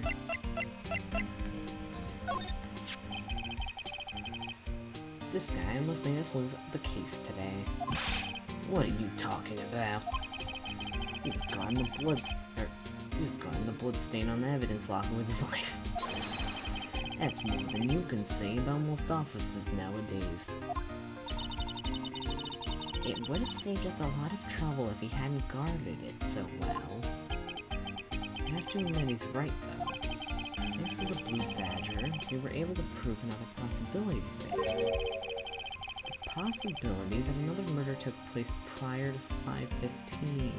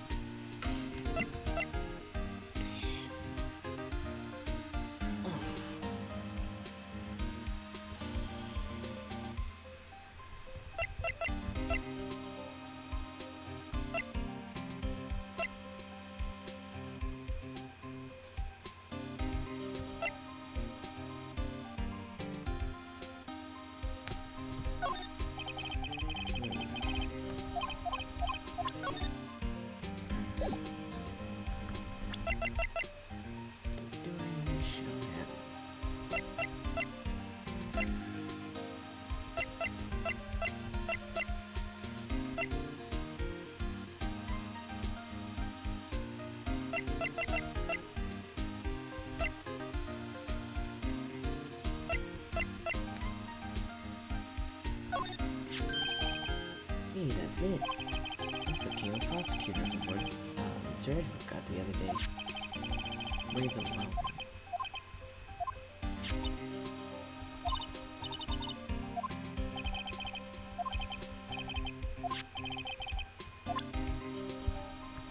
Let's look at the...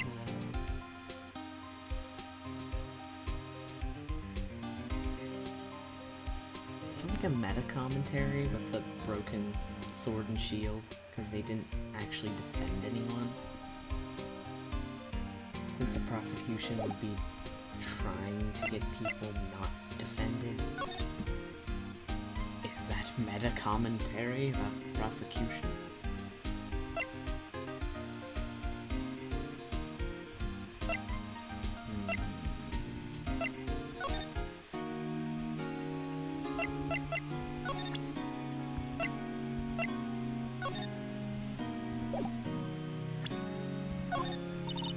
Attorneys and prosecutors have no visit or no business showing evidence outside court. It's taboo, especially when the interests of the parties are involved. She really means it. Lana. Show her any evidence?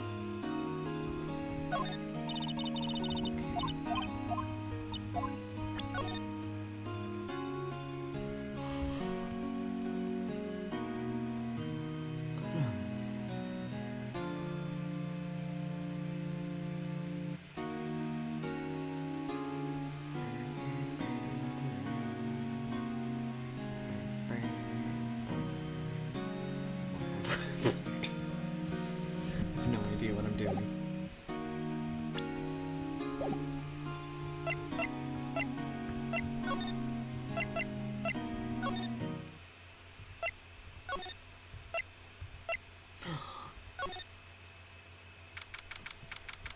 I want to see my boy. I wonder if Edgeworth is back yet. There he is. It looks like he's writing something. What are you doing here? He sure was quick to throw that paper on the floor. Tough day in court, huh? I've had to live the past 2 years with rumors flying around. Aye.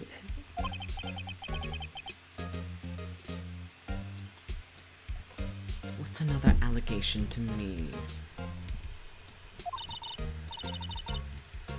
Okay, boy Pog. Cheer up, Mr. Edgeworth. I'm rooting for you.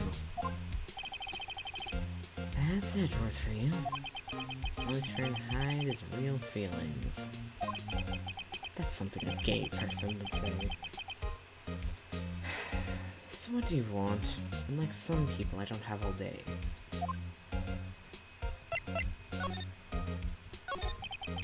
There's no excuse for what I've done. 2 years ago, I used false evidence to obtain a guilty verdict. That's what it all breaks down to, and nothing I do can erase that fact. But you didn't know, did you? Phoenix, your boyfriend, can be so mean when he's upset. He sure can. But you didn't know, did you? I mean, that evidence was falsified. The police department and the prosecutor's office share a bond of trust. If that bond is broken, then we stand to lose everything. I cry every day, baby boy, baby. Yeah. I want to give him a hug.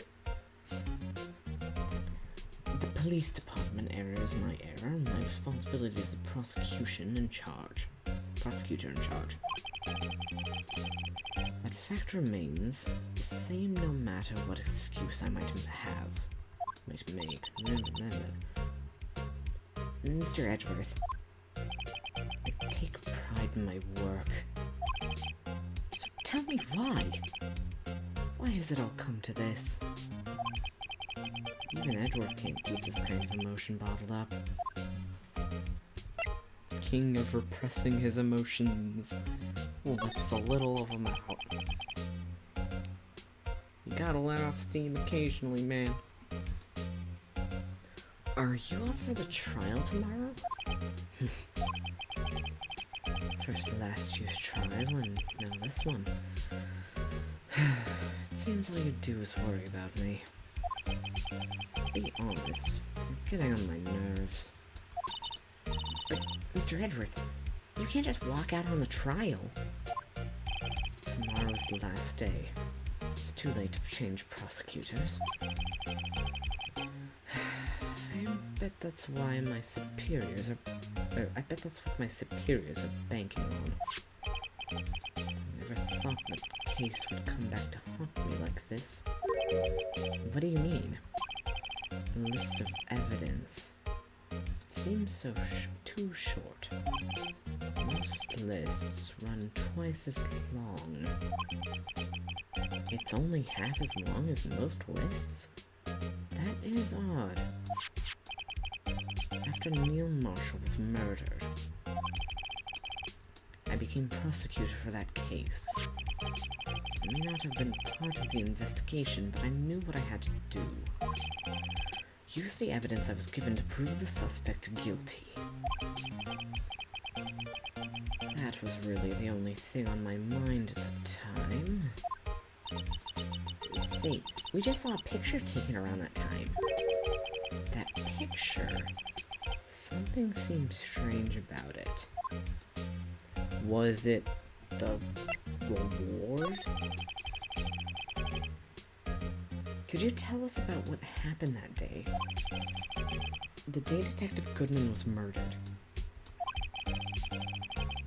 You were participating in a ceremony over at the station, right? I've never cared for ceremonies, but I had to attend that one. Because you were awarded this? Those receiving awards can't exactly skip out on the ceremony. I finished up at the office in the morning, then drove over to the police department. You finished up at the office? Yes.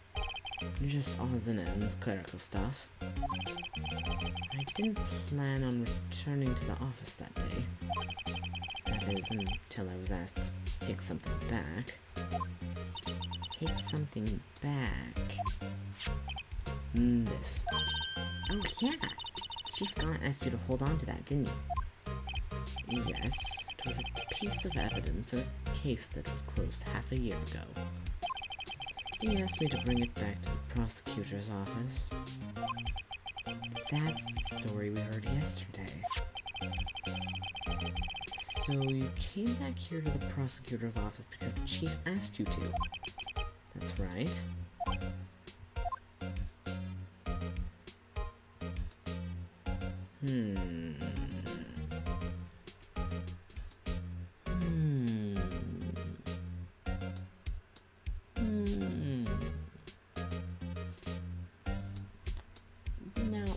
Now. Lennox? Wait a minute.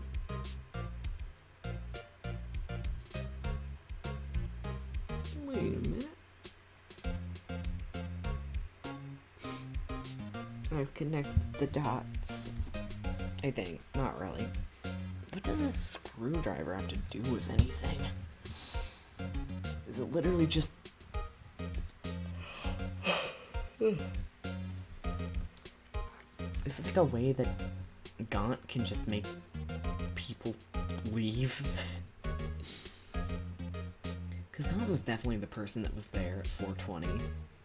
And then Miles came in. If it's not in your evidence, then it is absolutely nothing. It is in my evidence. It is in my evidence. It is... right here.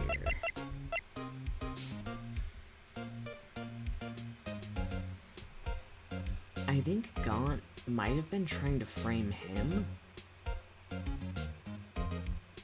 Maybe. I don't know how this is gonna suss out.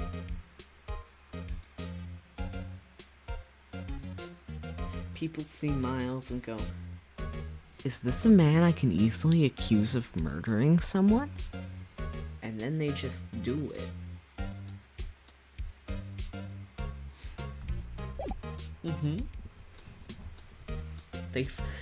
They take Edgy Boy, and they go, a worm? A worm?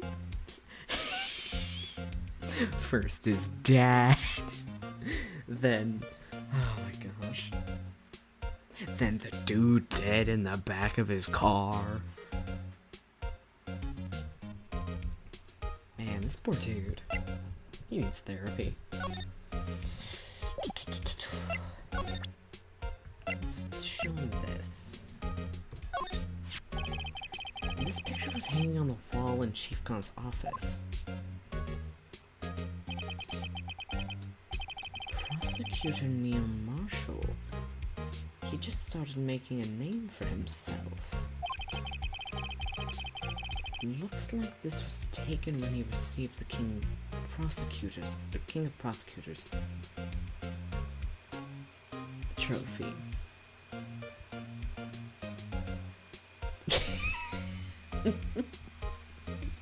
Thank you. Thank you. I don't know what you mean by that, but thank you. Speaking of that, there's something that bothers me. Yes? The trophy Mr. Marshall is holding is a little different than yours. Yes, you're right. Ah, I remember now. Remember what? That was what the official prosecutor's trophy looked like until 2 years ago. There's a story behind its design. A story? Sounds interesting. Do you mind telling it to us? It's simple, really. Contradiction. That's what the award's based on. Contradiction. Huh. Contradiction.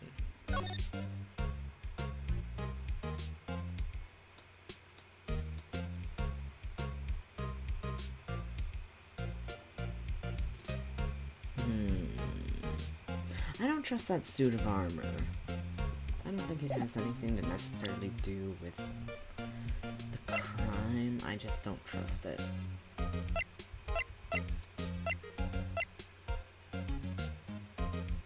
They do the annoying talky thing. I don't know what that means. Would you like to see a bloody face?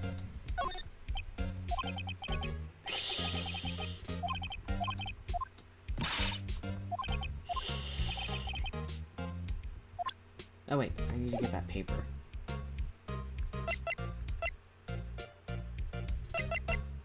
Oh.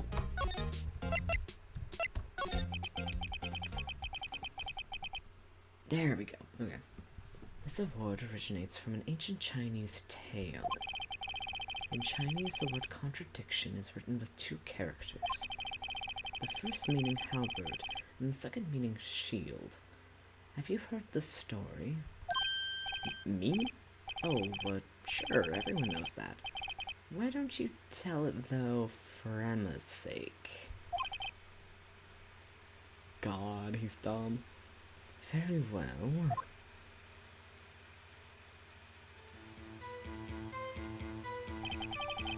Long ago, in the kingdom of Chu, there was an arms merchant.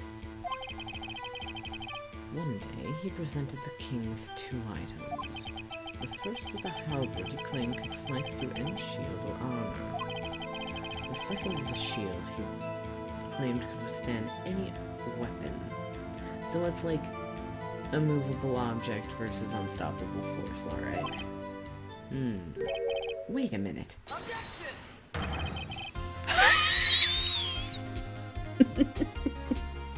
He really is dumb.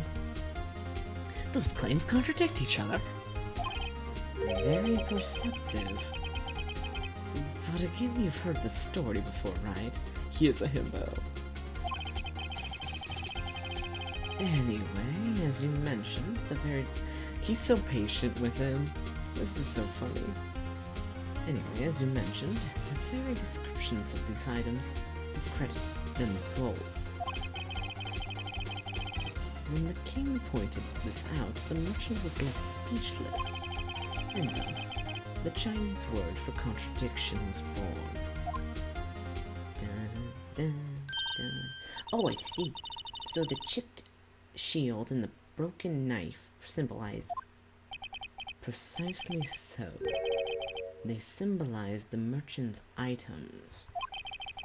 The ancient tale ends with the merchant at a loss for words. But it's in our nature to pursue matters to their conclusion, even if it results in something as ugly as this. Wow, thanks, Mr. Edgeworth. I learned something new today. That's funny. If that's so, then why were you only given a shield? You'll have to ask Chief Gaunt. Uh-oh. 2 years ago, we had the halberd part of the ward abolished. Because it reminded him of the murder weapon that he stabbed a dude to death with.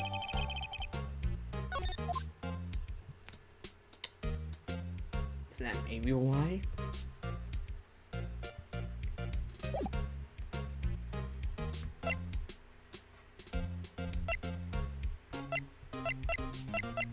I need the paper. Bro, give me your paper. Give me your floor paper. I want your floor paper. I wonder what he was writing before. Come on, Mr. Wright. Let's take a look.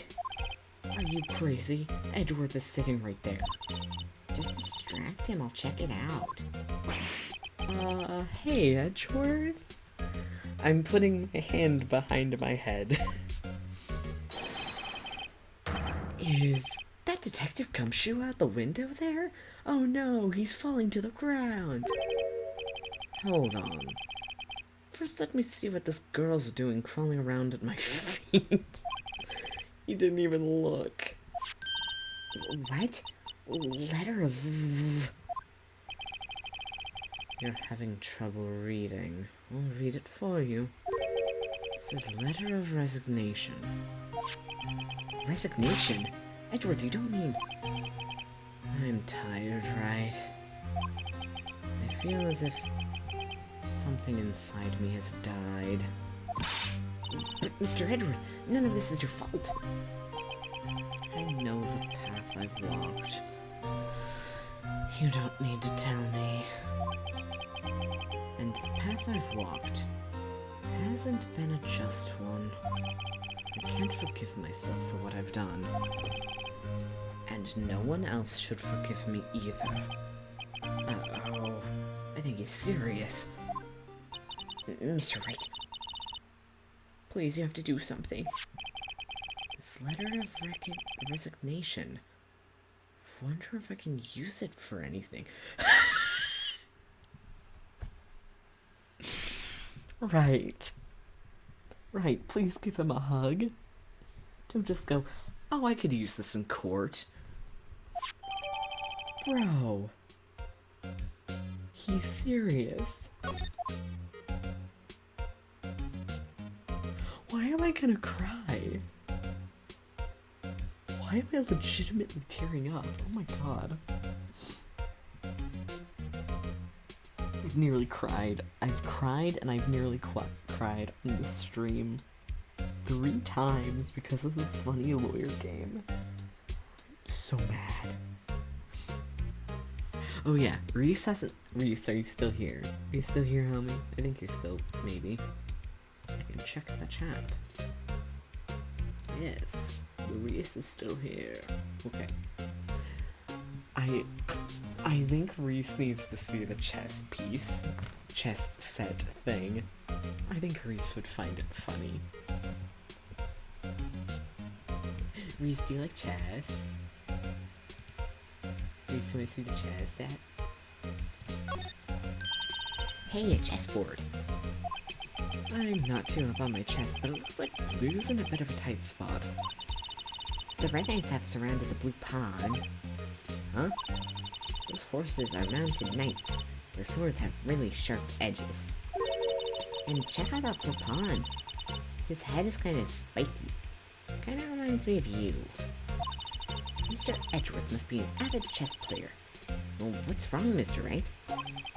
Edges surrounding a pawn with spiky hair. No, it's nothing. Yeah, don't read into it, buddy. Have I looked out the window? Whoa! What a view! It must be nice to have it all. Wait, we've already done this. That's where we had the funny bit about, oh, he has to climb the stairs every day, right?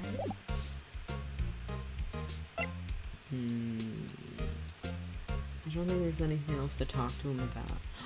We give the letter of resignation to Gumshoe, don't we? That's the thing that's gonna make him risk his career. She's back! Hello, ma'am. Would either of you care for a quarter-pound of roast beef? Hi.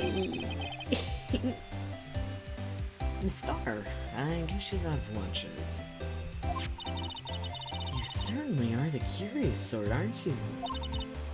Kind of like the first person who sucked a cow's nipple to discover milk. Miss Star? Miss Star?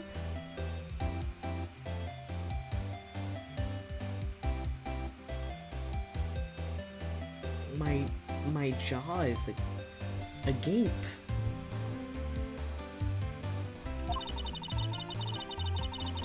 Okay, Miss Star. That's quite the analogy, buddy.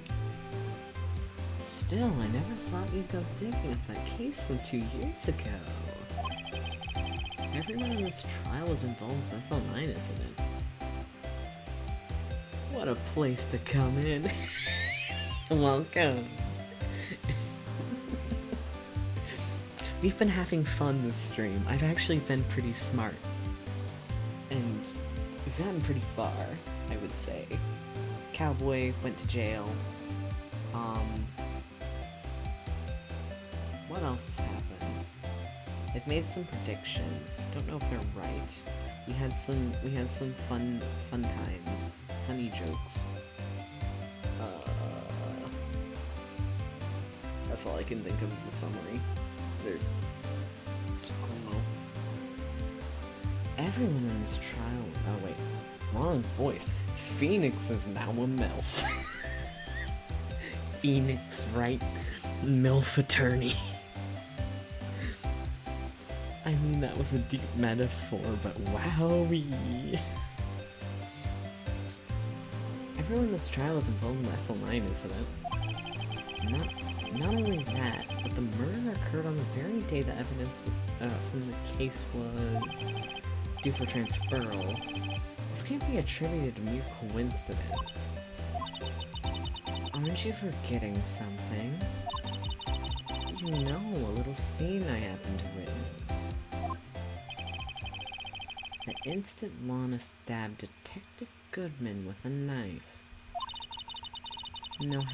No matter how much of the past you dig up, it won't change what I saw. Roast beef is meant to be savored when eaten. It stars hatred towards Lana. It all dates back to 2 years ago.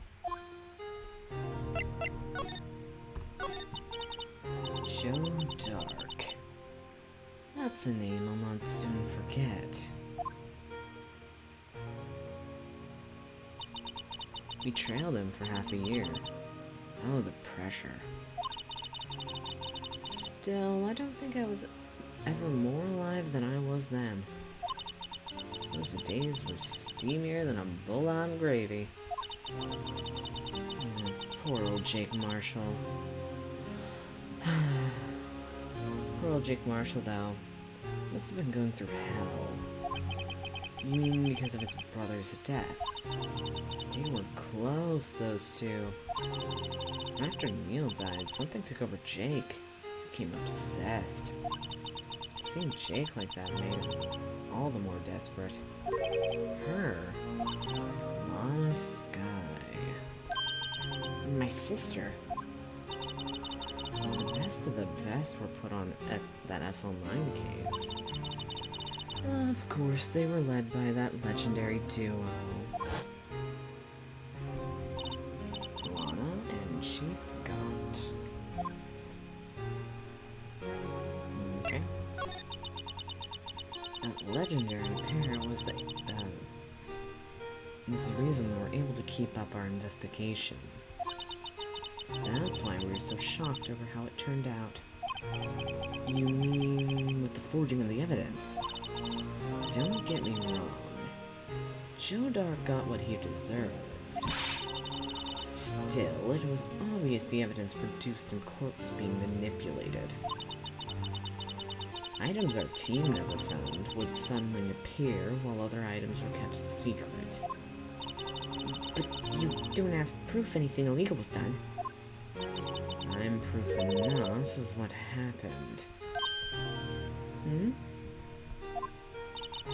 After that case, all of us save good men were relieved of our duties.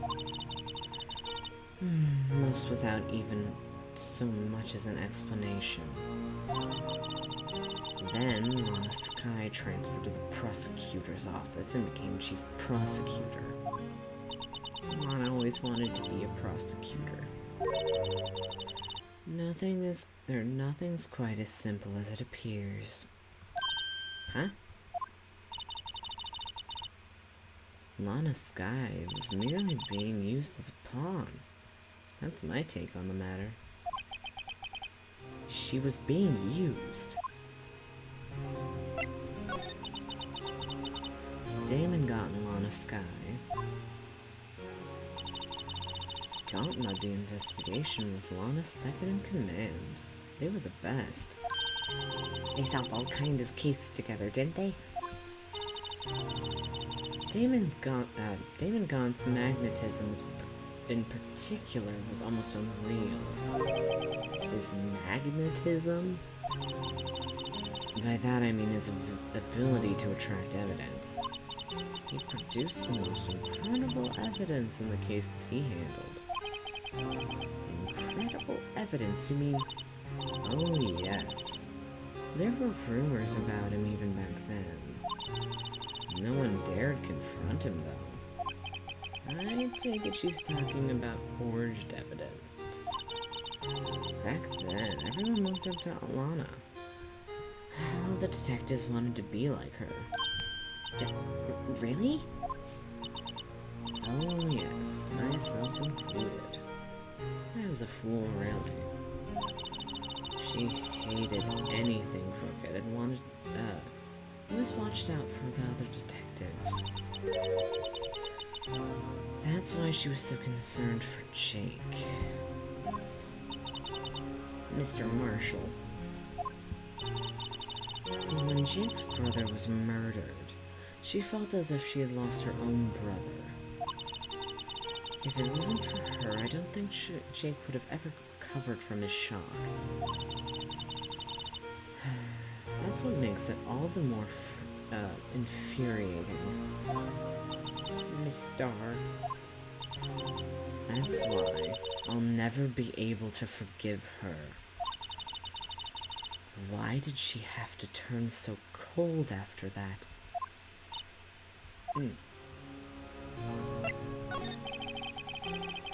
Lana transferred to the prosecutor's office 2 years ago, didn't she? Yes, thanks to Chief Gaunt's powerful influence. Chief. That's right.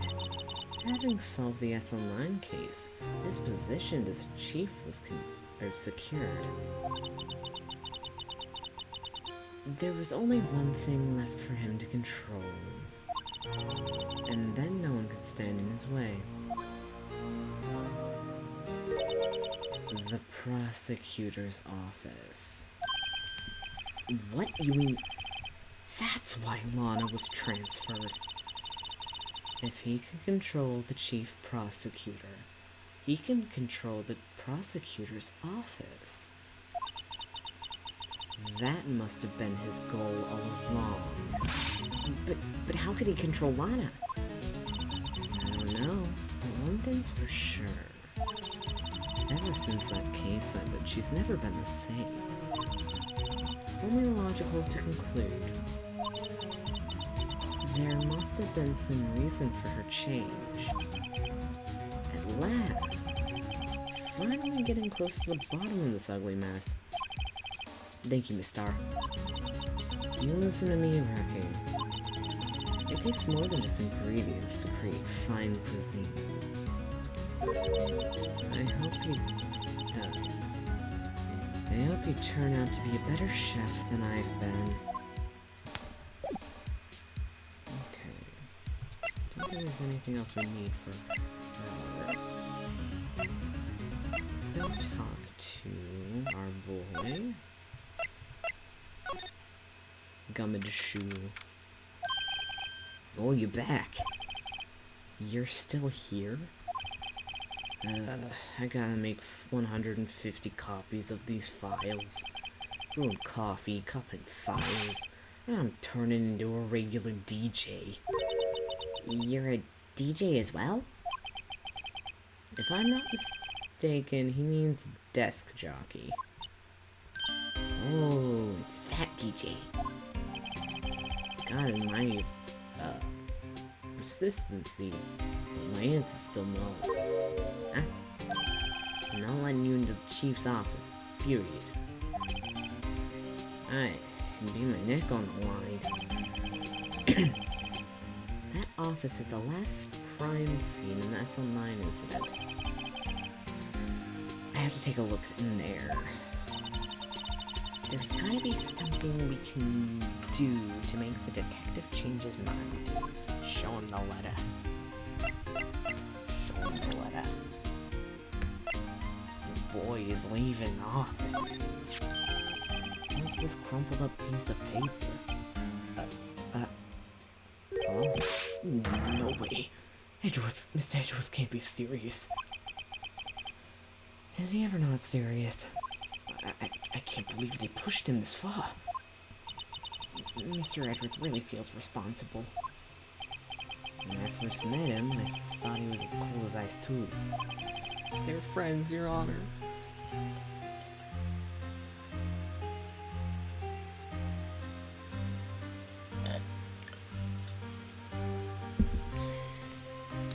Okay. But I know different now. He trusted us detectives to provide him with sound evidence. But we betrayed him. Detective? That's it. I've made up my mind. But... yeah, take my ID card. We can't do that if someone found out. They wouldn't let you off the hook with another lost item report. Look at me. It's no secret I'm already out of the loop. After all, I'm friends with Mr. Edgeworth. Depending on how the case turns out, I may already be as good as terminated. What? So at least let me do this, for Mr. Edgeworth's sake. Alright, detective. Thank you. I give him a big hug.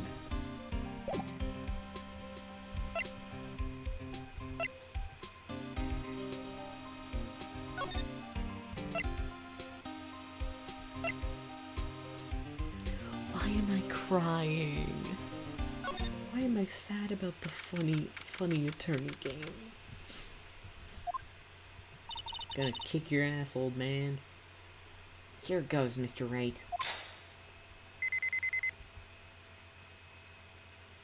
Let's go. Do, do, do, do, do. We're in. If anyone finds us now, Detective Gumshoe's a goner. If that happens, I'm counting on you to bail me out. Gah! Did you hit him? You hit him. Sorry, I thought you were a ghost. Didn't even know you could slap a ghost. Ah! Detective Gumshoe. What are you doing sneaking up on us like that? I wasn't sneaking. I was more worried something might go wrong. So I came too. If you're here, then what's the point of giving us your ID card?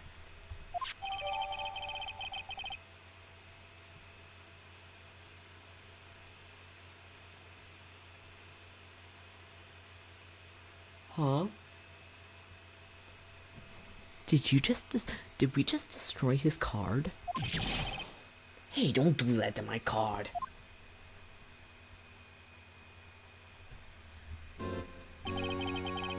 Phoenix strong moments? Phoenix crush card with hand moments? I hardly ever got the chance to come in here. So I figured I'd have a look around myself.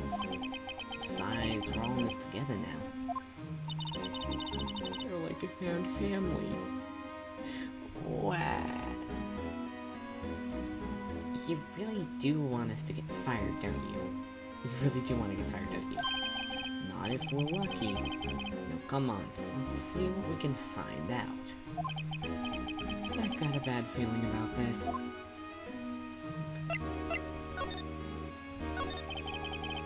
That desk on the other side of the room, is that your sister's? Yes. And that's where I was waiting for Lana. On that day 2 years ago. Is anyone using it now? No, sir. This is entirely Chief Gaunt's office now. He practices a strict policy of preserving the crime scene. That's a strange reason to leave it there. Used as a warning to everyone else. He wants us to always be alert. He told us himself at our New Year's party. Of course, he was pretty intoxicated at the time. I see. So, ever since Lana left, no one ever touches that desk. No one except Chief Gaunt. And the cleaning lady who's here every morning.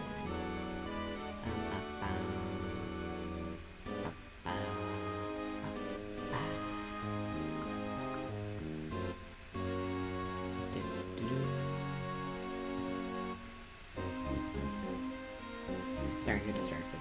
One sec. Back on track. Still, 2 years have passed since that incident. There can't possibly be any clues remaining. Can I ask you something? Sure. You only came here to look around, right? Because it's one of the SL9 crime scenes. I mean, that's your only reason for coming in here, isn't it? Why do you ask? You don't think, you wouldn't be, no, there's no way. Never mind. Don't worry about it. Okay? Now then, let's look around a bit more. Hey, hold on. Not so fast, buddy. Huh? What is it? When someone tells you don't worry about it, it's supposed to start bothering you, pal. Don't just get or let it go with that.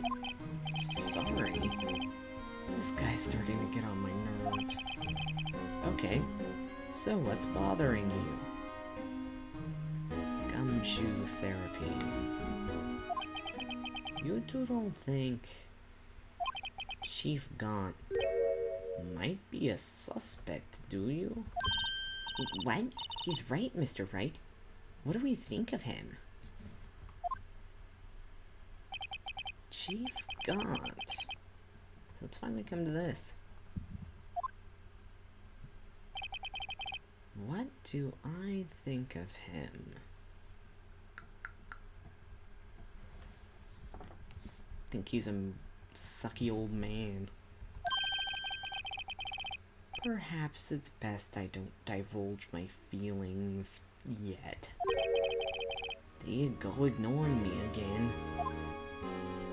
I'm sorry, Gumshoe.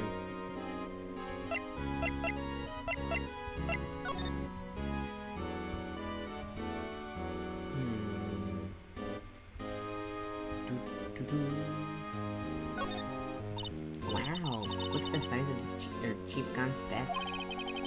Speaking of that, when we were here earlier... Oh, it's you two. Chief Gaunt. Okay, put the paper in the desk. We want the paper. I wonder what he was reading. This looks like a list of evidence. A list of evidence.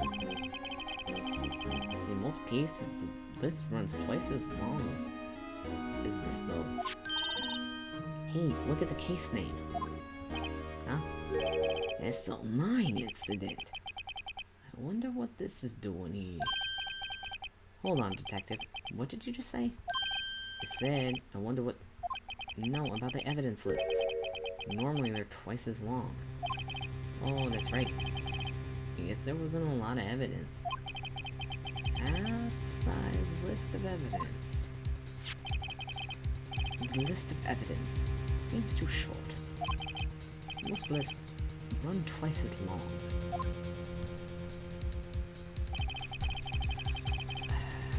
What would the other half of the list be doing here?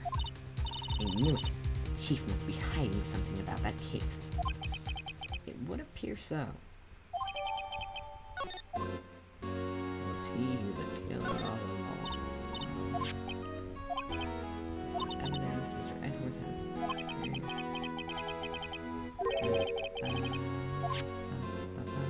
So we go back to Edgeworth, and we present him with the list. This is a safe, isn't it? Safe. That word is ripe with intrigue. Okay, if you say so. It looks like a code is needed to be entered in the in this panel to open it.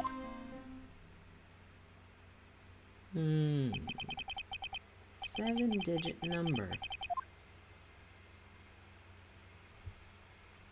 I'm assuming you don't want to do that until you absolutely know what it is. Exactly. I better wait. 7-digit number. Didn't we see one of those somewhere? Although we try entering my birthday. Gumshoe. Gumshoe, lovable idiot.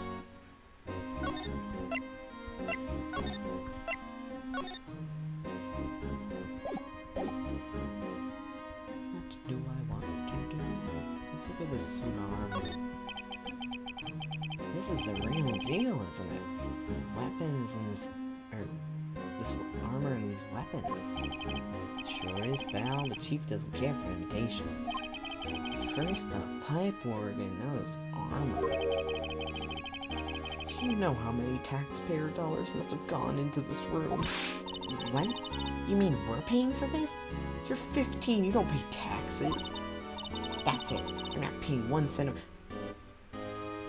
Yo, Emma evades taxes. Emma evades taxes confirmed. Yo. Gotta send this to the group chat. Sending it to the boys.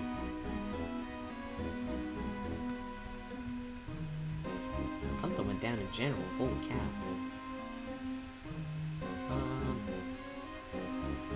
2016. That's where I put this. There we go. You don't have any taxes to pay. Shh, be careful what you say. Who knows, the chief might be hiding his armor as we speak. I don't think he'd fit in there. Even if he did, he'd never be able to get back out. Cut it out. You guys don't know how scary that guy can be. Over here.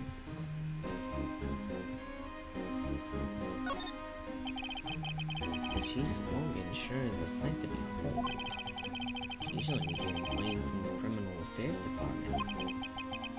That's the one on the second floor, and this is the 15th floor of an entirely different building. When the detective screws up, the chief calls them to his office and makes them listen to the organ for hours. What's so bad about that? Music soothes the soul. After that, the detective can't hear anything for days except ringing in the ears. So it's an instrument of punishment, literally. But aren't the chief's ears affected? He never listens to anyone anyway. That's besides the point. Man's death. This was Lana's desk. Sure is tidy. Lana's always been a meticulous cleaner. There's not even any dust on it. It looks like someone's still keeping it clean. Does Lana ever come back here? No. Chief Gaunt must keep it clean in memory of their partnership. They were the stuff of legend, they were the stuff legends were made of. Does he keep it in memory of her, or in memory of the crime? The shelves are mostly empty. One must have cleaned them out when she transferred over to the prosecutor's office. A small picture frame on the left shelf. Hey! This is from when Lana and I went to that theme park. Oh, she left it behind. That's sad. Looking at the giant window makes you want to crash through it and jump outside.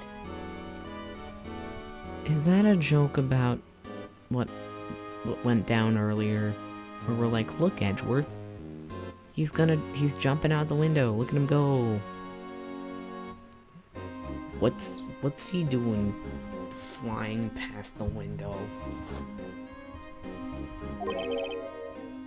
This is the 15th floor.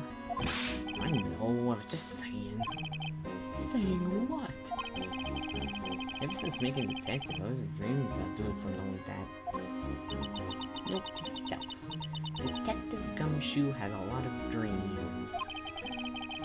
As long as he doesn't go crashing through that window. When he gets fired. Don't say that. Yeah, I mean, you're not wrong, Phoenix. Let's look at this image again. This was taken on that day 2 years ago. The day Joe Dark ran out of the questioning room and tried to kill Emma.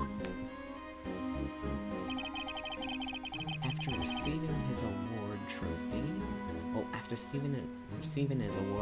Mr. Marshall took a picture here. And then went along with Chief Gaunt to question Dark. I bet he never knew he'd be dead in just a few hours later. Gee, you think?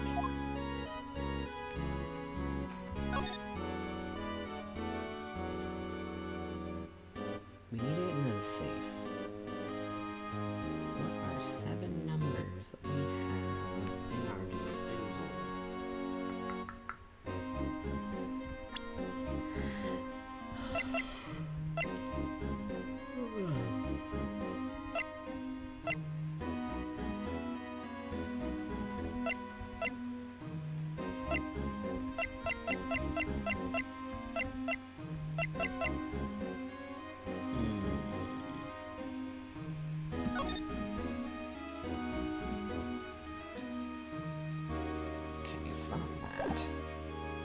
Was it 7 numbers? Let's say 7 numbers. I think I know what the 7 numbers are.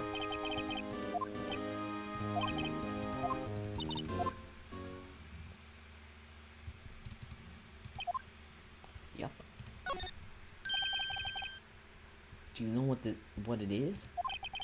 I have a hunch. Oh, I know. If you want to try Gumshoe, I'm sorry. Enhance. I have a better idea. Here goes nothing.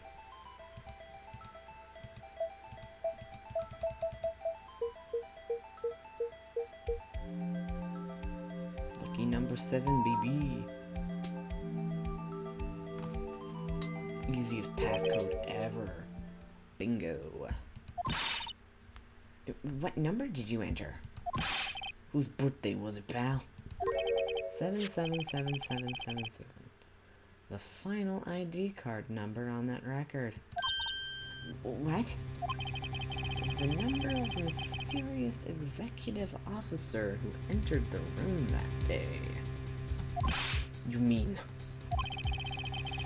Yes. An ID number? I think you're 1-7 shy this time. Man, the parallels. The parallels. This can only mean one thing.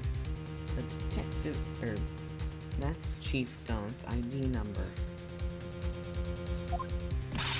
Say, anyone care to look inside? What is... Is it the final piece of the vase?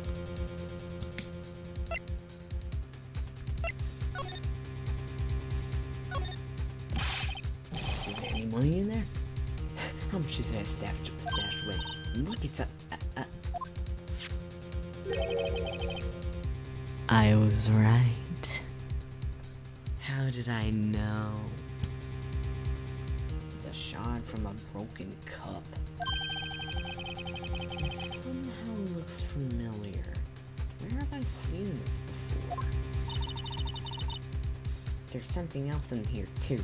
A handprint. What's this? It looks like a piece of leather cloth.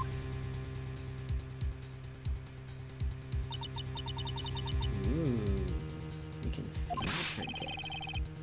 Hey, I saw someone wearing a shirt like that once. Do you think Chief made up this design? I don't think so. Oh, it was just a thought. Is that it? Is that all that was in the safe? Apparently so. It's empty now. A piece of cloth with a handprint on it, and a broken shard from a cup. They look like pieces of evidence. Yeah, but unless you can prove they have something to do with this case, I'm afraid I can't just let you take them. After all, it's my neck on the line here. Great, you have to prove their relevancy to get them. How are these two items related to the SL9 incident? Come on. There's gotta be something we showed the detective.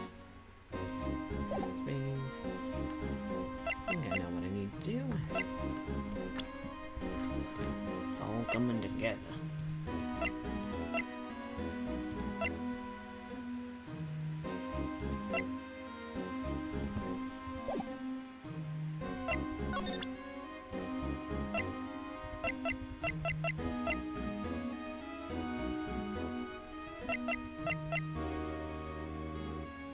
The leather looks like it's from his shirt.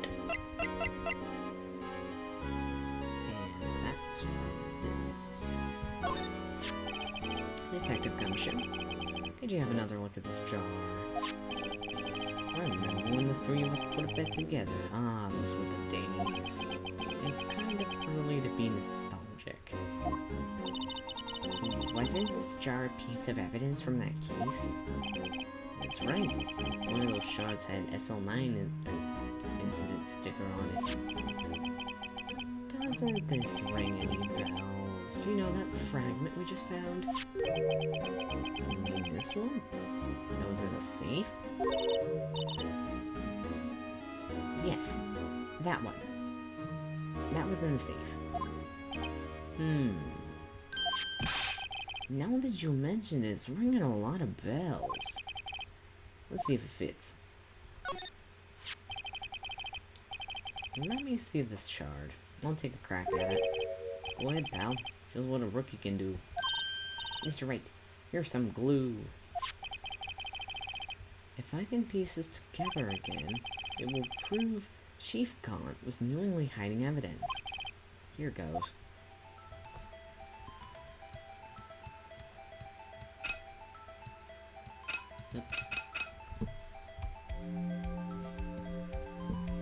That's easy.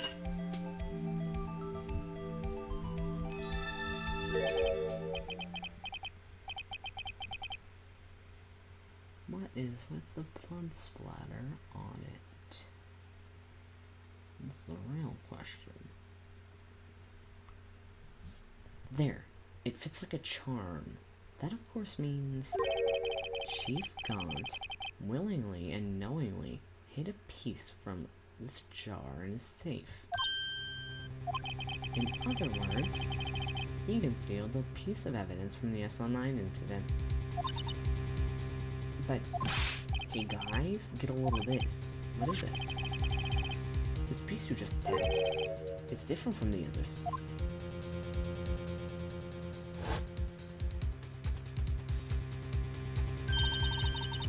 There's a reddish line on it. A reddish line. That's blood. I don't get it. Why would Chief Gaunt hide this in his safe? I don't know either, man. I have literally no idea.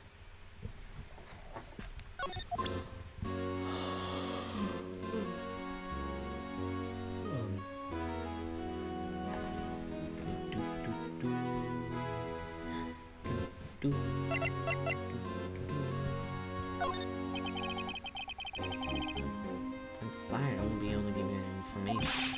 That's why I have to get all this on the system now. Understand, don't you? Don't be so negative, detective. We do want to share you to share your information though. Oh, my fool, and I haven't had anything useful to share to begin with. Gotta stay positive.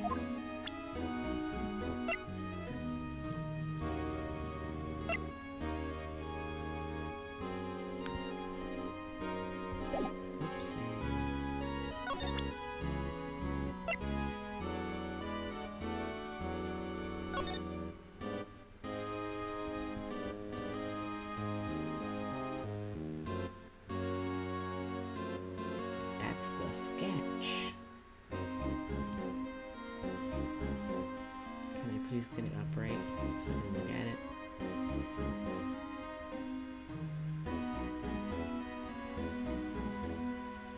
It won't let me. Fine.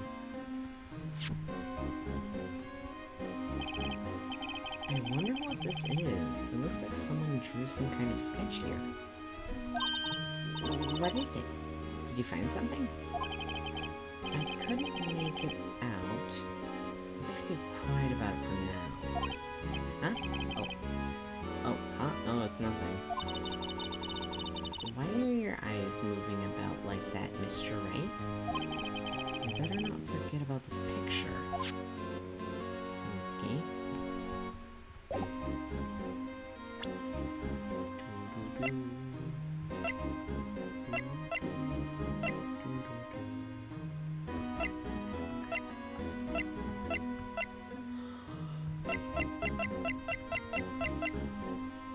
What do we show?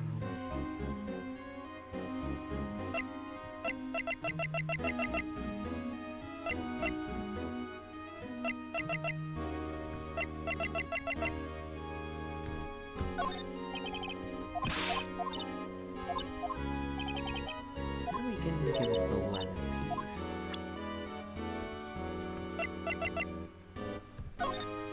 Detective Gumshoe, I would like you to have a look at this. Hey, I know what that is. So you want to take some fingerprints? That's a great idea, Detective. Alright, go to town, sheesh. What are you doing? Why are you sticking your hand out like that? Go ahead, take my fingerprints. It's not your fingerprints we want to take. Huh? Come on, this isn't the time for jokes. We're talking about that cloth we found in the safe. Oh, heh. I knew that. The one with the handprint on it, yeah? Sheesh, where's his sense of humor? Let's check for prints. Sprinkle the powder on the cloth. Then, once it's been absorbed into the prints, blow the rest away. What are you, my mom? I don't have to be told a million times. Alright, let's get this over with. Enter.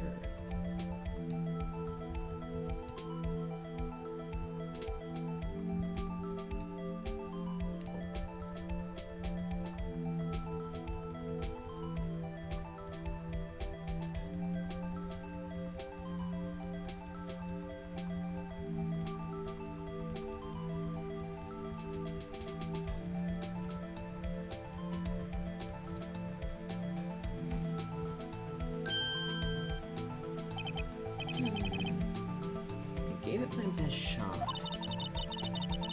That kind of result won't be any good with magic prints, will it? Maybe we'll get a clear result from this print.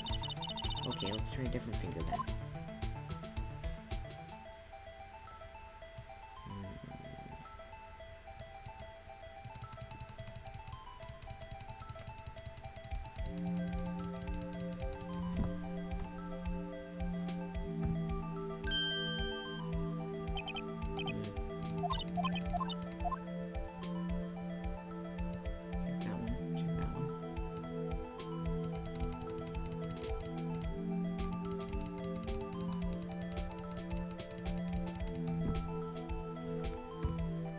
There we go.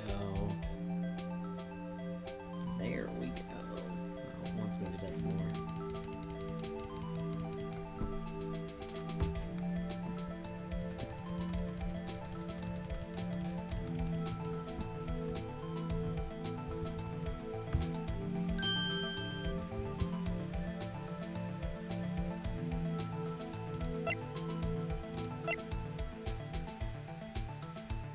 That's from Emma.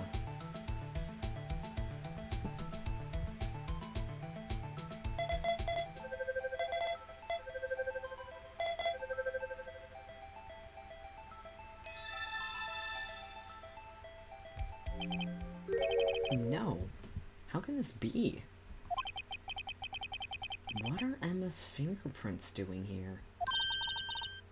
Hey, you found a match? Whose fingerprints were they? Huh? Oh, it seems the prints are too old. They aren't clear enough to get a match. Oh, that's too bad. I thought they'd be Dark's prints. Psst. Hey, you, over here. What's going on here? What are the kids' prints doing inside the chief's safe? Don't ask me. Let's just keep this information from Emma for now. Hey, maybe you should hold on to this. Thank you. Well, was I any help? Of course. Thanks to your ID card, we have to get some hard evidence. No, that's not very kind, is it? In other words, if it wasn't for his ID card, he would have been useless.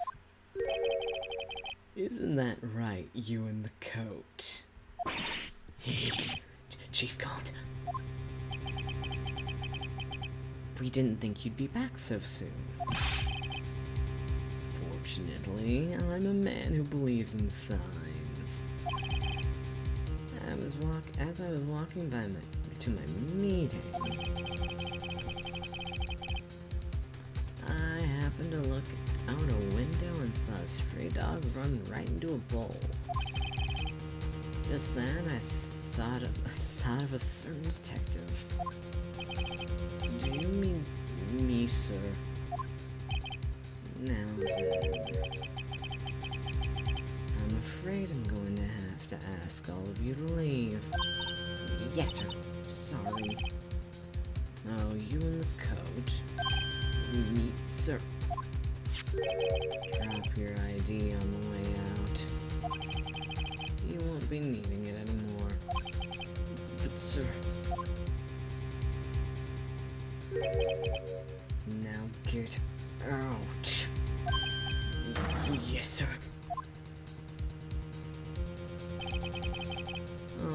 We'll be on our way too then. Wait, you're the one without the spiky hair. Don't go yet. Me, sir? I'd like a word with you. But sir, I'm not a licensed scientist. You with the spiky hair, you're free to go. Mr. Wright.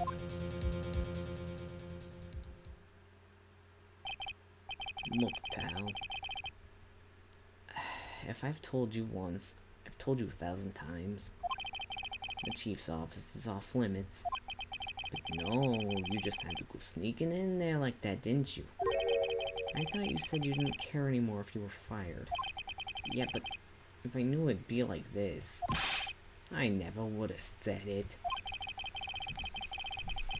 Now that I've seen the evidence Chief Gaunt was hiding in its office, I think I'm finally starting to get the picture.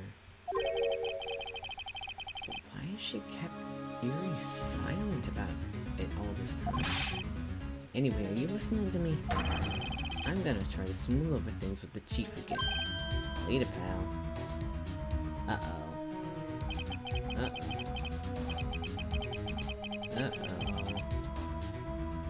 After that, I heard from Emma. She said the police want to ask her some questions, so she'll be busy for the rest of the day.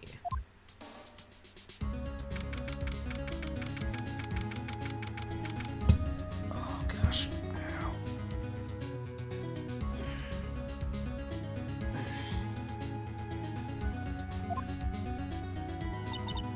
I see. So the chief asked Emma to come in for questioning. It's no use thinking about it. Tomorrow's gonna be the final day in court. I'm committed to doing everything I can to defend you, which is why I'm here. But I've already told you all I can. What you've told me over these past couple of days is absolutely nothing. Not a single useful thing. Really? I believe I did mention something quite important. Something I told you right at the beginning. I said I was the one who stabbed Detective Goodman. You know, I think I've finally figured it out. I know who that is lurking behind your words. I did a good job mentoring you. I'm rather jealous. Lesbians. Seems Edgeworth was right. Edgeworth? Once you're convinced you know something, no one can persuade you otherwise. Thick-headed is the term he used, I believe. Thick of head and thick of ass.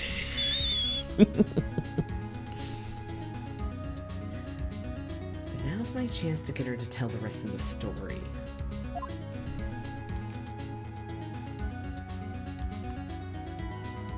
Thinks about that one image in the cursed... I think it was in the Phoenix fan cam where he's like bent over.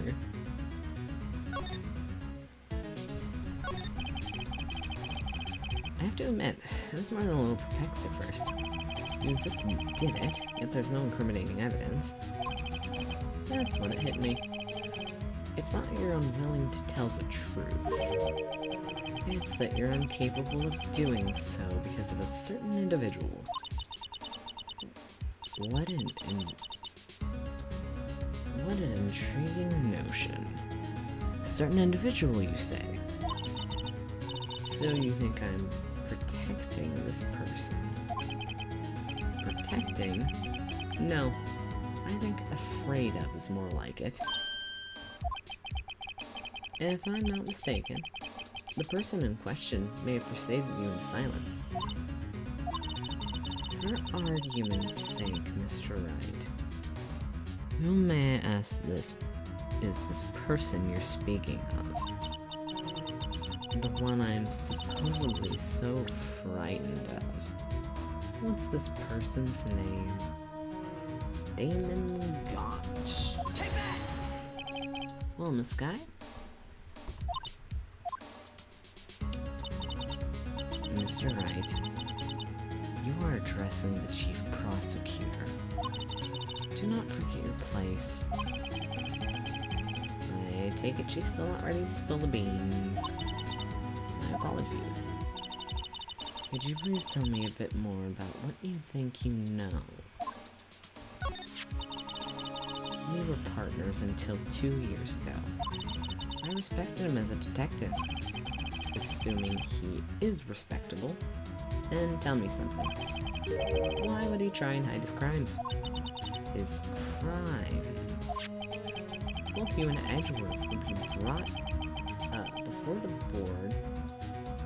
Both you and Edgeworth would be brought of inquiry for what you did. Specifically, hiding and forging evidence. Of course, these are serious offenses. Why is it, though, that Chief Gant's name was never mentioned? Chief Gant. Edgeworth didn't know the truth behind the forgery.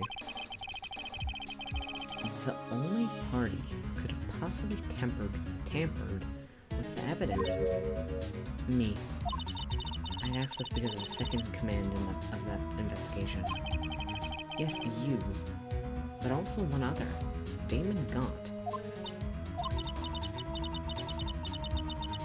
If you intend to accuse Chief Gaunt, I'm gonna need more than just words. Show me proof.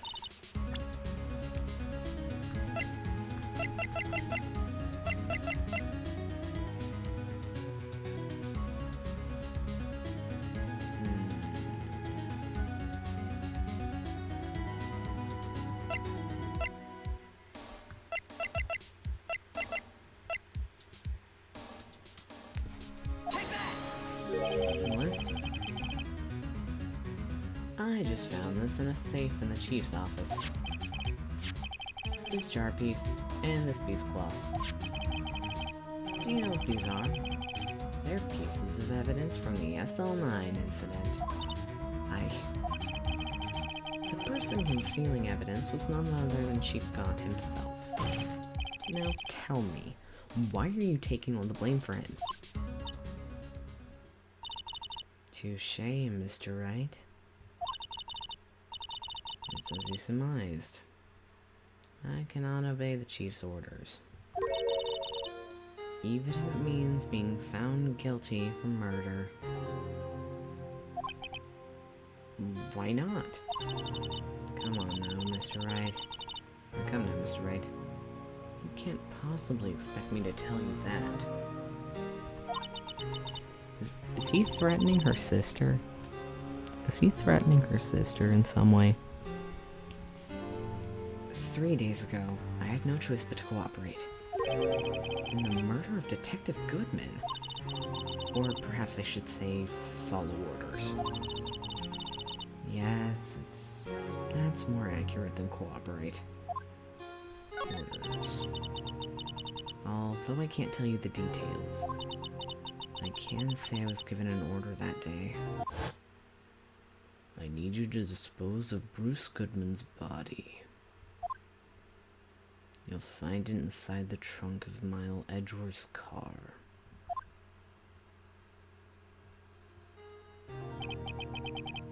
Just as I suspected. Despite what everyone believes, you were not the one who murdered Detective Goodman. Correct. I was trying to take the body out of Edgeworth's car.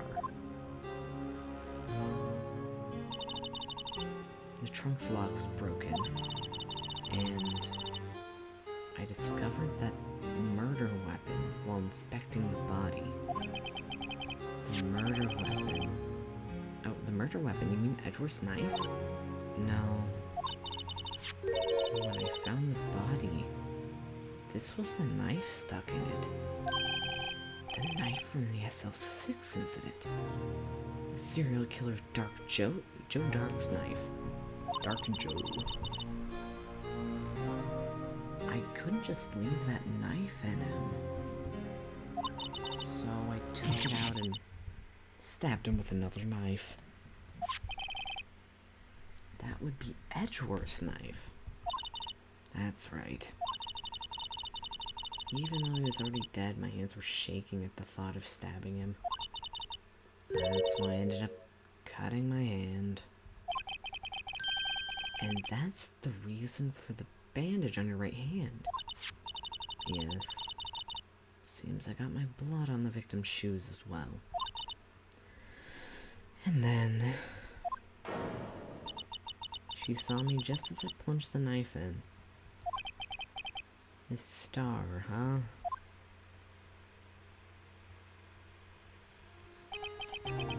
Why did you need to hide Dark's knife so badly?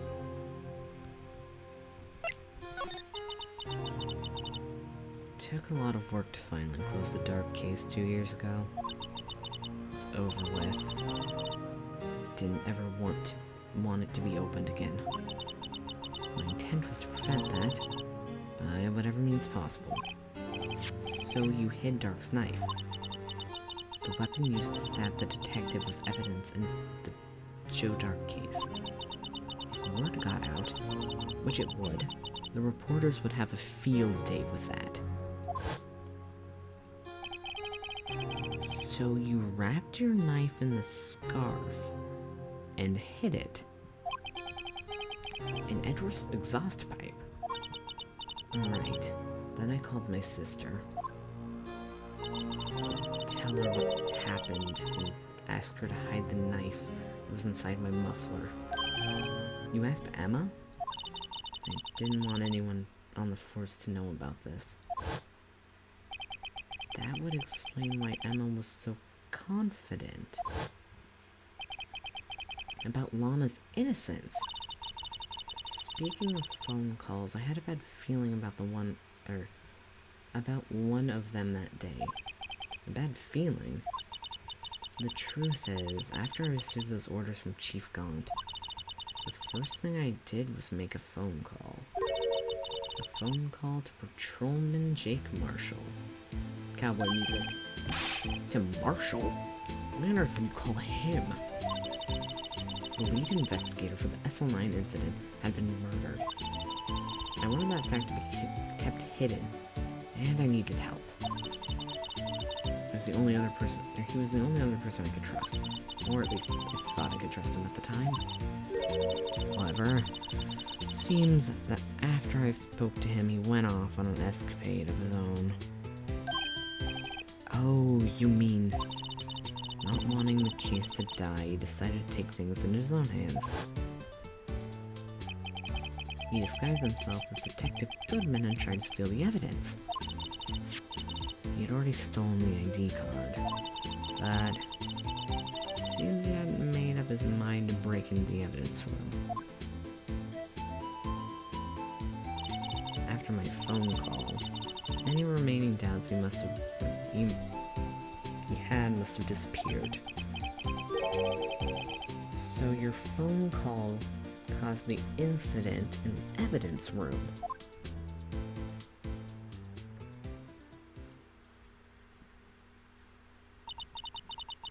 I'm afraid that's all I can tell you. But Lana, you've earned my respect, Mr. Wright, both as as a defense attorney and an investigator. Now please, don't pursue this any further in court tomorrow. Tomorrow's trial. There's only one way to drive off Lana's demons. Lana Preeti, she is. I've got to get to the bottom of everything. Detective Goodman's real murderer. I hate his dumb face. rage. And what went down in the chief's office 2 years ago?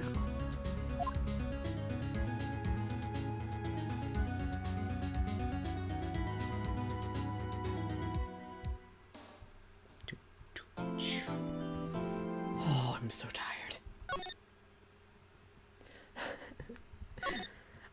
I was scraping by on a single ounce of